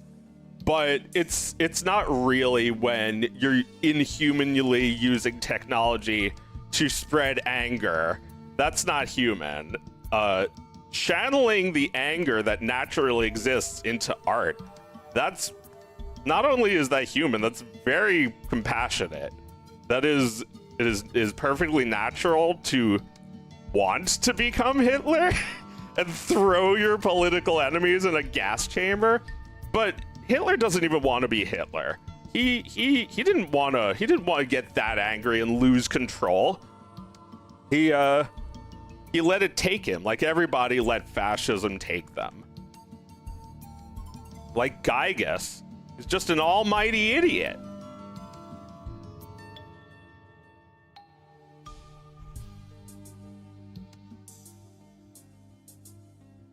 And Elon Musk is an almighty idiot. He's really fucking dumb.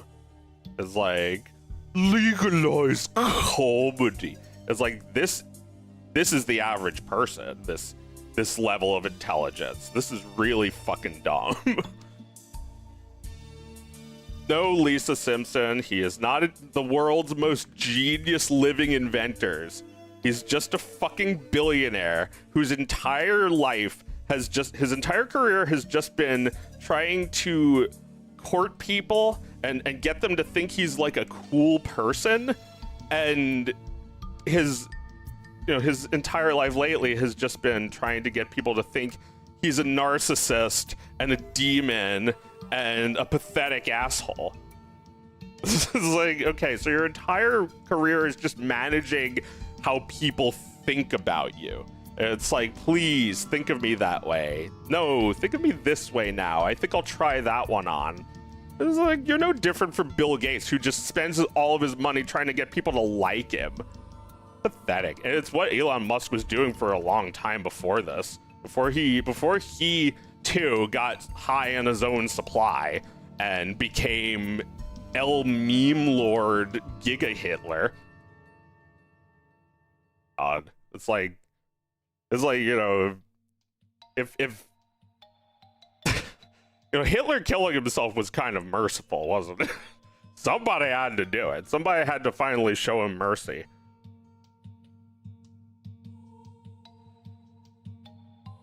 I don't care how much money that motherfucker has. I would never switch lives with him. Please don't invent something that lets me switch lives with you. The world's most genius living inventor. She, oh my God, it wasn't enough that Lisa gave back that fucking check for $1,000 billion. She also had to prevent her father from murdering Elon Musk with a baseball bat. He was so close. He could have done it once and for all. Look what she prevented. Look what she could have prevented from happening.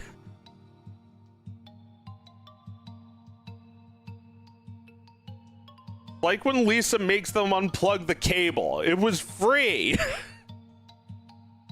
It's like when Lisa prevented Earth from being taken care of forever by aliens. It was all free. You just look what you've done.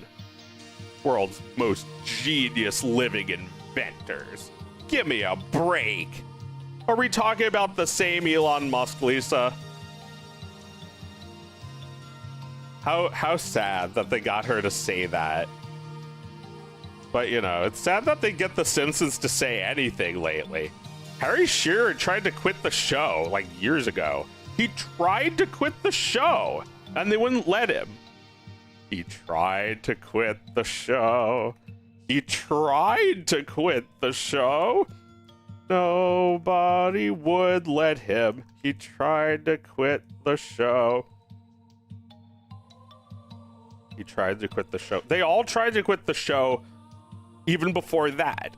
It was like this Harry Shearer thing was more recent. The Simpsons voice actor strike was forever ago now. They went on strike because it's like, hey, you know what I just realized? The Simpsons isn't good anymore. I'll still do it if they give us more money though. And they all agreed. Yeah. More money, because the show's not going anywhere. The network doesn't seem interested in canceling it. But maybe we have some collective bargaining where we're like, be like, hey, give us more money, freak.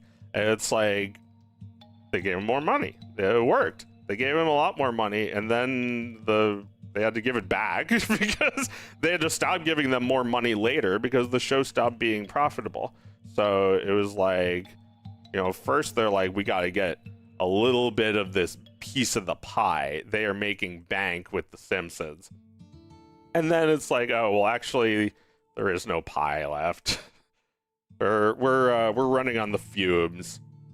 But Harry Shearer was able to bargain a little more, I guess. He got a little extra from that protest. He really threatened to leave, made it public, and everyone was like, no, don't stop doing Principal Skinner's voice. I need him. My God.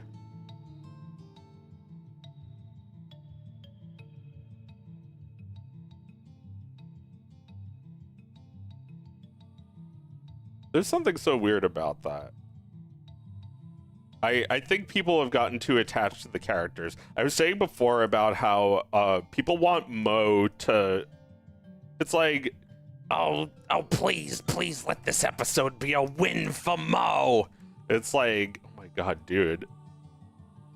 Why do they keep making episodes like this? Like, Mo doesn't need to have fun. Mo doesn't need to be happy. They forgot that this isn't King of the Hill, where the characters matter a little bit.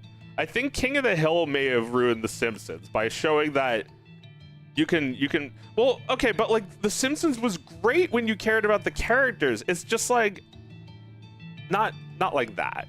Not like Mo needs to be in a relationship. Not Barney needs to go sober.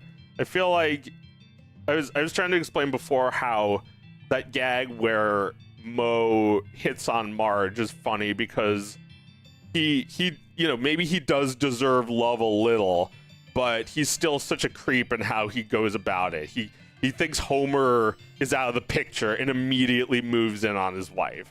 He's such an asshole. But like that, yeah, that's how you show it. That's how you feel compassion for Moe. Show that he has needs and that he actually does have a thing for Homer's wife that is kind of sad. But you can't have too much. You can't have too much sympathy for him. It has to be like the one where he's on a lie detector and he says, "I don't deserve this," and even the lie detector, even his own brain disagrees. "I don't deserve this kind of treatment, Buzz." Yeah. I like jokes like that seem even more poignant in retrospect. That like it makes me realize something about his character, that he's supposed to be like that. I think you can still have sympathy for him when he's like trying to kill himself. It's like, but Moe should kill himself. He should. Not die, but he should decide to kill himself and then be like, "Not today, old friend." But yeah, like just him not successfully dying is enough sympathy for me. You know, I think he deserves that much sympathy. He shouldn't get. I don't think he should get to date like a midget. What's up with that? Why do they say like? Why are they making these episodes like Moe needs to be happy? No, he doesn't. I think it's because people watch the show and they relate to the characters, and then they like it becomes like hyper real for them. They forget that like they become so compassionate with them that they suffer when Moe suffers. Oh my god. I don't know what you do. I think at that point you just have to end the show, because like what are you gonna do? Try to convince people at this point that it's just a cartoon?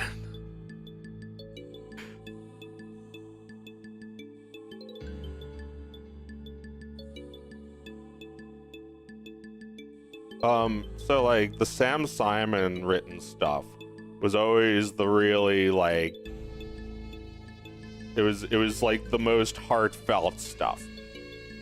And I think it worked because it actually enhanced the humor. If you don't really care about the heartfelt stuff, you actually sort of do, because it makes the humor a lot better. You know, it's funny because they care. The Simpsons kind of like had to deny the schmaltzy family stuff so they could actually do it. You know, they had to deny our current version of it to show a really rough around the edges family that actually makes us feel that way. It's like the Simpsons had no fucking money for presents. Instead, they got a dog. It's heartwarming. They had no money for presents because Homer wasted it at a racetrack.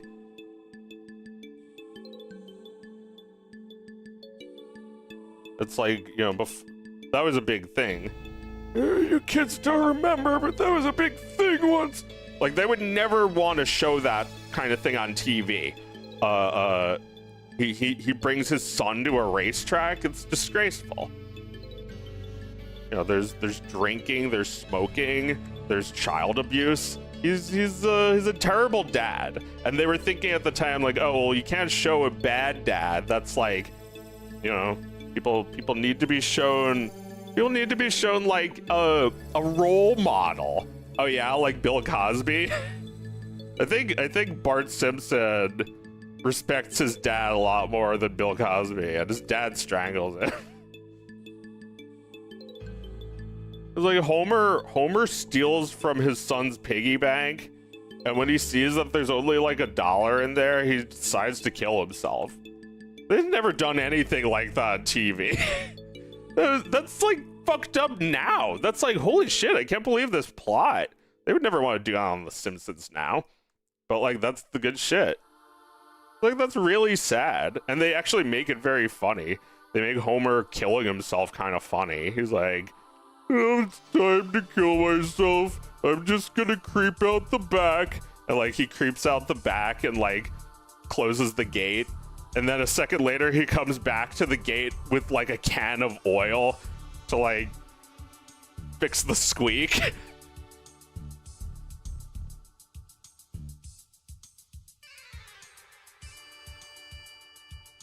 But yeah, that was a great episode.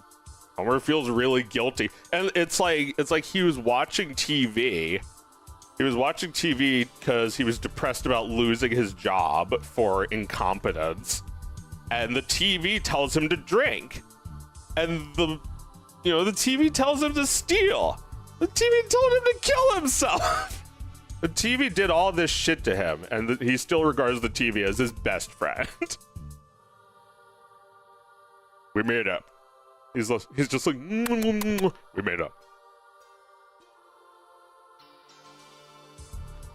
I don't know why this is taking forever to do, but you can see how animation just takes a long time. Especially when I'm solving all of the world's problems while doing it. I'm talking about how, the billionaires are conspiring to destroy all life on Earth so that they can live in their Fuhrer bunkers on their Epstein Islands. And they're taking advantage of climate change. They're intentionally making it worse. They're feeding us slop. They're trying to keep us complicit. They're trying to keep us quiet. They don't want anything good, like the cartoons I make. And, they want me dead. I mean, I don't know if they literally are trying to kill me. That's kind of a schizo thing to say. Not that there's anything wrong with that. I just think it's pretty apparent that like platforms are kind of bot driven at this point. They're trying to coax people into watching shit, not invite them. It feels like if you don't like a show that's good for algorithm, if you don't like an ad revenue thing, then you're toast. They go after you. Oh, you don't like that thing that's like memey and good for algorithm ad revenue? Then your entire life will end right here. That's how it feels anyway. You make fun of something that no one gives a shit about and no one will even notice. But if you say like Voldemort is Voldemort, then immediately some Voldemort fans are going to be in your mentions talking about how he's actually a good person. No. He wants to save the Muggles, actually.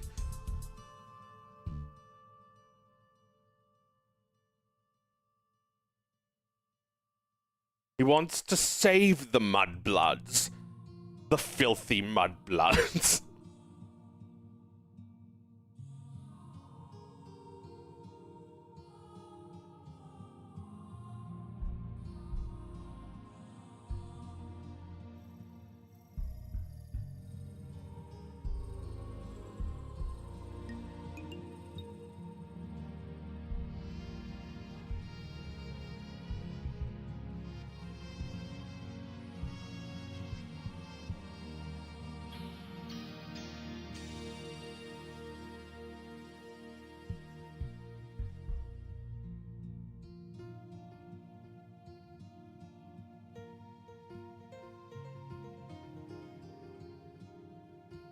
Has the chat stopped scrolling for me?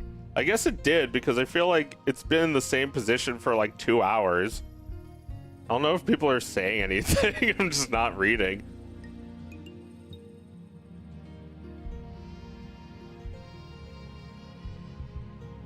It looks like my tab crashed. I don't even know if I'm still streaming. I'd just be talking to myself here.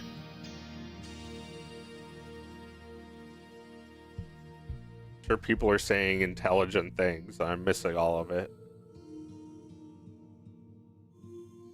Like, not even refreshing. YouTube, your site sucks.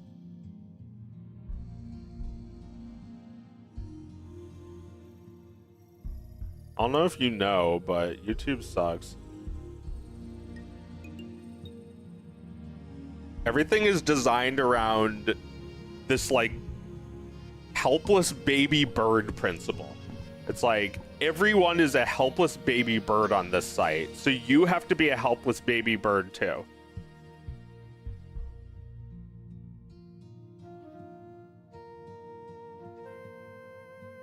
Oh my god. It's like fucking any fucking Google fucking thing is just like breaking and shattering, blistering and breaking in agony. Oh my god, it still says piano practice? Alright, well it's Audrey and Victor working on Audrey and Victor. Doing some grease pencil animation for Audrey and Victor drinking coffee.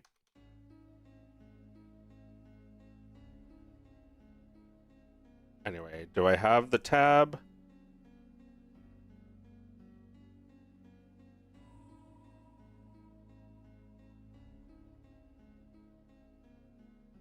Oh yeah, people have been talking this whole time and I didn't see any of it.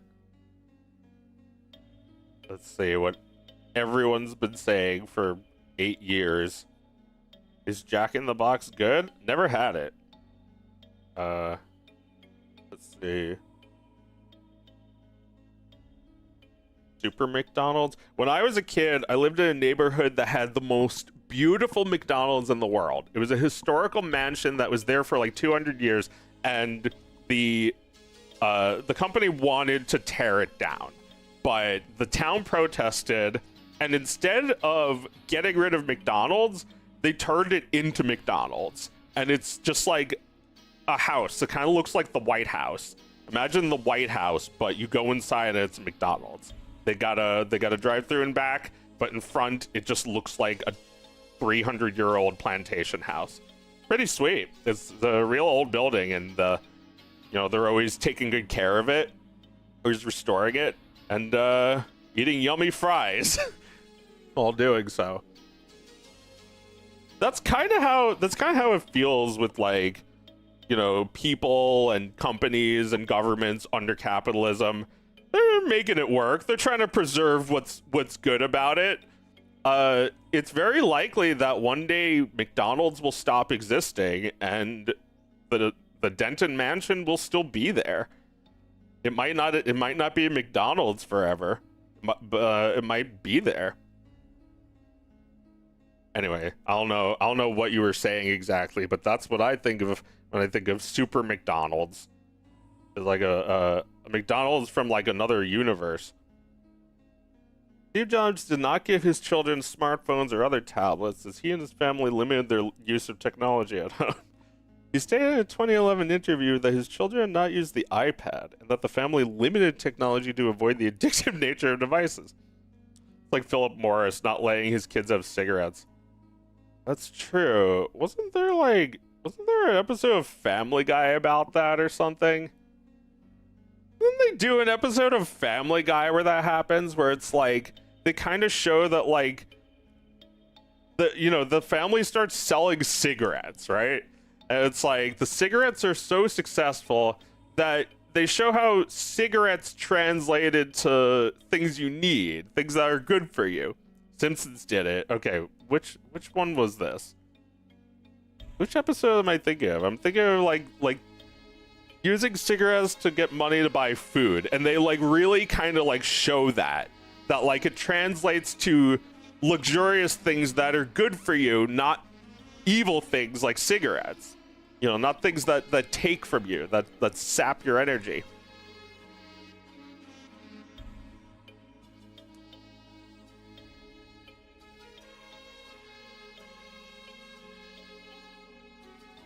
So was this a Simpsons episode? I can't remember exactly. I just imagining remembering like a thing where like cigarettes were a central thing. And it wasn't the episode where he makes Bart smoke the thing of cigarettes. That's the Fat Tony one. It wasn't the one where they get addicted to smoking. That was King of the Hill. And was it like, oh no, like think of the like cigarette episode. What the fuck was that from? That was the Simpsons episode? I still can't remember like which one. I mean, I guess the one I described, but like I don't remember what season.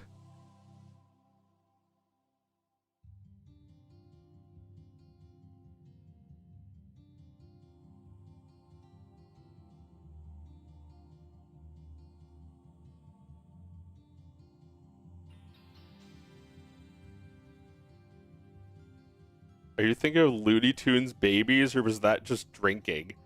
That was Tiny Toons, and I wasn't thinking of that.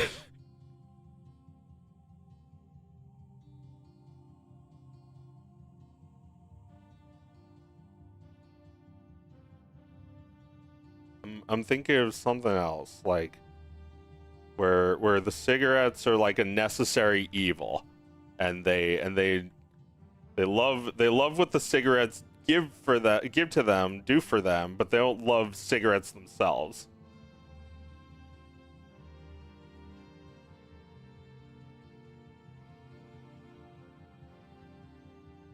Tobacco, that's the episode, but that's not the one I was thinking of. Maybe. Did they ever learn not to sell the tobacco products? There was another one with cigarettes. The one where Lisa's a beauty queen, and it's the cigarette company that has is sponsoring the beauty pageant.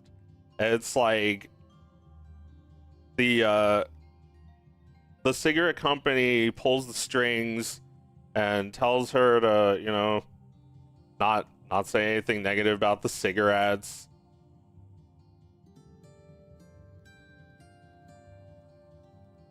And she's like, I can't take this anymore. And then uses her position as beauty queen winner to protest against things. And you know, go against the company, which can't even control her.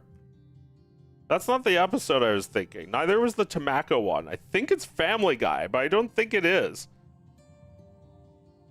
Smoke on the Daughter. Okay, that's another cigarettes episode where she like gets addicted to secondhand smoke.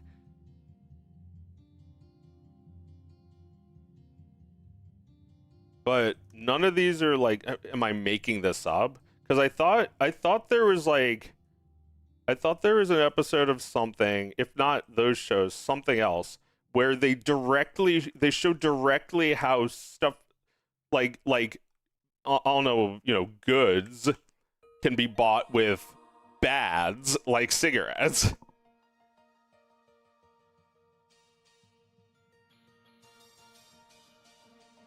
I don't know. That's a lot of internet shit, isn't it? It's all like a cigarette. Like, I need a cigarette. It's like they're forcing a need just so they can make money. So that's so fucking cool. It's the best economic system in the world. No, you can't take a break during the pandemic. You have to die for capitalism. My God.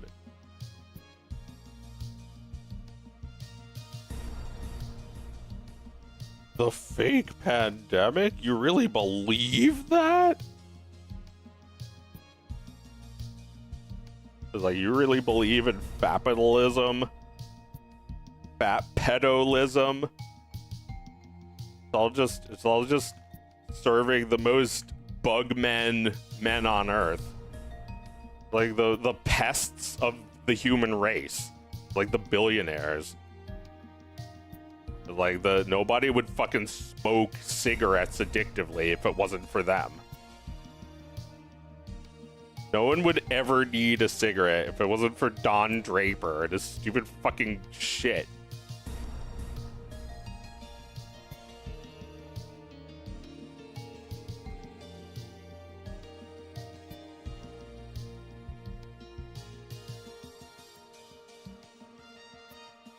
Yeah, this is a tough one with the overlapping.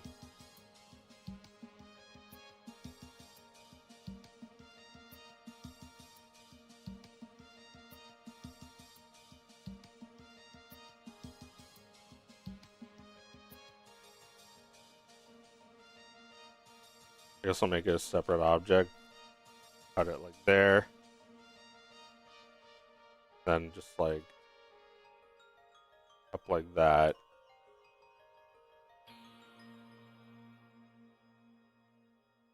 Yeah, this shit ends anyway, so it's probably fine to just do that. Drag that so it's like blah is like glah, and the is like wah.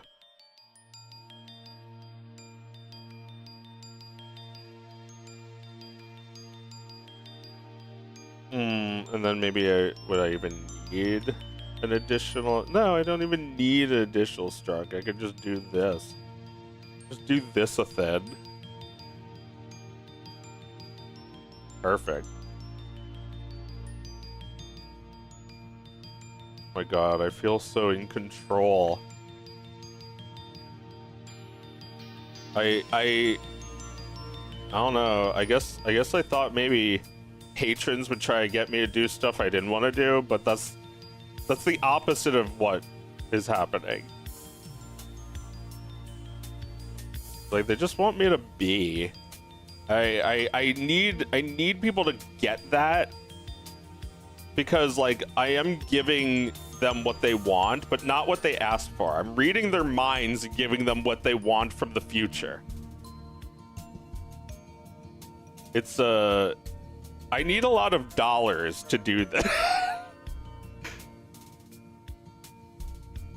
I mean, it is kind of funny to feel like it's like scammy, because I don't think I'm scammy at all, but people will accuse me of that.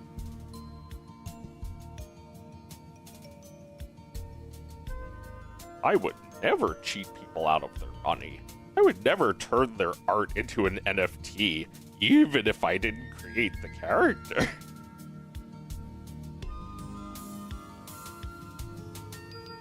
That's you know, I kind of see that as, I'm sorry, but I kind of see doing that voice and being like, I'm the voice, as being like equally disrespectful to minting an NFT of it.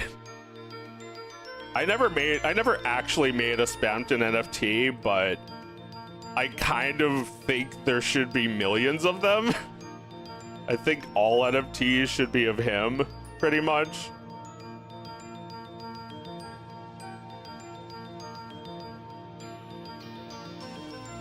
Maybe one day NFTs will be hacked and they'll be injected with the Spamton virus, just turning it all into spam. It's like, finally, you're taking the form that you know that you are deep down. All you ever were was just a scammy, spammy man.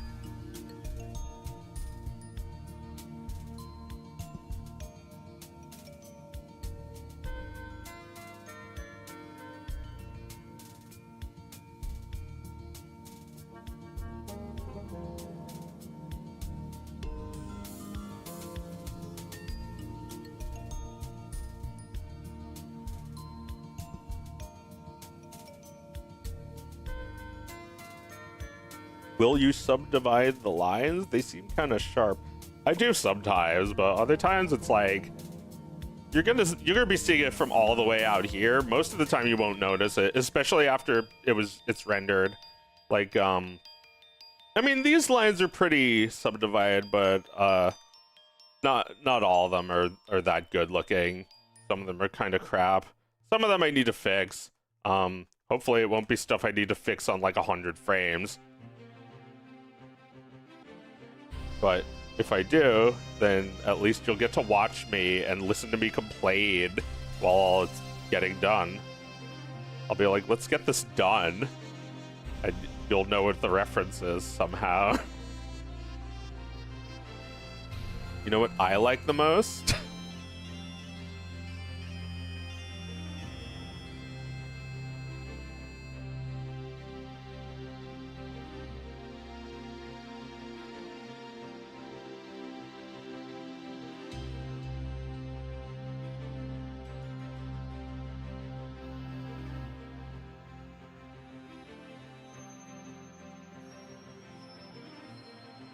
Have you heard the crypto bros are non-ironically using Spamton for their actual crypto coin scams?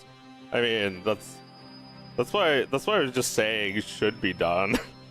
I don't know, because then it's like a more honest scam, right? You're admitting it. I mean, my crypto shit wasn't a scam, but if you don't believe in anything I do, then yeah, it's a scam. If you think I'm gonna take that money and put it towards Pete the Power Cook, you would have been right. But like, how many people knew that?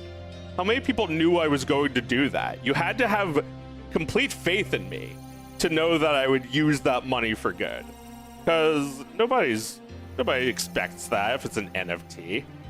I don't blame them for not thinking I was going to actually make it into my job, that money, not into just like some shit that I like, I don't know, buy like Chateau to Chatelet and just like complain with my rich friends about how I deserved even more money, which I did. Which I do. I didn't actually complain to anyone about it. But I do deserve more money. Speaking of which, I wonder what the Patreon's up to now. I haven't checked it in a few hours. It's been going up just like every time I check. It's great.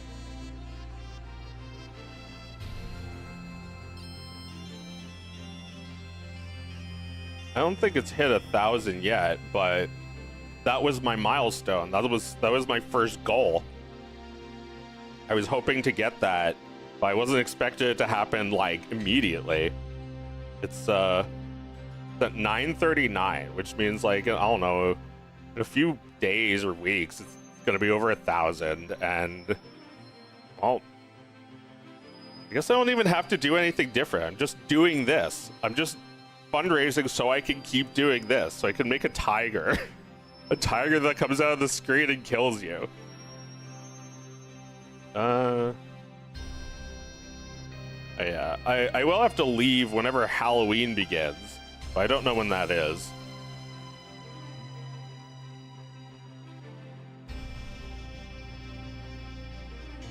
I would never buy a single cent of spam coin, but I think that Crypto Bros role-playing his spam time on Twitter is awesome.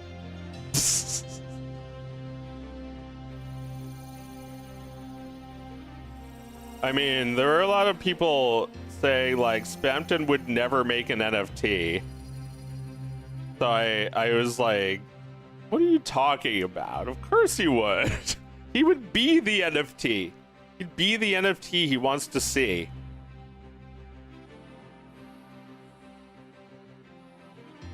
It's like Spamton's entire goal is he's like a computer thing. He's like a piece of spam who just wants to be real. He just wants to wish himself real and have it happen.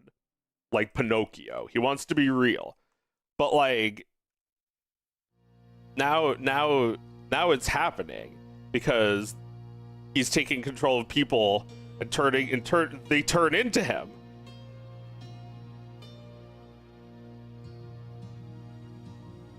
And that's his whole NFT pitch. He's like, did you know? And you may not believe me, but did you know that you can take a digital picture and make it into a physical object? You can make it be real.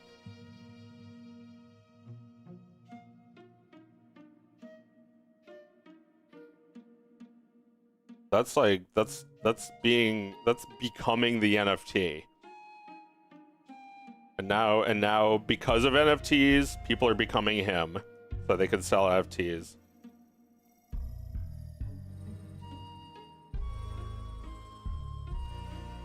No, I mean, you shouldn't buy those, but Spamton should get his dues. I mean, I don't know. I guess there was a time when I felt like the crypto scene had a few really cool artists, and I do miss the creativity that came out of it. It kind of felt like Tumblr when it was new. It's like, oh, here's a bunch of people I can follow that are good artists. And then eventually it became nothing but slop and Tumblr style.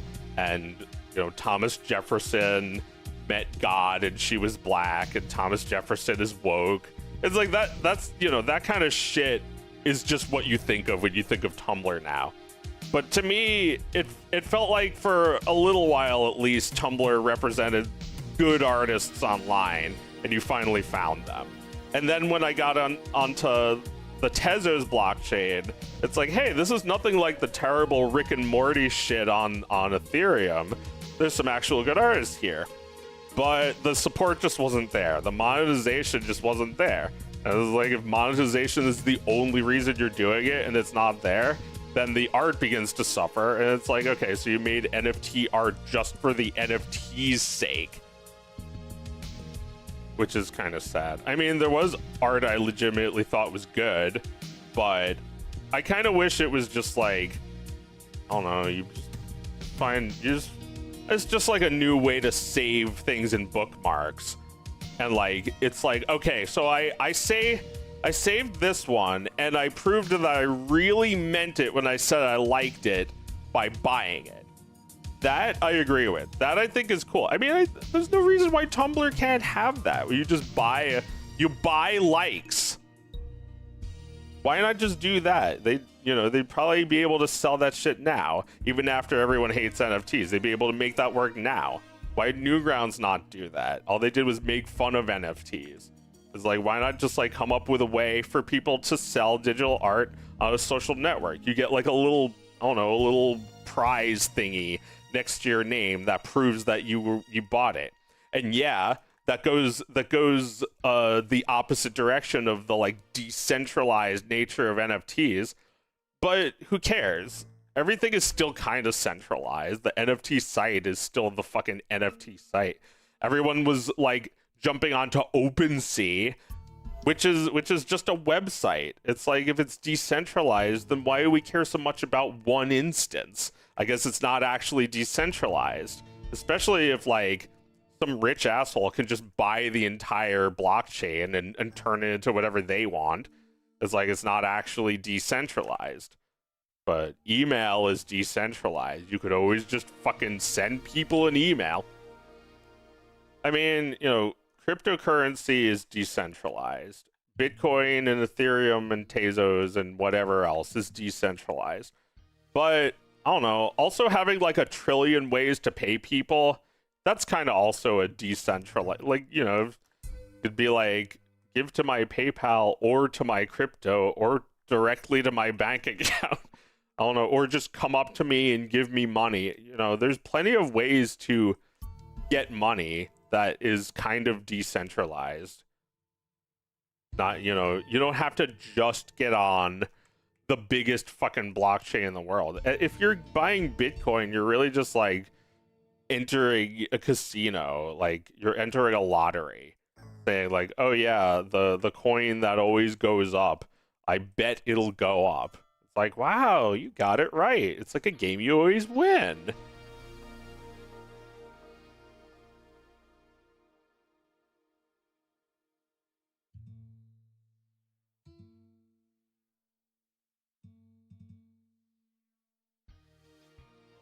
God, that sucks. I mean, seemed cool a little once, but then it like went up in value and it stopped seeming cool. Now it's normie trash to use Bitcoin or to talk about how Bitcoin is the future. It's not the future, it's the past. It being valuable means it's less useful. It means no one is using it, they're just keeping it. They're just holding it. Just hodling it. And everybody individually comes to this realization, so it takes decades for everyone to have their fun with it before it's just forgotten about, isn't worth anything. Will it ever go down to zero? Maybe it's too late. The stupidity is just self-repairing. It's always like, there's always a new fool, and sometimes the fool is the original guy who fooled you.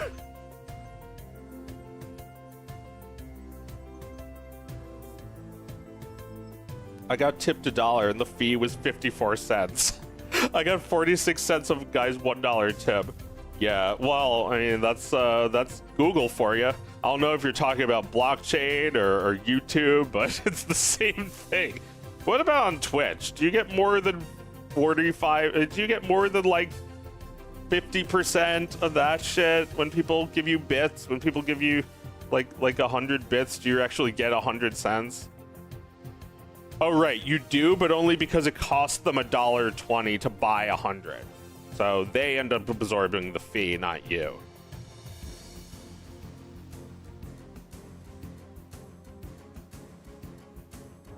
God, I'm so fucking grateful for the patrons, because now I don't even have to like worry about this. It's like it occurred to me on Thingus, like it occurred to me that like if we were doing this to try and make it into a living, we'd be so unhappy. We wouldn't be making a good show at all. We'd be trying shit. We'd be attempting, well, you know, we still attempt humor. But like we'd be trying shit that we've like read is supposed to work, or you know, something desperate like that. I've seen plenty of people like that. Maybe less so nowadays than it used to be.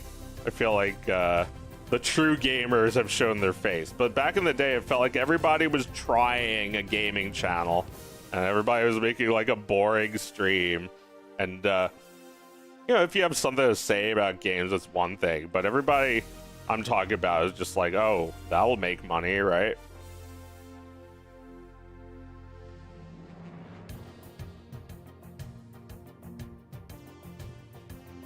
It's algorithmically viable. I never want to hear those words or think about that concept again. I have no excuse because I have so many fans. I really do have a lot of people. Keep the momentum off. Keep the momentum going and post often on the Patreon. Yeah, I have to post now that I have so many people. I have a ton of new people. It's time to do a post and you know, get every one of them. Well, you know, I could have been posting this whole time. I guess I'm not really in the habit of posting. I gotta change that, or else, you know, I gotta keep my new people happy. I never really thought there was anyone really listening. I always figured like, oh, those people just want to support. That's why there's so few of them. But no, that's good. There's an actual expectation now. I'll keep posting often and I'll be rewarded for it. It actually is self-repairing, just like the shit cringe I was talking about a minute ago. It was like the Bitcoin.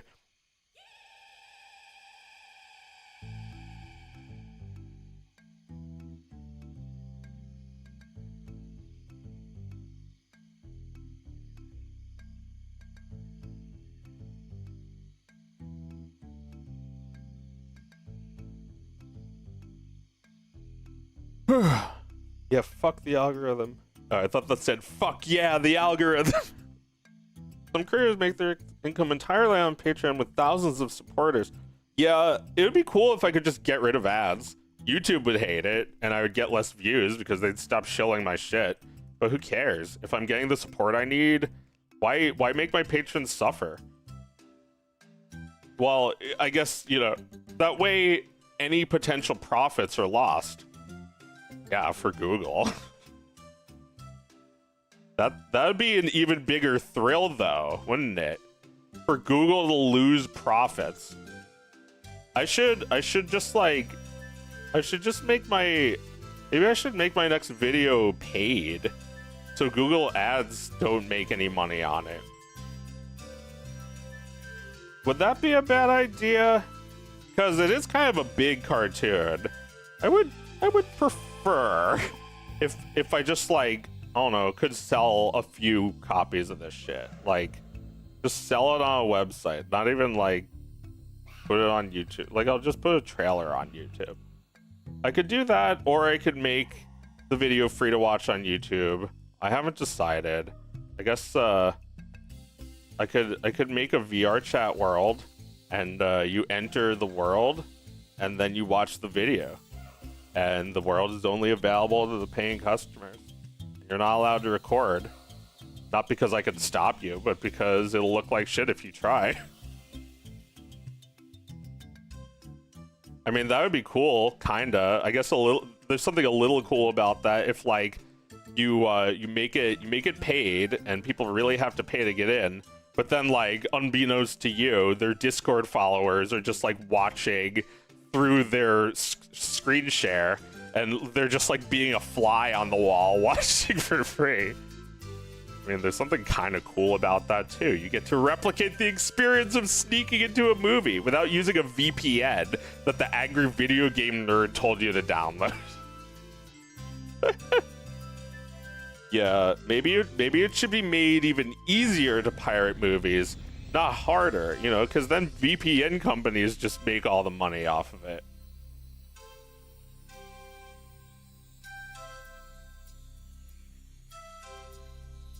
Yeah, I'll even give people the idea by talking about it right now. It's like, my movie is going to be paid. You're not even going to be allowed to get like a version of it that isn't in VR chat, because that's going to make it too easy for you to steal it. You're gonna have to watch a terrible cam version where somebody's head is moving and people are coughing and standing up and shit. That's what bootlegs used to be all about. That shit was fun. Now there's multiple versions of it. Holy shit. And that would complete the nostalgic experience of this cartoon that is supposed to take place in the past. Yeah, I don't know. I would love to give it you know, just as a free update for paid patrons. If, you know, because like, what am I gonna do? Put this on YouTube for free after working out for 3 years and then people being like, "I'll get it." It's like, how about I reject that? How about you stupid fucking kids who are, you know, relentlessly being exploited by YouTube, who spies on them, just like learns everything about them, can just, you know, I don't know, go away or learn gratitude. Learn to pay. Because I don't know. It's one thing that I have no money. It's another thing that people don't have any gratitude when they leave shit comments like, "I get it." You know, if you were paying me to read your shitty comment, it's another thing.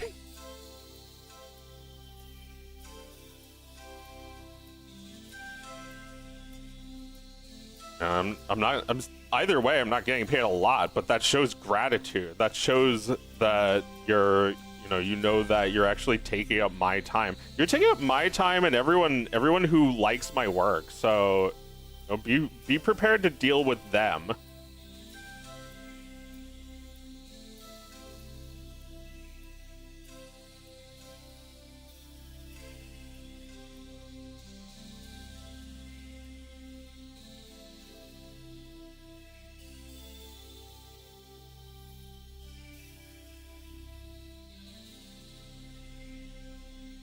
I was thinking about fundraising off of some of the mean comments I've gotten, but why even waste time looking those up?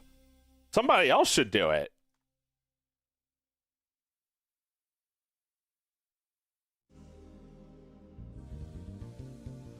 Fly, my pretties. Nah, that's also a waste of your time. Just work on your game. People can say what they want, even if they're abusive narcissists.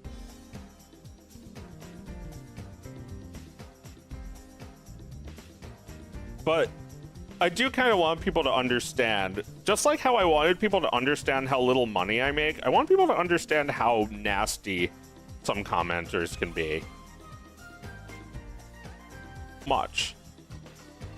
And if you give $1, that's giving so much compared to the just like dearth, the just like negative, like the like Mel's hole, of generosity, just like or Mel's hole of just like compassion, or what am I trying to say? It's just like a void. There is no compassion. There is no generosity. It's just hole. It's just Hazer. You're just a feed hole. You're just a big, fat, disgusting pig with a feed bag that has endless food in it. And still, I get nothing but complaints about the temperature in the room. Or like, the food was too salty or not salty enough. There's a salt shaker right next to you.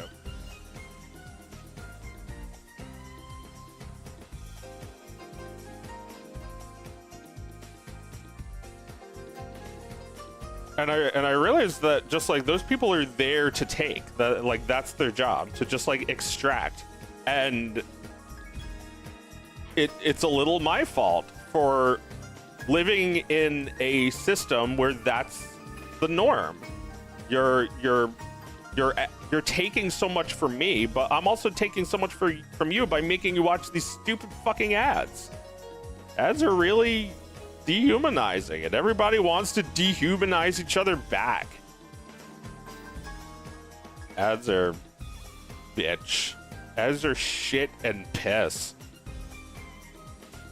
You know, you make terrible content, then sure, put ads on it. But if you make HBO style shit that actually costs money, then ads are just disrespectful to your viewers. I don't want to get back disrespect that I didn't know I was dishing out by forcing people to watch ads for years. I forced them because my videos are good. It's like I feel like people are mad because my videos are good. But like, yeah, maybe they don't realize it, but I think they might be mad because I am algorithmically forced onto their feed, and if you want it so damn bad, you gotta watch a fucking ad. And that's very nickel and dime. I wish this system just went away. Sometimes I don't even make $100 from YouTube a month, which is the minimum you get to get paid. Oh my god, dude, when I found that out, I was shocked. I actually was under the impression for years that you made decent ad revenue. And then I saw how many views you got, and I was like, that's not ad revenue. That's well recognized. That's a popular video to get like 2-4 million views. But that's not ad revenue. Oh, you know, that's a few $1,000s in a lifetime. In a video's lifetime, 1 million views translates to about $1,000. That's not even enough for 1 month of rent for me. If you and I also noticed that at that point that your patrons are picking up a lot, like so much of the you know, they're picking up the bill, and YouTube isn't. Even though your videos do well on YouTube, technically, they're not really valued. And how often does it accumulate to $100? Like every 3-4 months? That's how it was for me at the very beginning. It was like I get $100 every 3 months, and soon it became every 2, 1 month, 0 months, negative months, and so on. And now I get paid every millisecond. It's just that, like, it's still not enough, and I make a lot for YouTube. It's a lot, and it's still just not enough to live.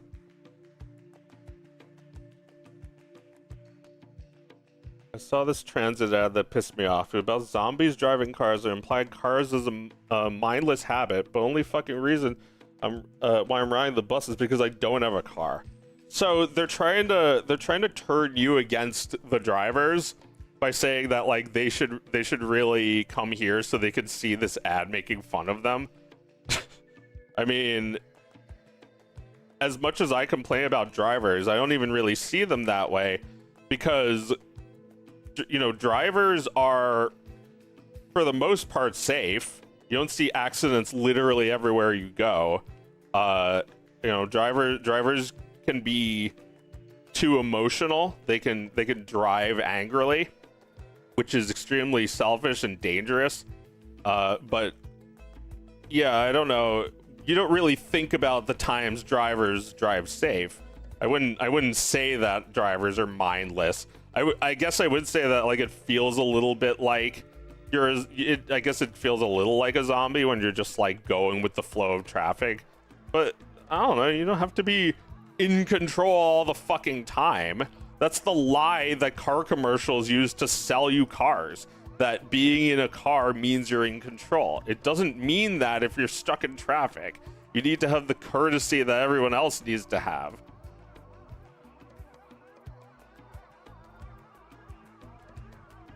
What the fuck is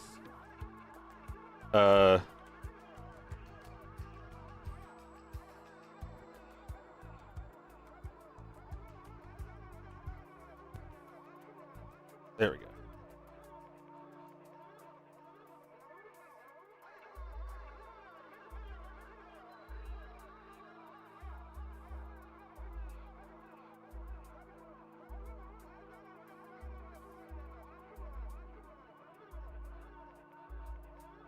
I'll send the ad to the Discord. Okay, let's check it out. Oh, a cat. That's not an ad.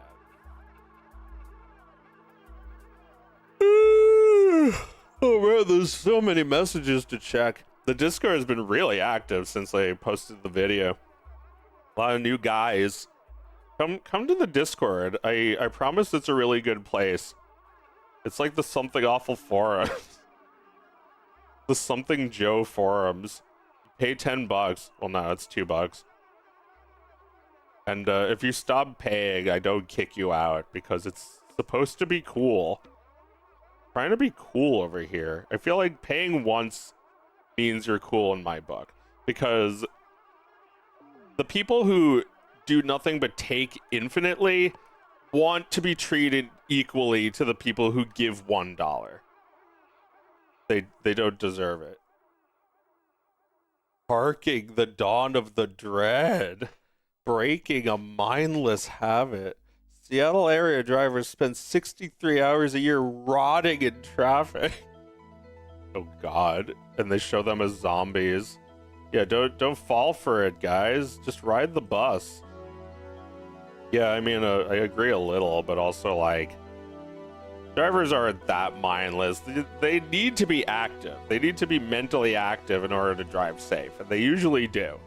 It's just that, like, they're always fucking doing it. So, I mean, yeah, I would not portray them as mindless zombies. I would portray them as, I don't know, Hitler or something. Something that is actively causing harm, because a driver is active and a driver can cause harm. As opposed to, like, being a mindless zombie. That's the opposite of what car commercials try to make you think about cars. It makes you think that you're the one in control, which, you know, the truth is kind of in between. They really only show you the part they want you to see because it's an ad. And ads are all over shows. So the hyper reality that the show tries to give you is not that different from the hyper reality of a fucking ad. The Patreon, the patrons were talking yesterday about this ad for the what was it called? The sunsetter. It's just like an awning. It's like a commercial for an awning, and like the people in the commercial, it's like, who are these people supposed to be? They love the product so much that it's basically their whole life to talk about it. And like, what, they own the company? Do they work there? And like, it's a commercial for the product, so sort of, yeah, they sort of work for the company and represent the company. But like, what about in the context of the commercial? They're just someone who can't stop talking about the product, right? Someone who would be selling the product whether or not they were being paid. It's like the sunsetter. They keep saying the name of it, so you like remember it. It's like, tell your friends.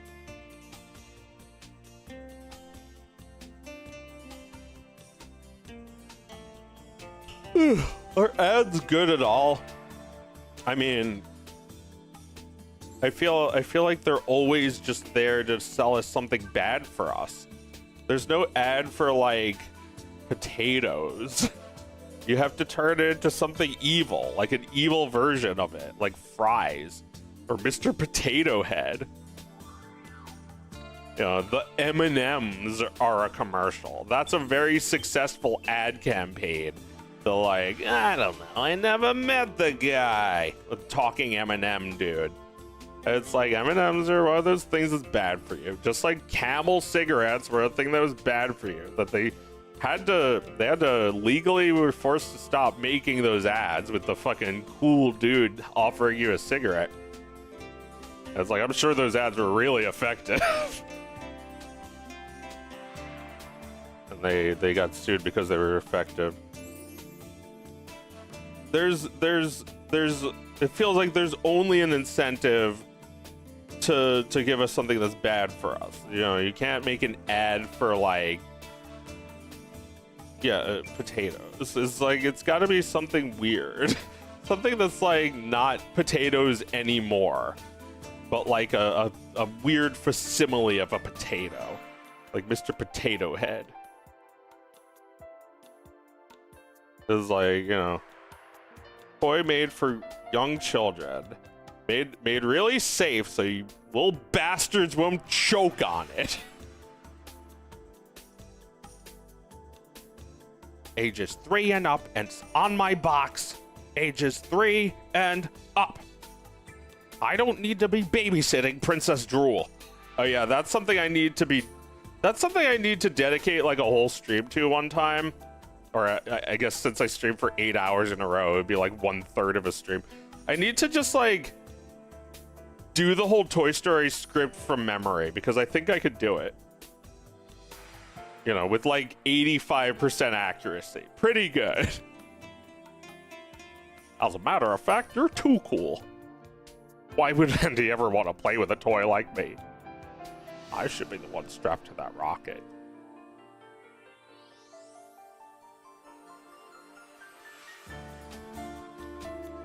I'm actually getting tired. I should end the stream soon.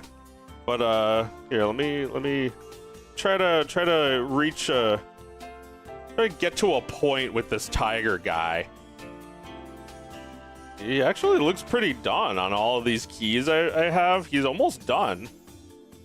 Well, there's still a lot of details to add to him, like these stripes. I haven't even added any to any. I haven't added his forehead stripes to any except for this one. And I was still sort of figuring it out here. I feel like there's forehead wrinkles and stripes. I feel like they need to be the same thing.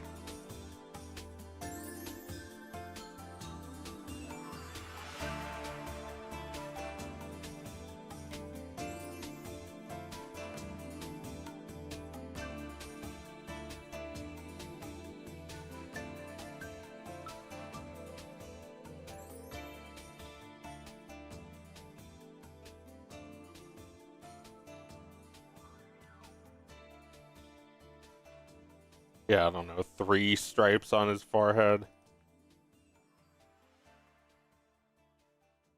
I need to look at a real tiger again. And yeah, it should like follow the contours of his other headlines that I've drawn. Shit's not easy. I'm always feeling like I have to get better to do the new things. To like, you know, do the new ideas that I have.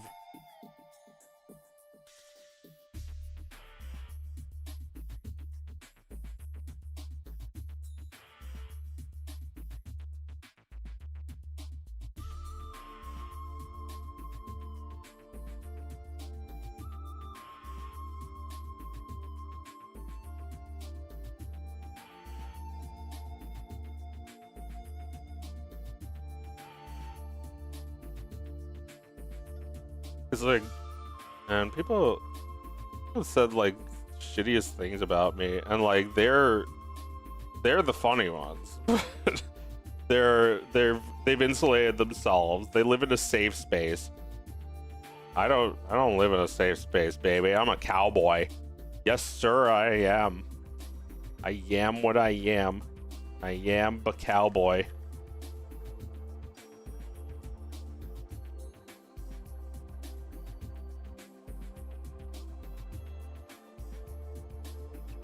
I mean, don't do what I did, but also don't make yourself insulated from criticism. I wouldn't recommend inviting abuse, which is what I did. But hey, at least they are all dead now.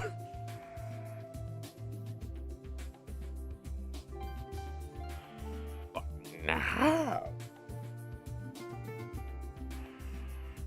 Her story gets me every time with "I will go sailing no more." Yeah, that shit's rough. The moment Buzz realizes that he's never had sex, you can see it on his face. Wait, That wasn't real? I didn't really. Oh, I'm a toy. Oh my god. There's, of course, he couldn't have believed it when he said you're a toy. That would mean that his wife, who he has sex with sometimes, doesn't even exist. You know, he's kind of busy saving the universe, but he still fucks, or so he thought. Not anymore. Not no more. In order to have, you must have already had. It's true. That's what they don't teach you at a space academy. The space academy that goes like when you click on it.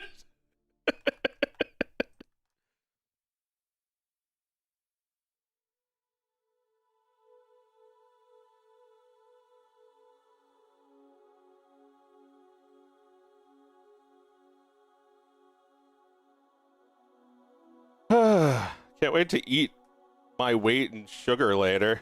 I wonder what Candace will existify for me, a 37-year-old. A Candace from Candace. Hey, Candace.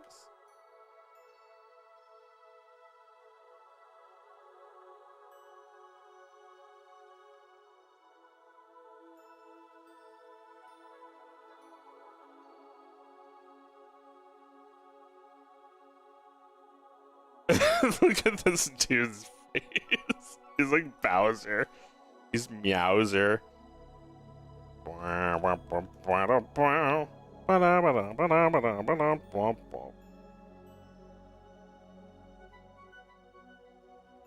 I still don't know about these stripes, but I'll probably fix them later. I'll just put them in like this for now. What do you think? You have to think they're good. Just say they're great, and we'll be done with it.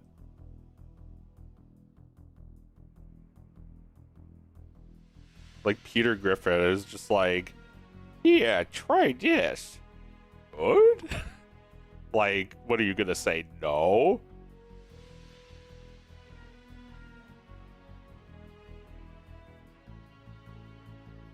Yeah, like these are kind of low poly, a little blocky. But like, if you're all the way zoomed out like here, you can't really tell.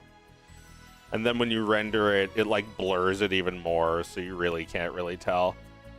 But, you know, I'll do my best to try and make everything look natural. I really am trying to mimic the look of cells with like enough leniency that if anyone thinks they look like digital, I'm okay with it.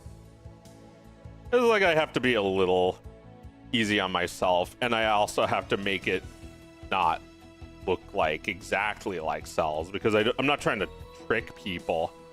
I'm just trying to homage, like Orson Welles says, the most detestable habit in all of filmmaking is the homage.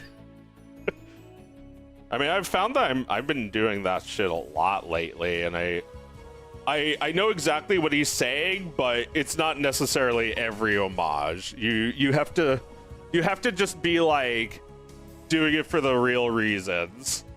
It's like if you're doing an homage to try and impress the guy, you're not doing it for the right reasons. Like, did you see the homage? It's like every time I've done an homage and the creator did not acknowledge me for it, I was like, oh, thank God. And then if I did one and the creator acknowledged it, it was like, you weren't supposed to say anything. It wasn't actually directed at you.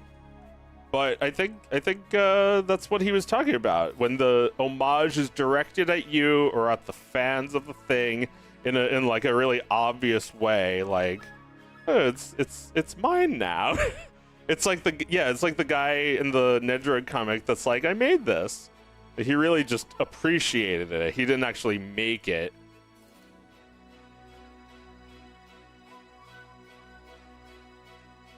Most detestable habit. The homage. I would really like to know specifically what he was referring to, because I feel like I've seen a ton of homages in like this era that were good, and you know, there's plenty of baddos. Blender rules. Blender is like, man, it's so fucking free. It's always been free. Like, that's always been the thing about it, right? Like, was Blender free when it was new, or did anyone pay for Blender, or like, were people originally paying for it?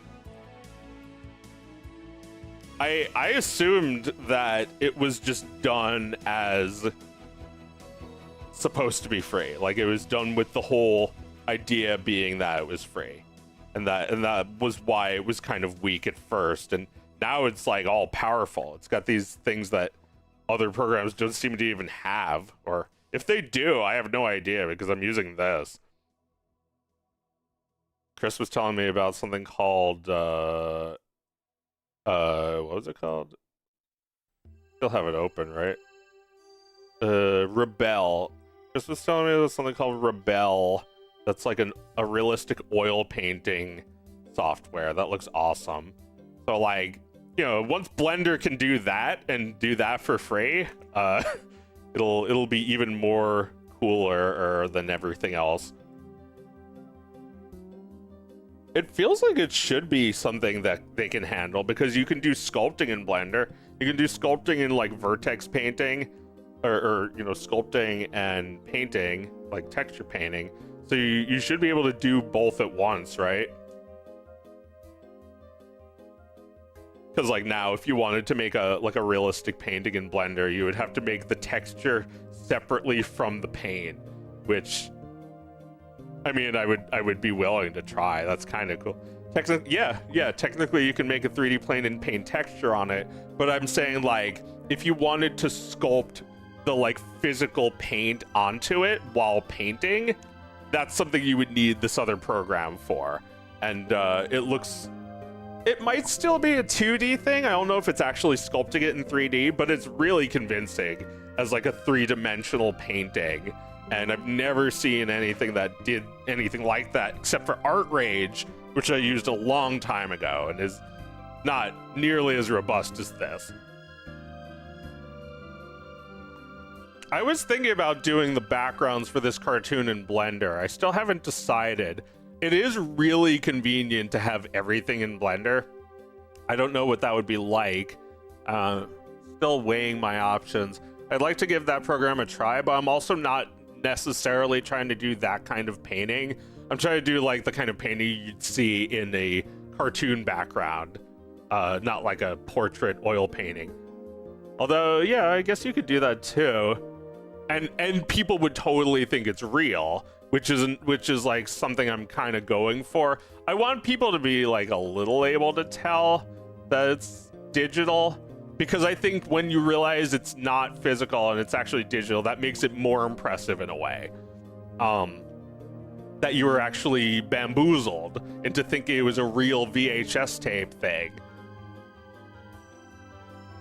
Right, I'm not even doing a real VHS. I was thinking of doing that to like get the VHS look, but I don't think I have to. I think the VHS filter I got is convincing enough for this cartoon, for the purposes that I'm going for. For my purposes. Stop myself from saying that, but it's too late.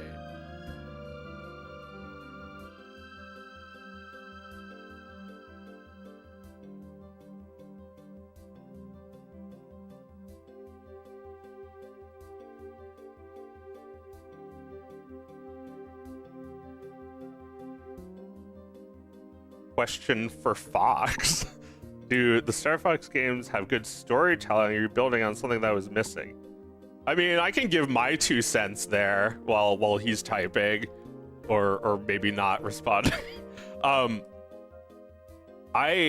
think that the games have like a plot that is kind of the same plot in all the games, and that's a good thing. It's like, it's really just like a new telling of the same idea, but like every time it's like more robust, more featured, with like Star Fox 64 being like a big step up. A big step up in like the graphics and also like the characterizations. They have actual voices this time. When I watch A Fox in Space, I feel like it's like the communications between the characters is like that's where the intrigue is in my mind. That like there's sort of this disconnect between the polygonal ships and the like characters' portraits, and finding that balance is what I think makes both interesting, because without the game it would just be people talking, and without the people talking it would just be flying around in space. The games have very little actual lore, and I'm fanficking the hell out of my project. Yeah, well put. The games, but like I think the games like have something really interesting there that like it lays the groundwork for a lot of story. Keeping the main traits that have been established, modifying a few vague ones, and completely filling in my own where lore is simply missing. Yeah, that's just so cool. It's like, it feels like you're just watching an official cartoon.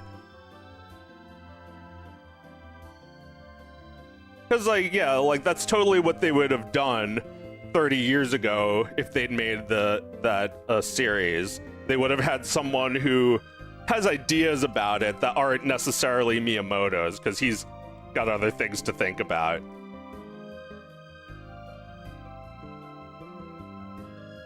There was a Star Fox comic I remember thinking was really awesome, but I was also like a little too young for it. I think I was more interested in the Mario comic. That shit was fun. Sonic used to be like that. I was originally a Sonic-obsessed nerd kid in 93 to 96. But then Sonic got too popular, and then the lore got kind of nailed down, and then nobody was really allowed to just like make up their own idea anymore.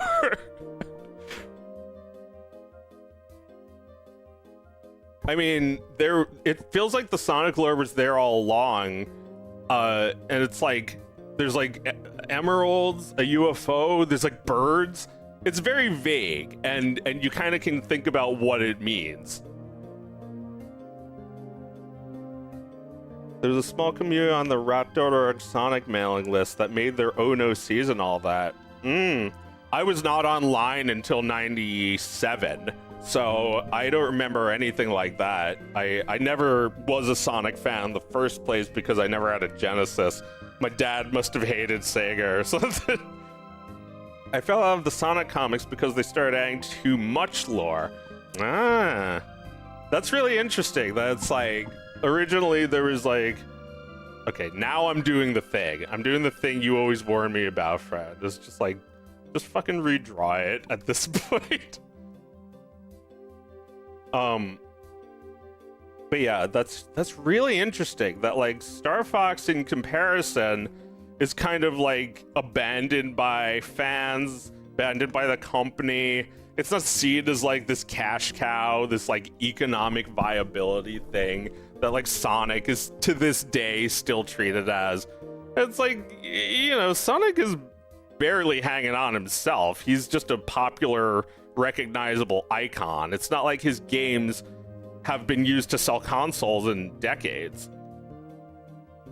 He's like, Sonic's the name, and I'm also here. It's like, wow, Sonic on Nintendo. Wow, Sonic on PlayStation? I remember when that was a big deal.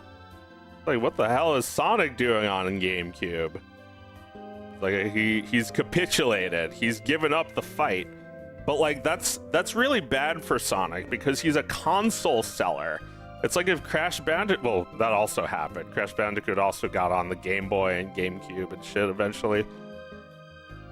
And so did FF7, and now even Master Chief is on the PlayStation. Although that's still a Microsoft-owned product. They just care more about money than winning console wars. Star Fox NES is my favorite. I felt dark and mysterious when I was 9. That new Sonic racing game is apparently kicking the pants off of Mario Kart World. Really? Is it like a same idea where it's like an open world thing? I haven't even heard of it, but I wouldn't be shocked because you know, Sonic is also hey, Sonic's here too. And Sonic is still big because people, I don't know, I guess people just appreciate those aesthetics more than the ones of Mario, which are all just like, you know, Sonic's a little bit cooler, Mario is kind of for babies.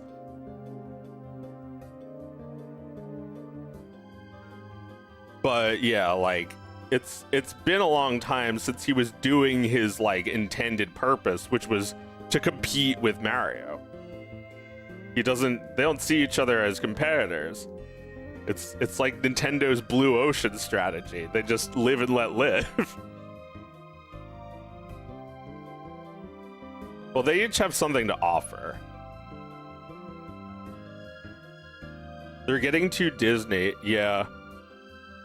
I've had every Nintendo from NES to Switch 1, but they're getting to Disney. Yeah, I've never really considered, not yet at least, getting a Switch 2. I feel like it could still happen, probably will. You know, if I have kids before they release another Switch, I'll probably buy it for them because, you know, it's like some kid's first Nintendo right now, and it's like, as much as I don't want it, I can imagine, like, okay, somebody who's never had a Nintendo before should have this. You know, someone who's never had their own Switch should get the Switch too, because it's really just, you know, does everything the Switch does. Oh my god. This one sounds like, I don't think this one is actually old. This one sounds like Utopian Scholastic, and the cover looks like it too. Upload 1 year ago. All right, let's guess. What are we guessing? What's the year? 1994 or 2024? Well, I already gave it away. It's 2024. I could just tell. It's pretty good though. See, that's what I'm going for with my cartoon. You're gonna know it's not authentic. It's not trying to trick you into thinking it's authentic. It's just trying to homage. It's trying to get into the detestable habit of homage. Because, and I'm not really sure why, I have to think about it. I guess because this stuff is so lost. This stuff is so lost that it's almost like a funny joke or like party trick to be able to recreate it in some way. Right? Like we look at these old aesthetics like, and we kind of laugh at them, but we also miss them. We miss that sincerity. We want that back. We're bringing that back. Yo, I'll send you what I did to do Rude Jackart's Transformer animation and make it look VHS. That's sweet. Yeah, that'd be awesome. I've been doing it in Blender, but if you have a more effective way, I might just like abandon it, because it takes a lot longer to render when I do it in Blender. And I know Jack doesn't use Blender, so I assume you're not talking about Blender. You're gonna hear the cartoon right now, just so you know.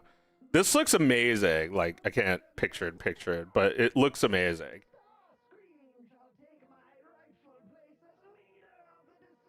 Yeah, like I did a test.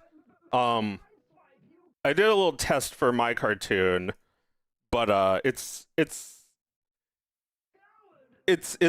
expensive test. I feel like, or did you do this in Blender? Because you know, if it's the exact same one. Oh, you do it in DaVinci. Oh, I see. So I could probably do like the same effect in Premiere, right? Or should I get DaVinci instead? I've never used that. Ow. Oh, but yeah, anyway. Scrimmy tunes. scrimmybingus.org. What the fuck is this? Krogus Interactive presents Scrimmy Tunes full album 2015. But it was uploaded in 2022, so I feel like even that's not really it's not actually even 2015, is it?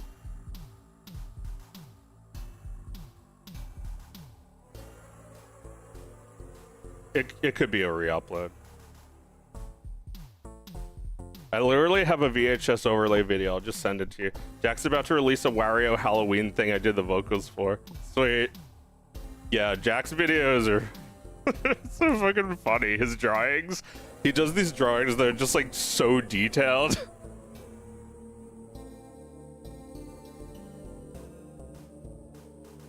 There's one he did about Donkey Kong Country that I couldn't stop laughing at.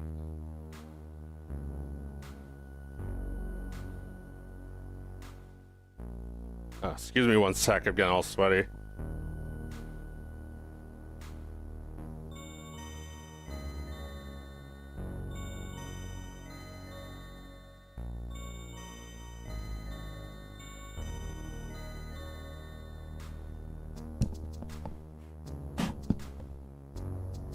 All right.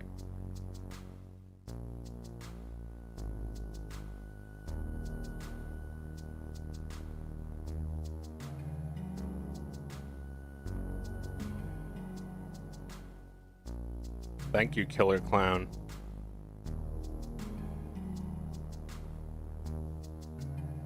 Supposedly we get all the bits because we paid the Twitch fee. Right, right. You only get around 250 of the subscription money. Oh, that sucks. So like you pay $5 and I only get 250. That's too bad for me.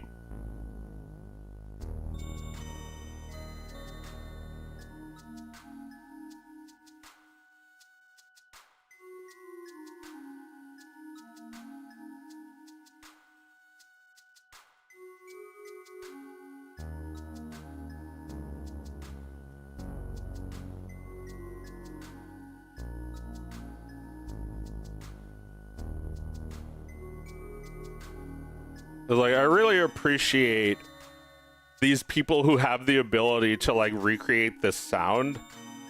I don't know how good I'll be at doing it, but I'm also determined to try and write some music like this for this cartoon, and try to really tap into this like nostalgic feeling that working on this cartoon makes me feel.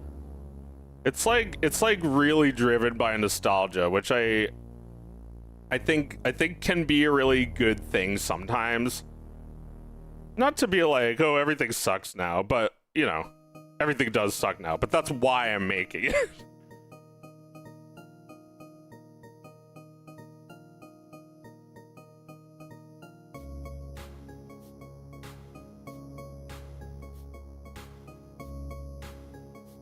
Like if you think everything sucks now, then you have to make it yourself. You gotta I don't know, I think just by being an artist you are implying that everyone else's art was not enough, and I don't think that's a bad thing, but I think, you know, when they say artists are egotistical, it's because of that. It's because what, all the art in the universe wasn't enough for you? Well, no, as a matter of fact. I have to keep making my own art. It's like, your art's not as good. It's like, that's the point!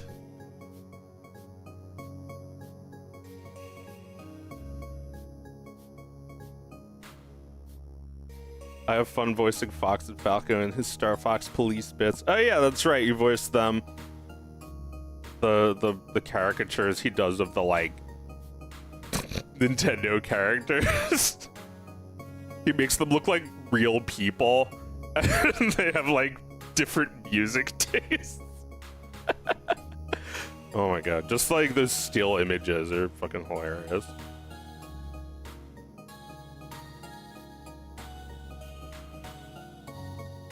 I always think about the process Jack has. He has a very different process, where he draws on an iPad, and then he kind of just like animates it in Premiere, right?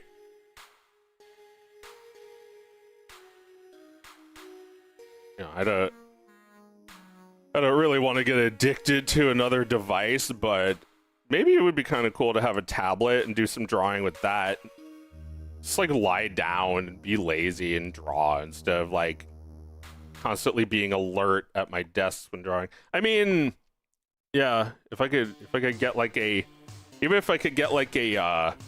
mount for my Cintiq, I could just like, you know, relax while drawing a little instead of hunching over the screen.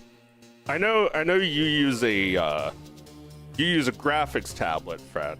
So like a graphics tablet is another option. I could just keep it in my lap and lean back. And you got a lazy boy. That's just cool. Blender coming to tablets very soon. That was the highlight of their latest conference. That's right. I did hear that. I thought maybe that already happened, but I'm that's really interesting. I'm eagerly awaiting that. That's so cool. That, like, you can use grease pencil on a tablet now if you want. Just like bring my work with me. Like, holy shit. Oh my god, if I go on like a road trip with that thing, my nephew's gonna be looking at me, looking at it the whole time. Like, my nephew wants an iPad so bad and he's not allowed, but like his desire for the iPad is not going away. I mean, you know, he shouldn't have it, but him not getting it is what's making him want it so much. Although if he gets it, he's gonna want it more because it's just gonna be like, no iPad. Like, you know, he's not gonna like it being taken away.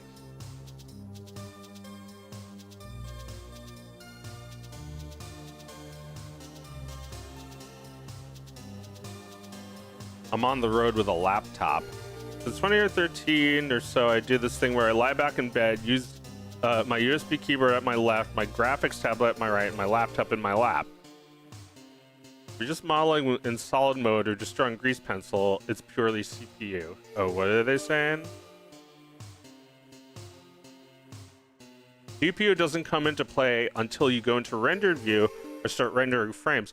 Oh, well, that makes sense. I'm not doing it right now, but once in a while I'll actually draw in rendered mode. I'll like work in rendered mode. It's kind of cool seeing it like that. That was something that I thought was so cool when making my reflection cartoon with the dachshund, that you could actually have the ray tracing on while animating. It's never been done before, having GPU stuff while animating. I mean, nowadays you could probably animate your character with their actual hair on. You don't even need to use like a fake hair model that just represents the hair. I mean, I don't know how good that would be for your computer, but you could probably technically do that, right? The new Eevee is really cool. And you know, it kind of works like Arnold renderer. Like, it just like you stop clicking around, it renders. It like adds more samples. I was playing with 4.5. I'm back in 4.1 right now, but I was playing with 4.5 just for the rendering, and it is pretty cool. I would love to use that for another cartoon one day.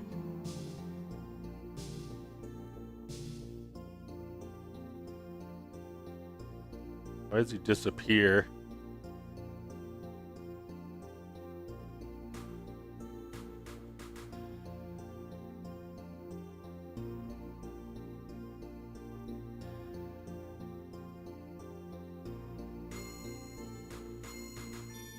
I guess I just put those keys there to show that I wanted keys there.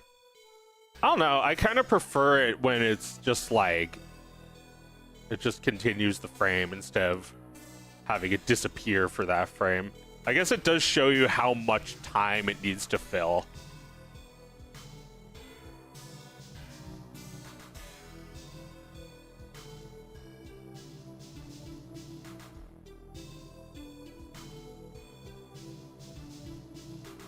I think, yeah, for this, I should in between it by hand with my pen on the sketch layer, and then come back to it with these colored pieces and like just kind of just like morph them into the scene. Because you do kind of need to track everything and like not have things like ink and color lines distracting. This one's gonna be tough because I actually changed the drawing a lot. I made it so he was doing a better silhouette and using the correct hand.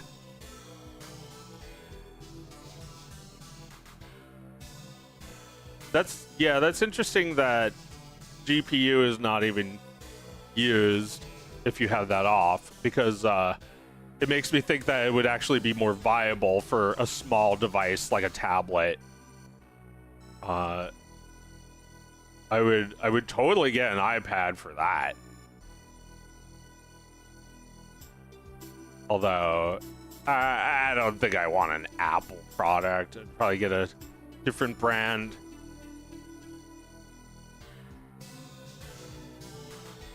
Like Apple products, you gotta bring it to them to fix it.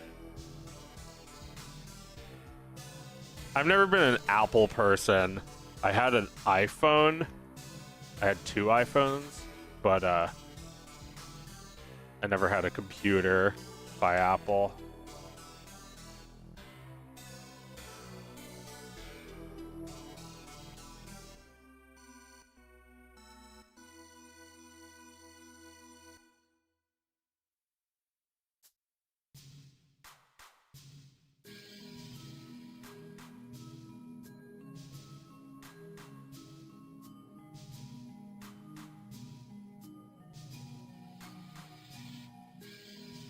Yeah, I was trying to see how it might look if instead I made the eyes kind of yellow, like the teeth.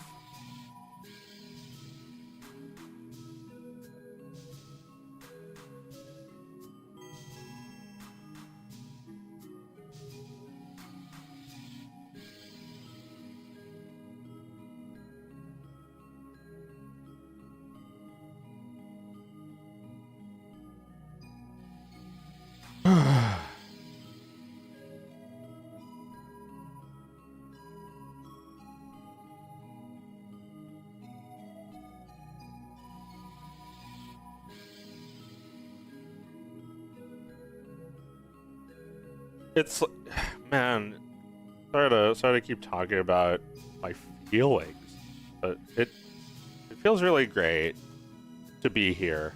It always did. It always felt really great to be actually making my work and streaming and like having a good time drawing, but it really does feel like shit trying to be a YouTuber. And I'm glad people are going to pay me whether or not I upload to YouTube. People are going to pay me even if YouTube doesn't want to.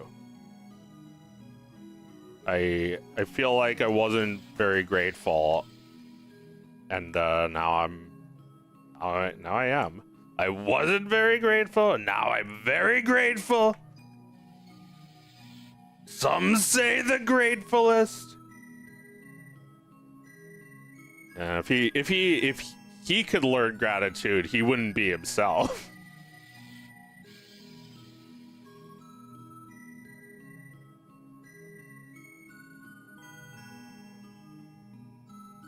It's like, what would you do though if people's idea of you didn't align with what you are? No, he wouldn't be able to handle that.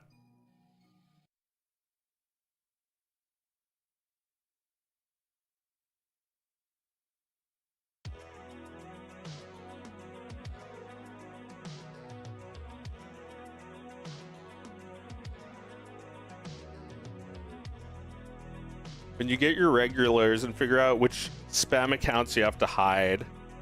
Yeah, totally. I see how demanding a lot of viewers are. That is, you know, I call them chazers because it's an Italian word. Italian. Which side is Italian exactly?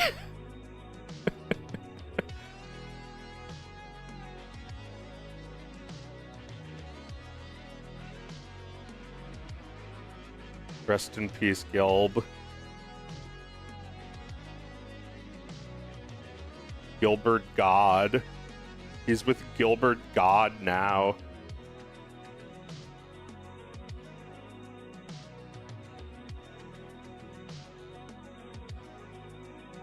But yeah.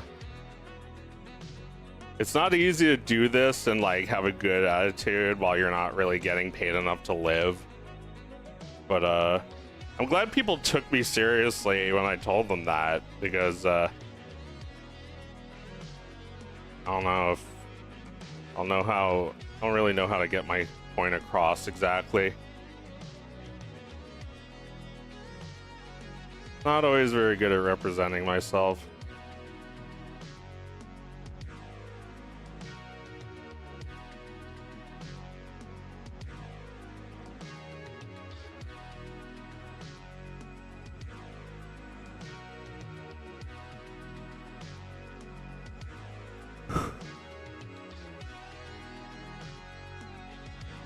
Getting so hungry. I wonder if it's almost time for me to go.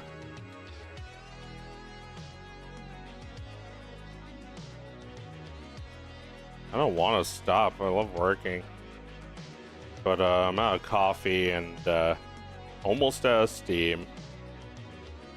I didn't take your comments on babysitting the wrong way. I've been in here. There are definitely a lot of users who come here and spam pure slop.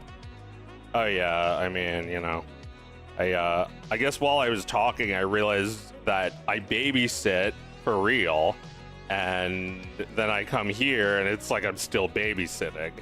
I'm just babysitting people who are probably in their 40s. And, you know, it's not even really all of their fault. It's the platform has condition people to act this way, to expect and demand, because they think that's what drives this stuff. They think just by watching, you're making stuff happen. And that's why we're in this state with the AI right now, because those people think that to the max. Like, oh yeah, I can just generate something that I want to watch. Just think about it and it's there. And like, people have gotten really comfortable with the way they treat online creators, the way that they just like snap, oh waiter, and you know, I mean, I don't mind babysitting. I'm happy to give parents a break, but I can't take it if I'm just being treated like a slave. That's actually not the deal. The deal is that I make cartoons, not babysit, wipe asses. It's like, it feels like I'm changing diapers. Like, Joe, what happened to you? 400 character essay. Like, okay, go away. It's like, Joe, you need therapy. Actually, you need it more than me, because you're completely obsessed with me and my personal life.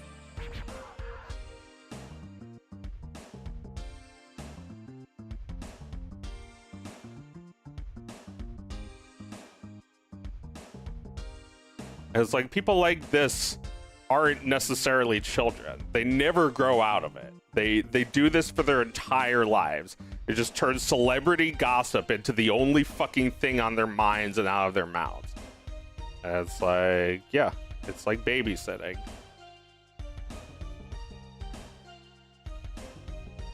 Someone's gotta babysit the crybabies. There was a crybaby in the comments saying like, well, you know, Joe, some of your idiot baby followers gave you $10 and you never acknowledged it. It's like, I'm grateful for the $10, but you're being a bad baby still by saying that I owe you more and that I'm not giving enough. Like, I'm trying to do a deal for like a long-term thing. You give me $10 now, and then in like a year and a half it pays off. You know, you don't actually see it immediately, and that's not something that the instant gratification model of YouTube has taught us to ever expect. And yet, against all fucking odds, there are a lot of people who are smart enough to take that deal. And I'm glad that there are, because the alternative is just being mired in this kind of like comment, or this Hazer culture where it's like, hey, everyone's a klepto. It's a kleptocracy. So while you steal from us, you steal our time with your shitty ads, we'll steal your soul to try and remunerate that shit. And it's like, how about none of that happens, and instead you just pay me for no reason and I'll work for no reason, and we'll both be happy for no reason. It's not for no reason, it's just the reason isn't immediate, okay? It's easier to see donations on Twitch. Well, Twitch is also just a much better streaming platform. I have alerts set up for Twitch that I don't know if you can even do for YouTube, and it doesn't matter because they still appear on YouTube. You must be able to do it. I just haven't set that shit up. Like when someone does a super chat, there's got to be a way for people to for it to like show up on screen, right? Although I kind of don't know if I even want that. Keep going off. Joecoin is on the rise. Yes. Yeah, I'm basically asking for you to invest in my coin, but you know me. You know what I do. Unless I just, like, I don't know, die randomly, I'm probably not going to just run away with that money. Like, what am I going to do? Go to Fiji like Truman? Just grab, like, the $800 and be, like, tricked? And just, like, escape the country? Like, people are so fucking scammy. That's why they are so quick to call me a scam, because that's what they'd be doing if this was them.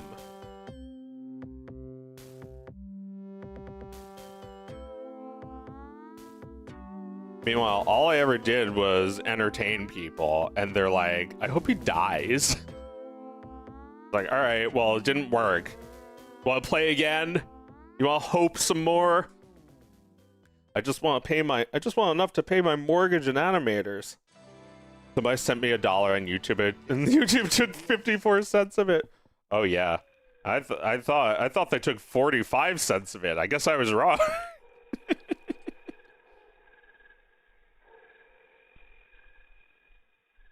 That'd be really fucking LOL if they just had me convinced that it was 45 cents. No, you get 45 cents. We get 54 cents, and that extra 1 cent, we don't know where it goes. It's gone.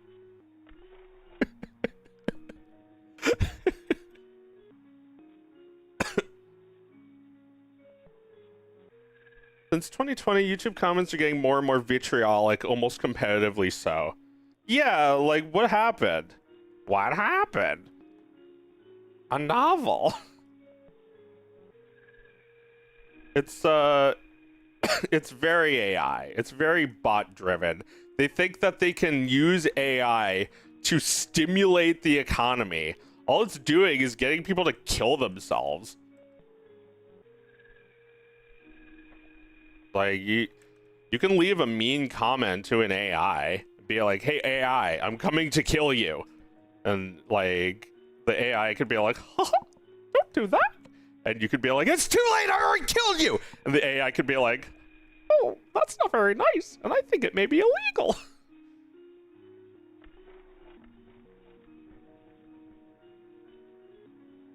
Like, you could do that all day and it won't harm the AI. You don't have to apologize or say thank you to the AI, but you have to treat humans like they're human. They will feel it when you leave a mean comment. And if you don't understand that, then you have to go back to kindergarten. There's no other answer.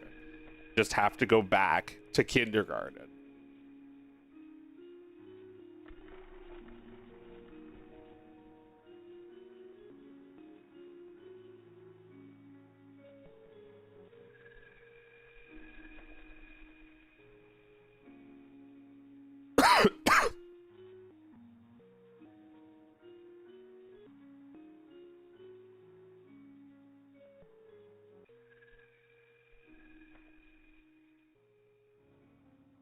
Because like, you know, the average like online conservative's greatest fear is that, you know, liberals are gonna put a dress on them, inject them with a serum of unknown source, and then force them to go to a re-education colony where they're turned gay. Right? You know, like that's some version of what they're afraid of. It's like, no, we need you to go to kindergarten and learn how to be a like child. How to be like a human, but like a baby one.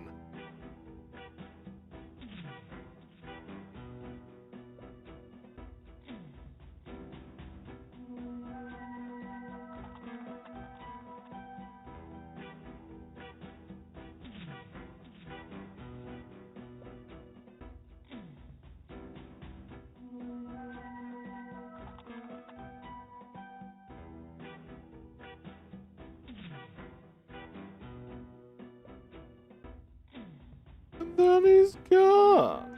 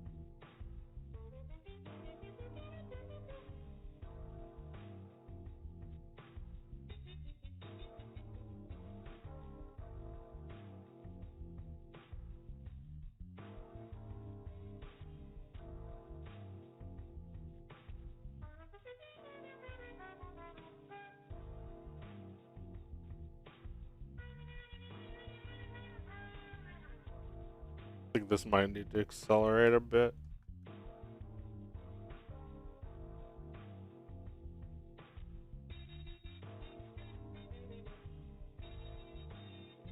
Yeah, that's like, I don't know. Watch your arcs. Just talking to myself, not you.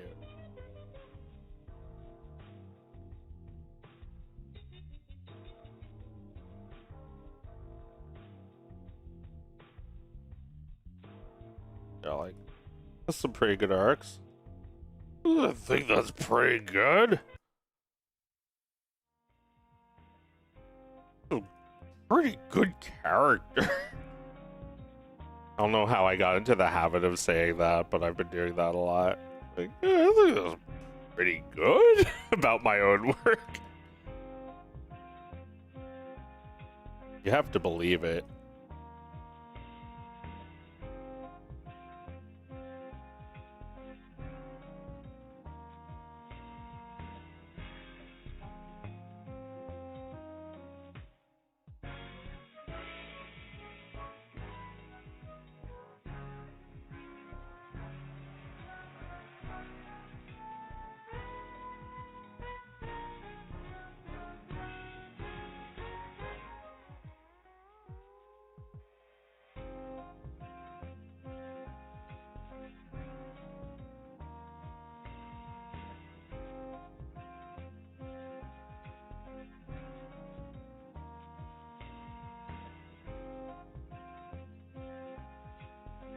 Alright, he's not gonna be static in the sky like that.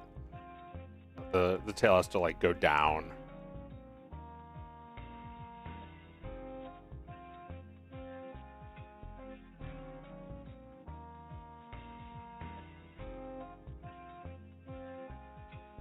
Now it's wrong.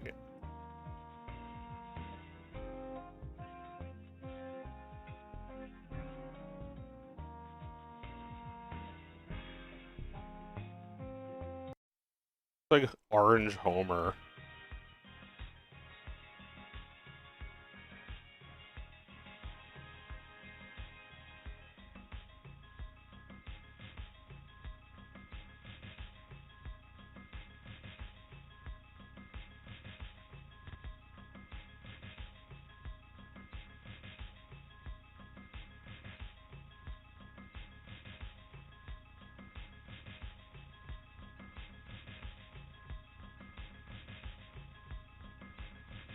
Still so much to do.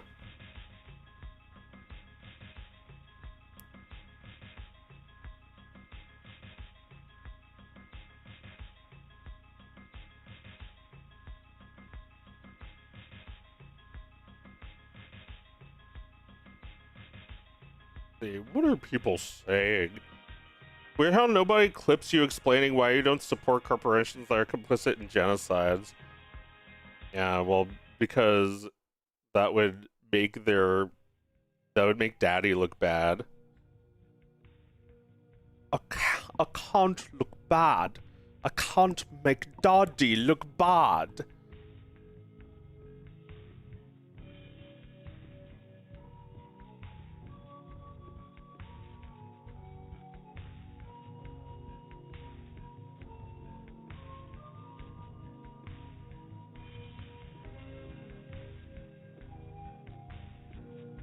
There's money in vitriol to discourage moderation. That's interesting. And yeah, there's money in like, you know, the South Park episode made fun of that. Like, you're just getting my nut. Making a fake video, fake confessing to some politically fake evil shit that you fake did gets way more views and engagement AdSense than wholesome creative videos. That's fun. That's a real fun shit. Like the guy who called ICE on a restaurant because they didn't hire him and caused their staff to get fired. And he got hired in their place because MAGA rules. Like, that entire thing was made up. Or those fake kid kicks back of guys see an airplane and Karen mom does nothing videos. They're all fake, but 99% of the comments are as if they aren't. So the comments are also fake. And yeah, a lot of people fall for that shit, which is sad. A lot of people fall for like cute videos of possums. I've seen a million of that shit. Like, oh look, a possum that got spooked and played dead. It's just like complete bull fuckery. Just complete fuck buggery. Bug fuckers.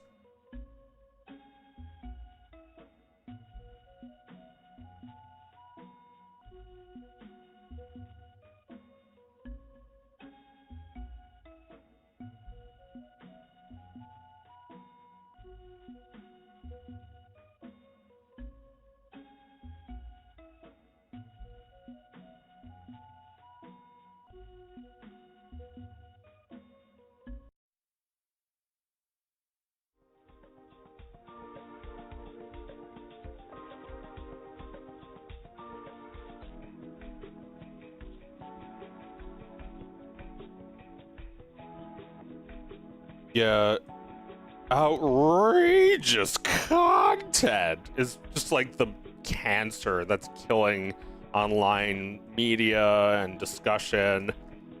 You know, the oligarchy hated the internet, and they hate it now. That's why they're trying to make it their thing. That's why they try to make everything their thing, like the swastika or Pepe the Frog. Like, it's my thing, just like they try to make AI their thing. You know, we should make AI our thing a little bit, just so it can't be their thing. We should make fake AI generated video like images that we actually made ourselves and like pretend that it's AI just so it can be our thing. And like now like, you know, it's like how Chef and South Park was saying, it's like white people started saying that, so we couldn't do it anymore. Like it's nonstop that, but replace white people with the oligarchy. You know, it's like, I'm a meme lord. I'm an organically grown internet joke. Like, no, you're not. You're an organically gay internet joke. It's a joke that isn't funny because it gets people killed and it's stupid. It's like a stupid fucking car that's your girlfriend. Like, my girlfriend car broke up with me while I was driving. It's like, oh, okay, I guess you didn't mean to kill those people with your car. Like, this is the fantasy world that those people live in. Just like, oh yeah, he's gonna something the economy. He's gonna something the pedophiles. Either arrest or protect. I don't care which.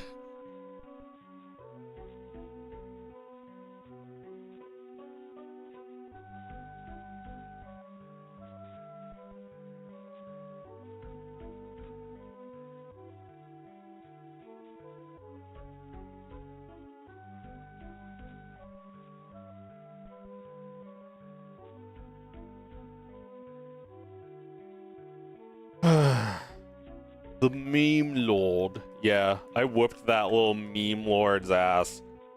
That little douche. That's why I think of meme lords.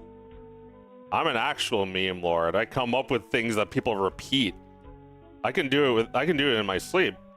I've made videos that is just like every fucking time I know what thing people are going to start repeating, and they do.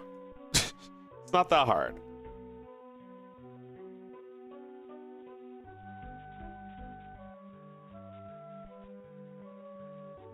And I mean, maybe I do that less than I used to. I guess I do think that's part of it. But a meme, oh my god, Elon Musk is pathetic. A meme is not the thing you seek out. A meme is the after thing. It's like the aftershock of the thing you do. You can't choose when something becomes a meme, you idiot. Nobody can. It's kind of a meme. Like that stupid fucking douchebag with Pepe the Frog who like gets his ass punched. It's like, Pepe isn't even a hate symbol anymore. It's kind of a meme. Okay, so you got onto a trend, got some people killed in the process, and now it's not a trend anymore and your life was a waste. The guy who punched you is more of a meme. That guy like ate poop. I only remember that. Oh yeah, Richard Spencer. But who remembers that shit? People were like being born when that shit was going on. It was so fucking long ago.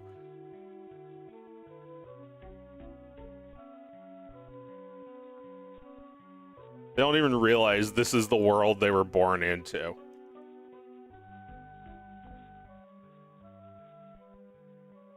Where stupid fucking noise and pollution is what everyone is told to chase. It's purely satanic. It is a billionaire death cult that they want to bring us all into. They want to destroy the world. That's not an exaggeration. Bill Gates just reversed his belief on climate change, said that it's overblown and that we don't need to stop polluting. And it's like, you know, trust me, guys. I'm totally sorry about the Epstein thing. Please come back to me, wife. It's like this fucking asshole is just a billionaire who shapes policy with the things he says, and we've been treating that as normal since I was a kid. Like, why is that normal? He's just a rich asshole. He's not a king. What is this? No kings. We haven't even dethroned Bill Gates. Take away his billions of dollars and tie him to a chair for the rest of his life. We don't need him.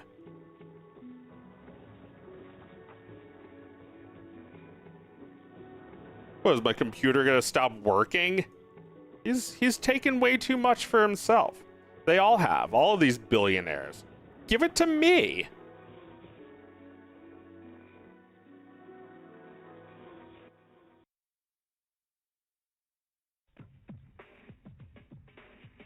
Thank you, Chocolate Gamer. I'm like saying, give it to me while people are actually giving me money.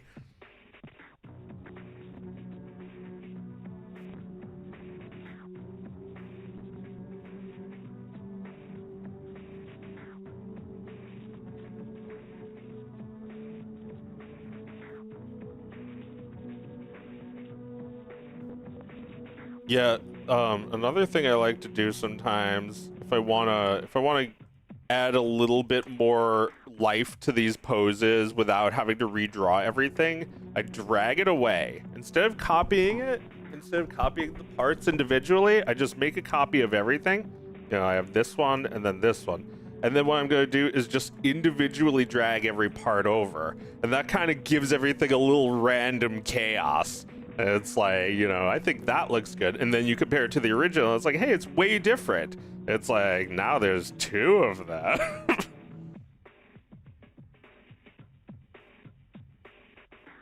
Yeah, like, see, it's already in a different spot.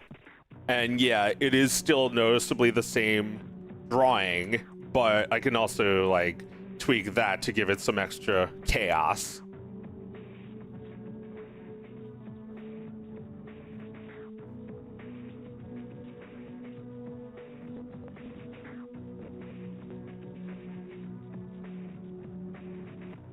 You know, there's too many parts to this muzzle, so I might grab a few things.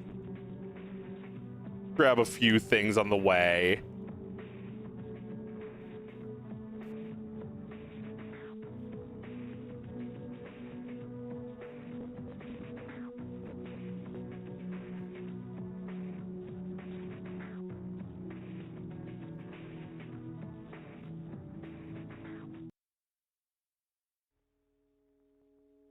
Yeah, see, look, it already looks different-y. And I'm also fine when people can tell. It's not about it faking the look of VHS. It's about it standing for that and being as close to that as I can do comfortably. I mean, if I really wanted to look like cells, I could just do cells. I don't know how. I've never done that shit, but I could figure it out.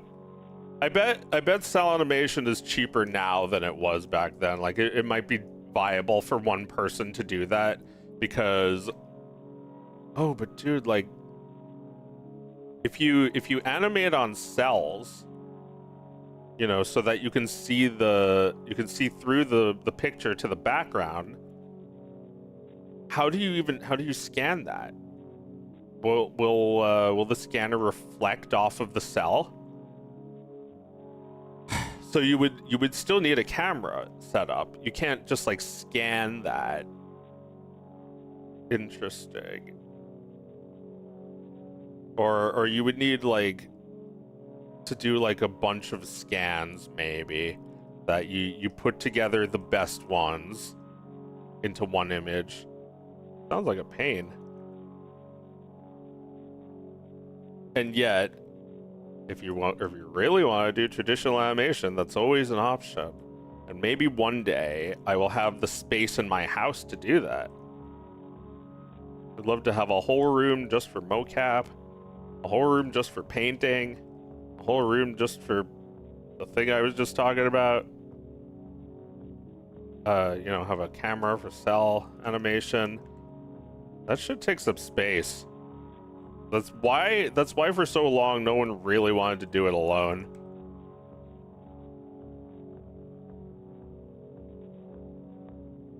But now everybody can do it, and there's no excuse. I mean, it's, you know,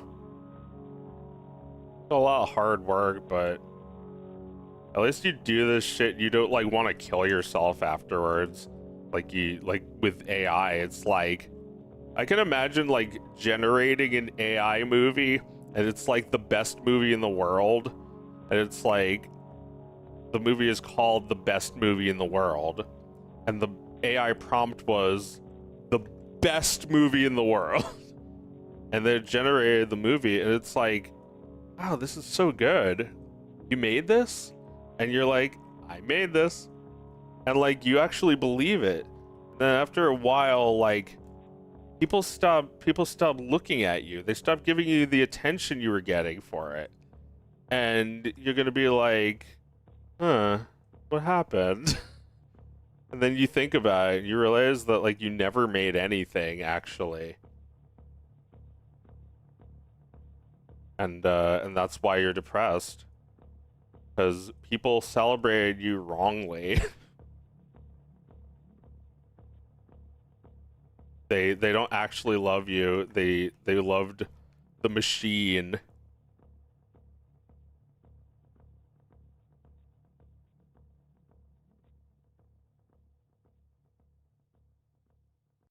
The teeth are not very consistent. Forgive me, Fred. whose teeth are always perfect.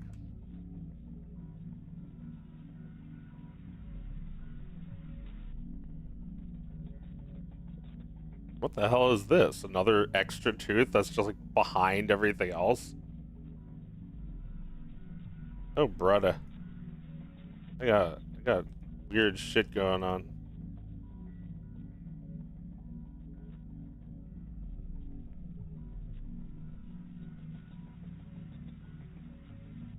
Ba ba ba ba ba ba ba ba ba ba.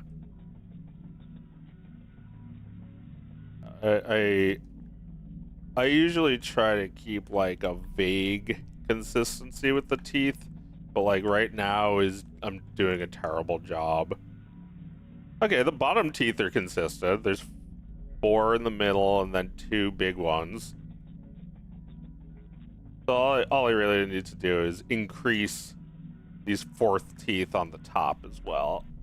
Maybe overlap them like that so that you can see they're big. Not even. Just increase the shine.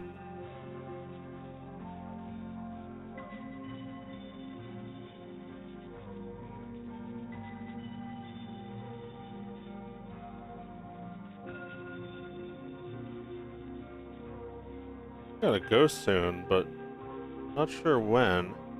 Maybe in an hour, so I'll stick around as long as I want. I'm staying. Finishing my coffee. I have like 1 drop left. I don't even have 1 drop left. It's completely dry. The drop is like there, but it's so small that even when I shake the mug, nothing happens. Okay, now it's starting to come down. The final fucking drop. Got it.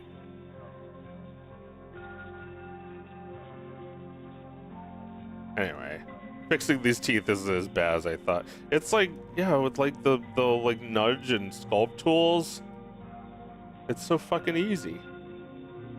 So like, I guess I'm the person from the commercial for the Sunsetter, who's just like, my entire I'm like the Charmin bears, but for Blender. My entire life is wiping my ass, but like, you know, the Blender version of that. It's that easy. And it was absolutely free. And it's like, you know, that's just like all I stand for in life is this one product. I love that. I love that idea that the Charmin bears don't even do anything but wipe their ass.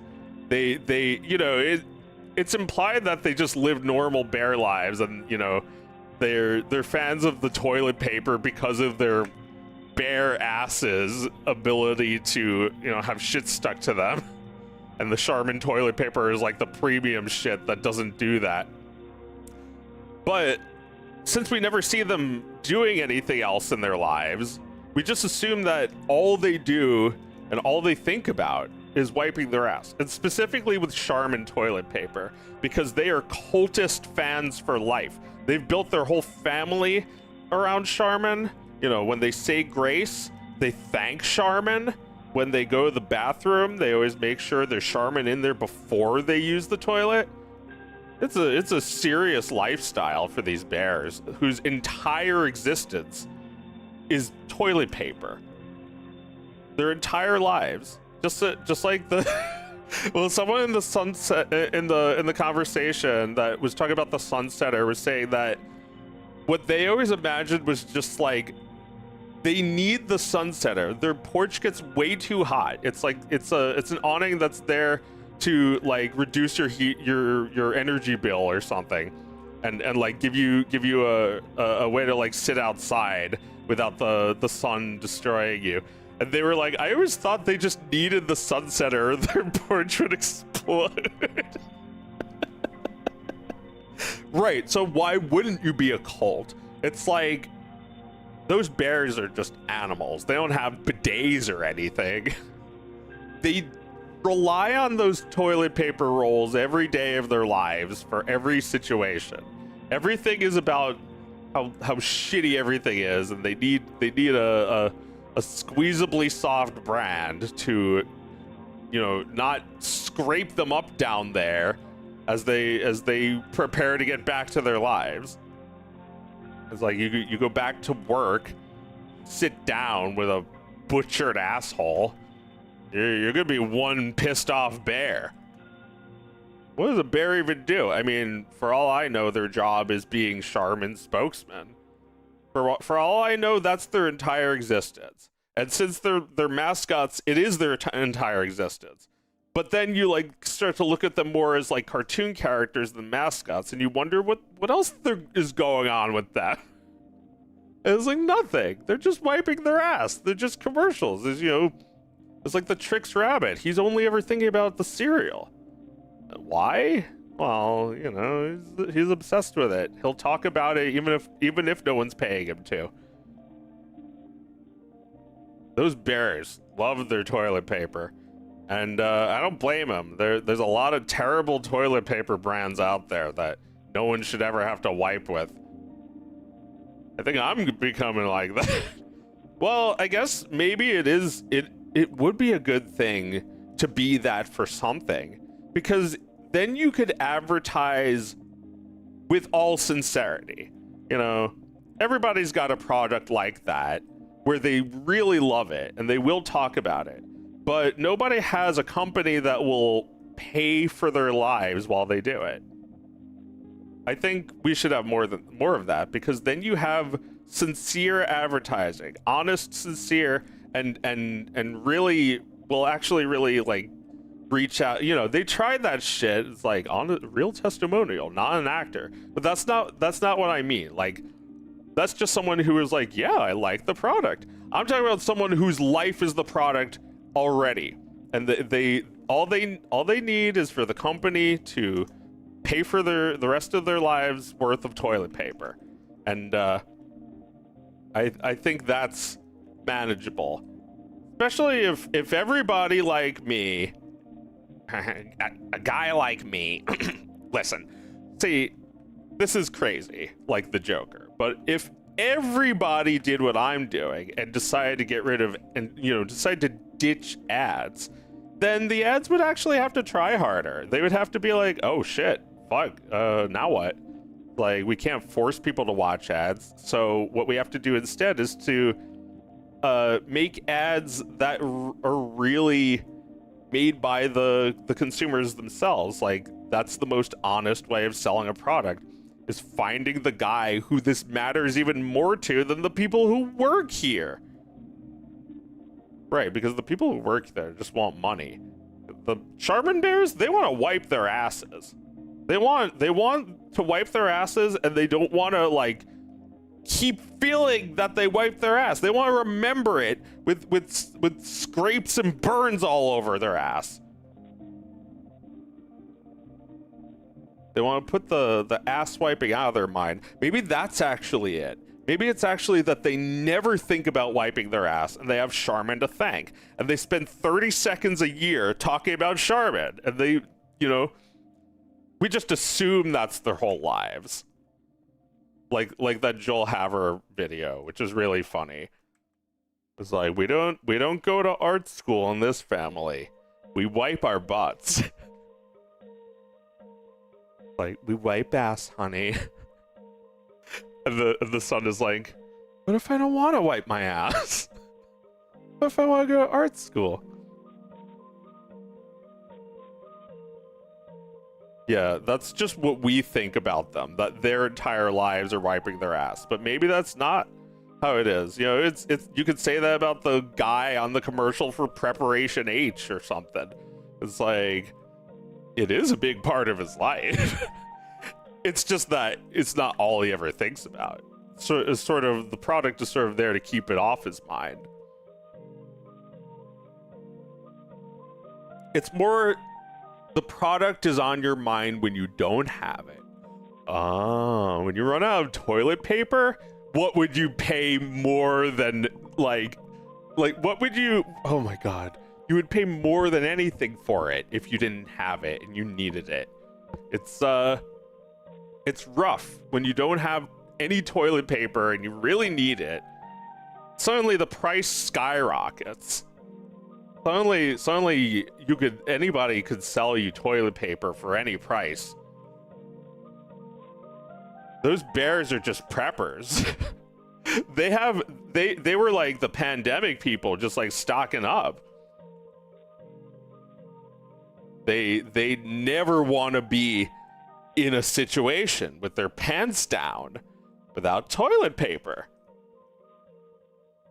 But yeah, maybe they never think about the product. They don't buy it. They advertise it, and then they get a year's supply of it, and then they go another year with the same contract. Right, maybe that's what you need. The spokesperson and the advertiser needs to be paid in the product, because that's how much it's worth to him. That's what he really wants. You know, he wants his tricks.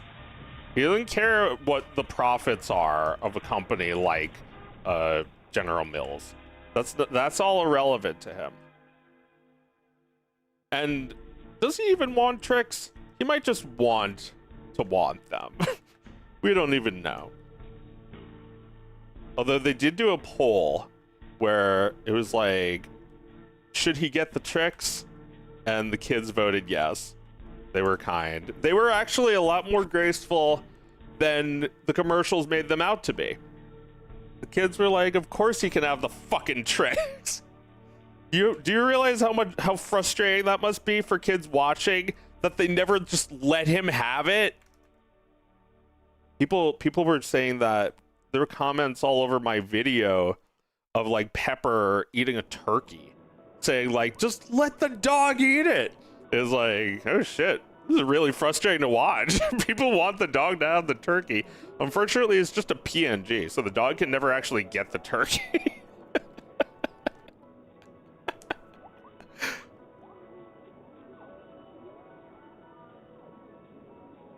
Yeah, look how much more life that has in it. And I didn't even redraw it. I just like cheaped out, like always.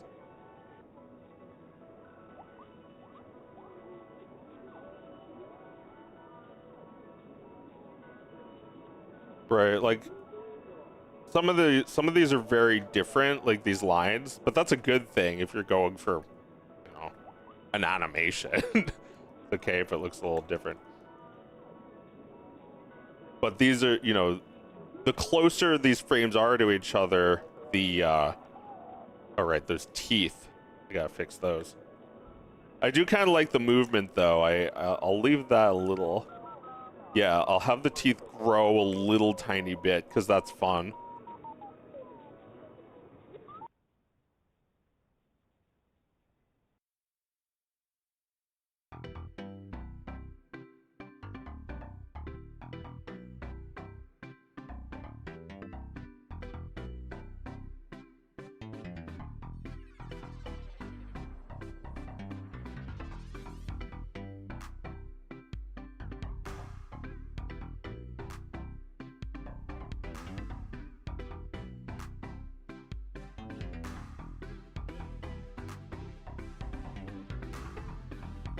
Oh my god, that takes forever. Just like trying to reorder a shape. That shit's annoying. It should just know. It should just AI know what I'm trying to do. I found recently that autocorrect is always wrong. Like, pretty annoying.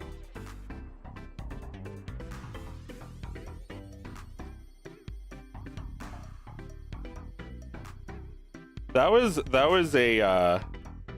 an AI app that was forced onto everybody's thing that nobody really complained about because it saves time. And it's like, you know, aren't you going to respond to the criticism that it's wrong a lot of the time? You know, same thing with like voice to speech, like that's just wrong. It's like, oh, it may be wrong some of the time, but it's right this amount, so it still has value. And it's like nobody's saying that about AI, although it's too tied to a stock price. That's why even I've given up on talking about what I think is cool about it, because I don't know, it's only cool if it's withered. It's only cool if the stock price goes down. I'm fucking bored of oligarchs. They all need to be tied to a chair. Like, the kind of art oligarchs want to make is bullshit. That's not art. And it's forced down our throats every second of the day. Like, what they want to see in the world of the arts.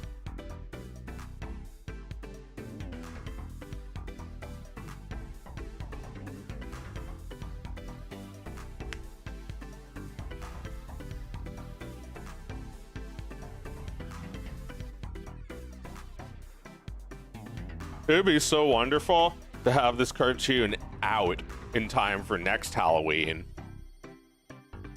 Can I do it? Can it do? Or I guess the real question is, can we do it?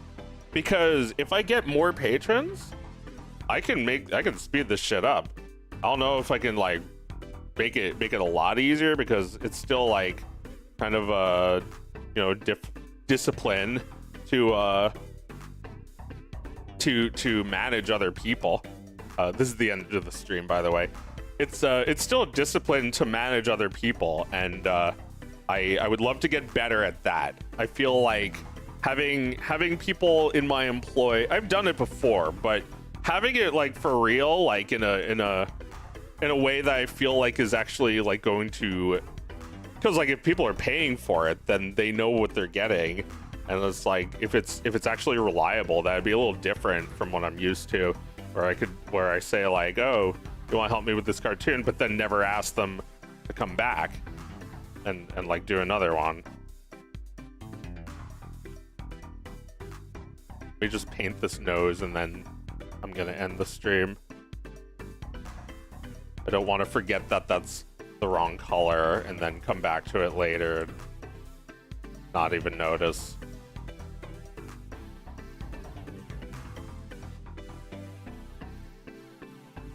There we go. That's all done, right?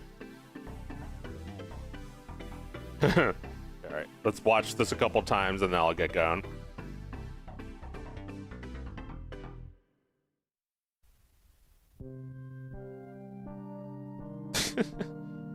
It's doing something, it's getting there.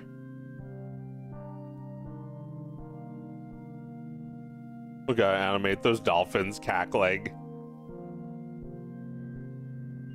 That'd be cute. That looks easy. I would just have to morph them around. Although maybe I should still do the sketch by hand, because I want them to have the right poses. Not everything needs to be nudged. Especially it gets like way easier to nudge if you have that already sketched out. It's the pose that you need. And it's like, even though I took like 2 seconds to sketch it out, I rely on that for the pose, for the finished thing.